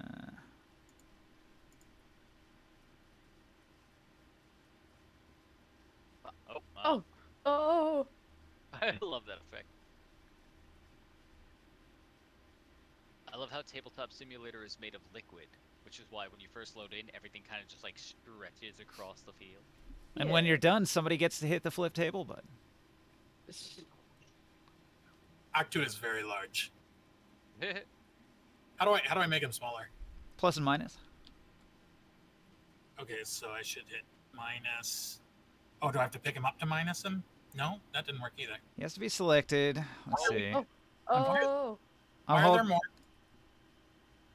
You can copy paste, so Control C, Control V, and you can make extras. I didn't do that. Here, I made this one smaller. What is happening?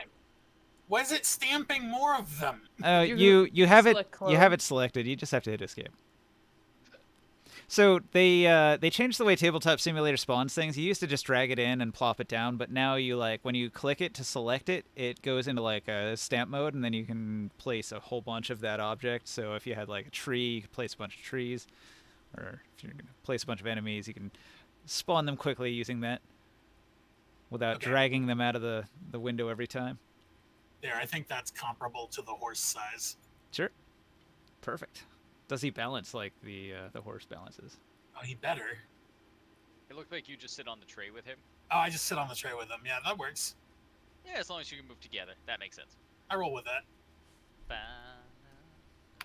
At least I have a camel now. Yeah. It's a solid camel too, and we believe in Octu. All Yeah, right. yeah. None of you are obnoxious, so that's pretty cool. That's a Dear rarity. That's a rarity in new games. I swear that back in the day when I played in your friendly game shop, it wasn't about being obnoxious. People are trying today. I think it's the internet. You know what I noticed? Like a lot of times, people will say they want to play and then they don't show up, and everybody in this group did show up to play, except for Im Armrol, and he had a good excuse. So I was Yeah, happy about that. He gave days notice, right? So it's okay. Days notice, Yeah. good excuse. He says he'll be here next time, so it's fine. I mean, it's Yeah. about education. I don't know if it's a good excuse, but it's a fair excuse. I don't know. I always make a point to give notice if I'm gonna miss and try my best not to. Why agree to these if you're just gonna miss?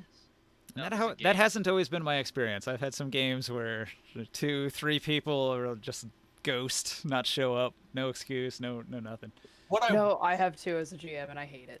What I was doing on Saturday nights was I was doing this play test for this guy's homebrew system, and it was terrible. It was just god awful.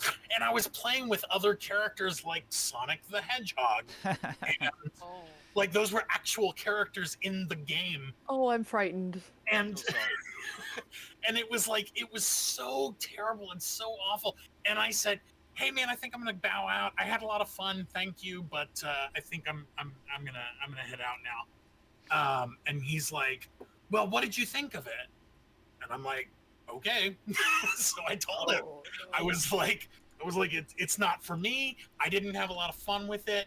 I didn't enjoy it as much as I could have. I thought that I don't like the everything goes thing with like Sonic the Hedgehog being in it, and I didn't really care for the rules that much.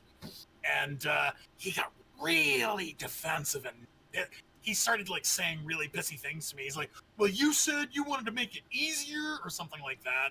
You said that like multiple times." I was like, "Dude, I thought we could do this amicably, but okay, goodbye." And I just left the server. Check this out. This Yeah. was an RPG I made, and this actually, like my own RPG, actually was a lot like the 2D20 Conan system, like a lot like it, shockingly similar. So that's one of the reasons I really enjoy the system that Conan uses. Yeah. Like my own system had the exact same 5-tiered skill system. Like you can only go to 5. Like +5 is the cap. Mhm. Kingdom of Alfheim. Alfheim is the setting for another game that I play on. What is it? I think I play it on Wednesdays, and it's ICRPG, and it's the system setting for ICRPG. It's called Alfheim. Oh, really? Yeah. I like IC itself. I did not know it had its own setting, though. I've always used it for everything else. Yeah, it has its own fantasy setting. Oh, that's neat. Well, cool then.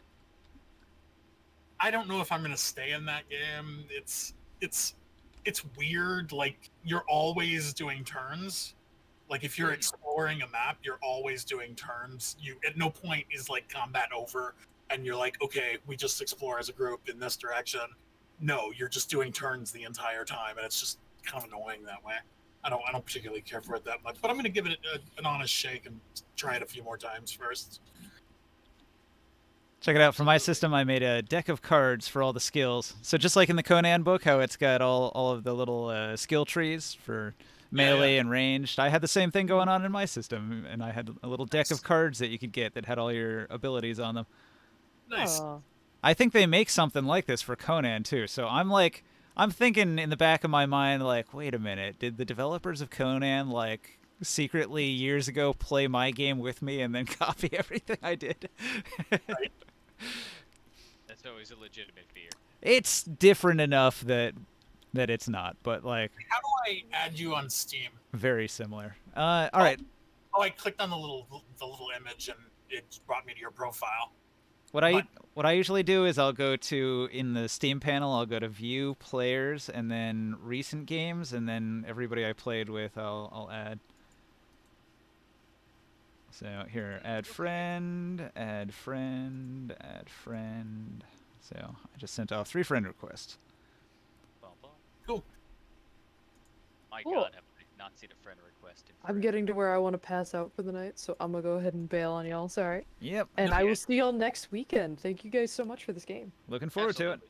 All right. Oh, if we're gonna have downtime stuff, if you want to put that in the Discord chat to just save time during an actual game session, I'm more than fine with that. I can roll with whatever y'all got. I'm gonna head out that night. Good night. If we want to what?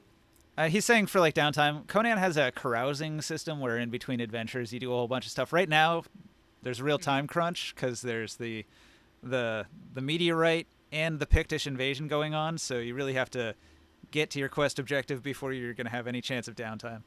Yeah, Okay, yeah. I I want didn't know to how far try it to got. find more star metal. Like I'm hoping to like not even go to sleep tonight. I'm hoping to keep traveling and find more star metal. Right? And there would be more out there. It exploded all over the place. Yeah. Huzzah. However, each cluster of star metal may be guarded by something from space. Some horror from beyond the veil. Even better. Something worse than the last? Well, that thing comes in 4 sizes, and that was the baby one. Yes. Good stuff. All right. Well, yeah. Otherwise, great, and I do look forward to the next session. This was fun. Thank you for taking us through it. I like the pace that we're moving at. I know there's a lot of times you'll have a game where it's new and everyone's trying to get their legs, and then there's games that are moving along, and I like to move along. I think we moved along pretty well for all of us being new to the system. Oh, wonderfully well. Yes, I Yeah. thank the GM for steering that the most, and everybody for actually wanting to do stuff. As far as in between games, one thing you can do is spend those 200 XP. Yes. Is there any particular way you have us spend it, or just whatever we want to buy that fits the bill? Yeah, it's up to you. Is Free- there Freeform. an XP expenditure table somewhere in the book? It's really hard. You know how badly organized the book is. Basically, if it's a skill, you need to look at the skill, and it's you look at the skill tree. Tier 1 is 200, Tier 2 is 400, Tier 3 is 600, and then there's a little table in the book also in the experience section, which says that for the skill points, there's different costs for each upgrade from like 1 to 2, 2 to 3, 3 to 4, 4 to 5. Oh, can you populate the table again so that I can write my experience on my sheet? I didn't do that. Yep. And yes, there's also one talent that I was looking at, in case you didn't see it, because it's in a call-out box somewhere in the book. I remember reading it before. That you can buy starting at 400 XP to build an entire new luck system based entirely around your character's ability to gamble. Fun. And that looked like fun. Oh, Let's see no. if I can... My inventory sheet didn't save. It Nothing didn't? saved. Son of a bitch. That's my bad. I should have resaved it before I changed tables. Normally it will. And yes, just for you, GM, if you're ever interested, page 90 is the call-out text that says Fortune Talent, starting with Make Your Own Luck. And that looked like a lot of fun. I just like that that's a little thing in the book. Alright, but I'm going to head out, and again, it was great. See you when we see each other. Yep. And I'll be around if you got questions. Wonderful. Take it easy. Yep. See ya. Have a good one, man. It was fun playing with you. Definitely. Bye-bye. Don't forget your tentacle. You got a tentacle. Oh, yeah, yeah. 7 veggie rations, 4 star metal, 1 saddlebag, 1 Shoggoth tentacle.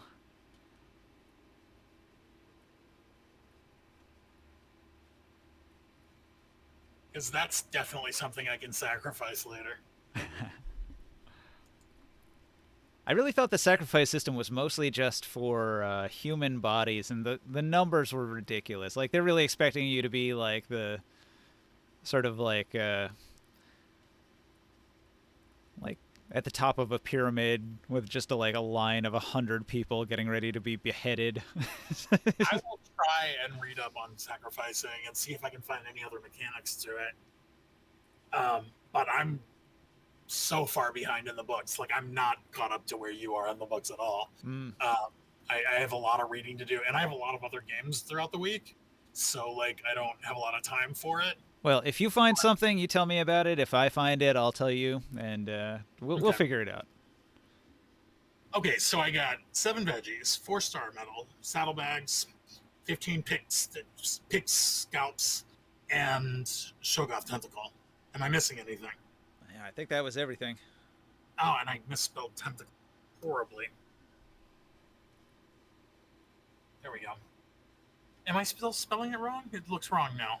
And 1 traumatized girl draped over the saddle. Oh, yeah, traumatized girl.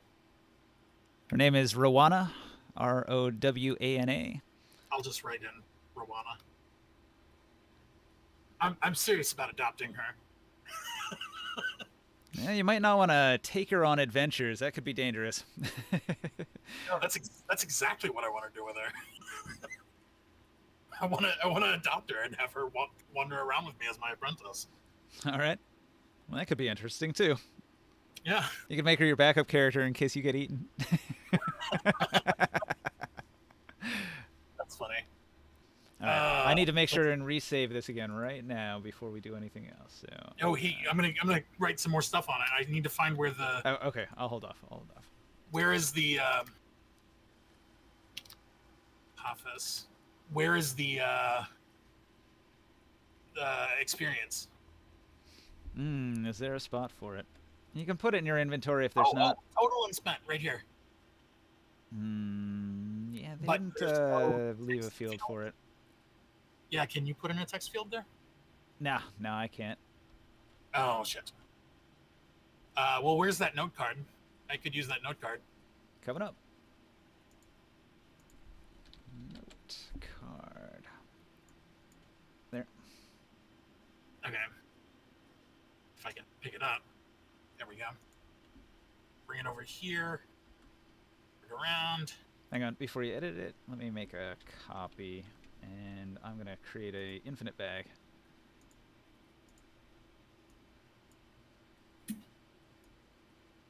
Yeah, you seem to be more proficient with Tabletop Simulator than I was expecting you to be, so it's actually working out really well.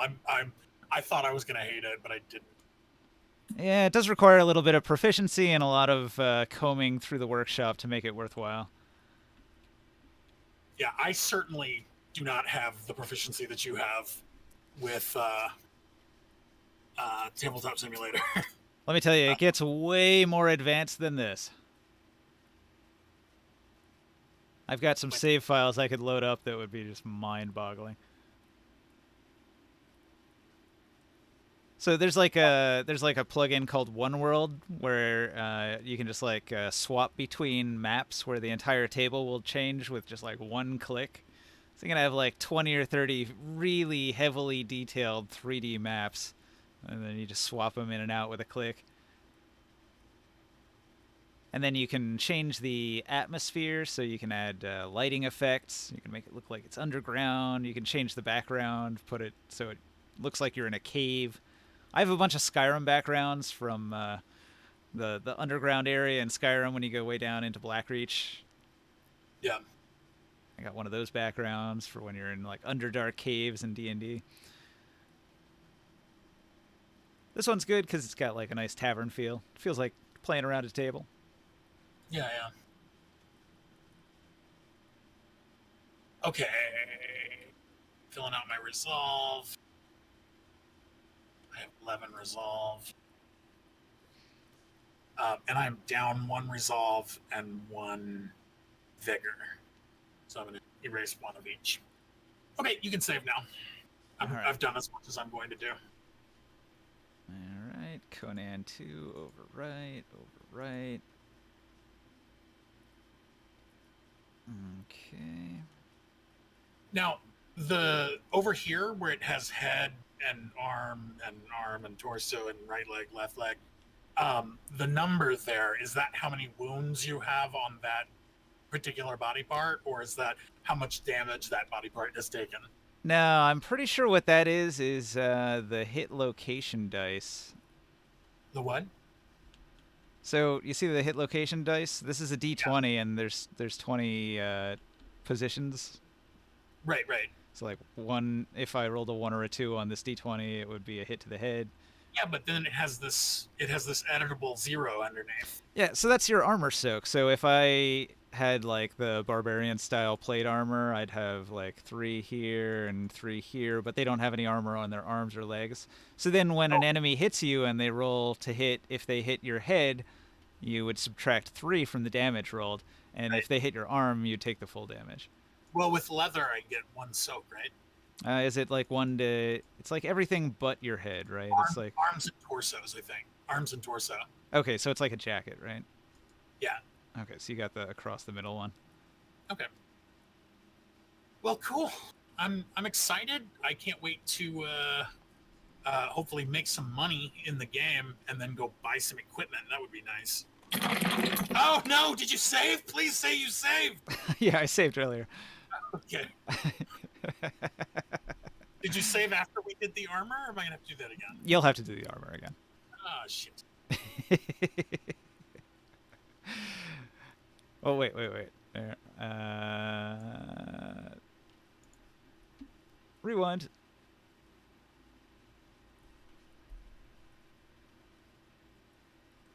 Do you need image? All right, it's loaded.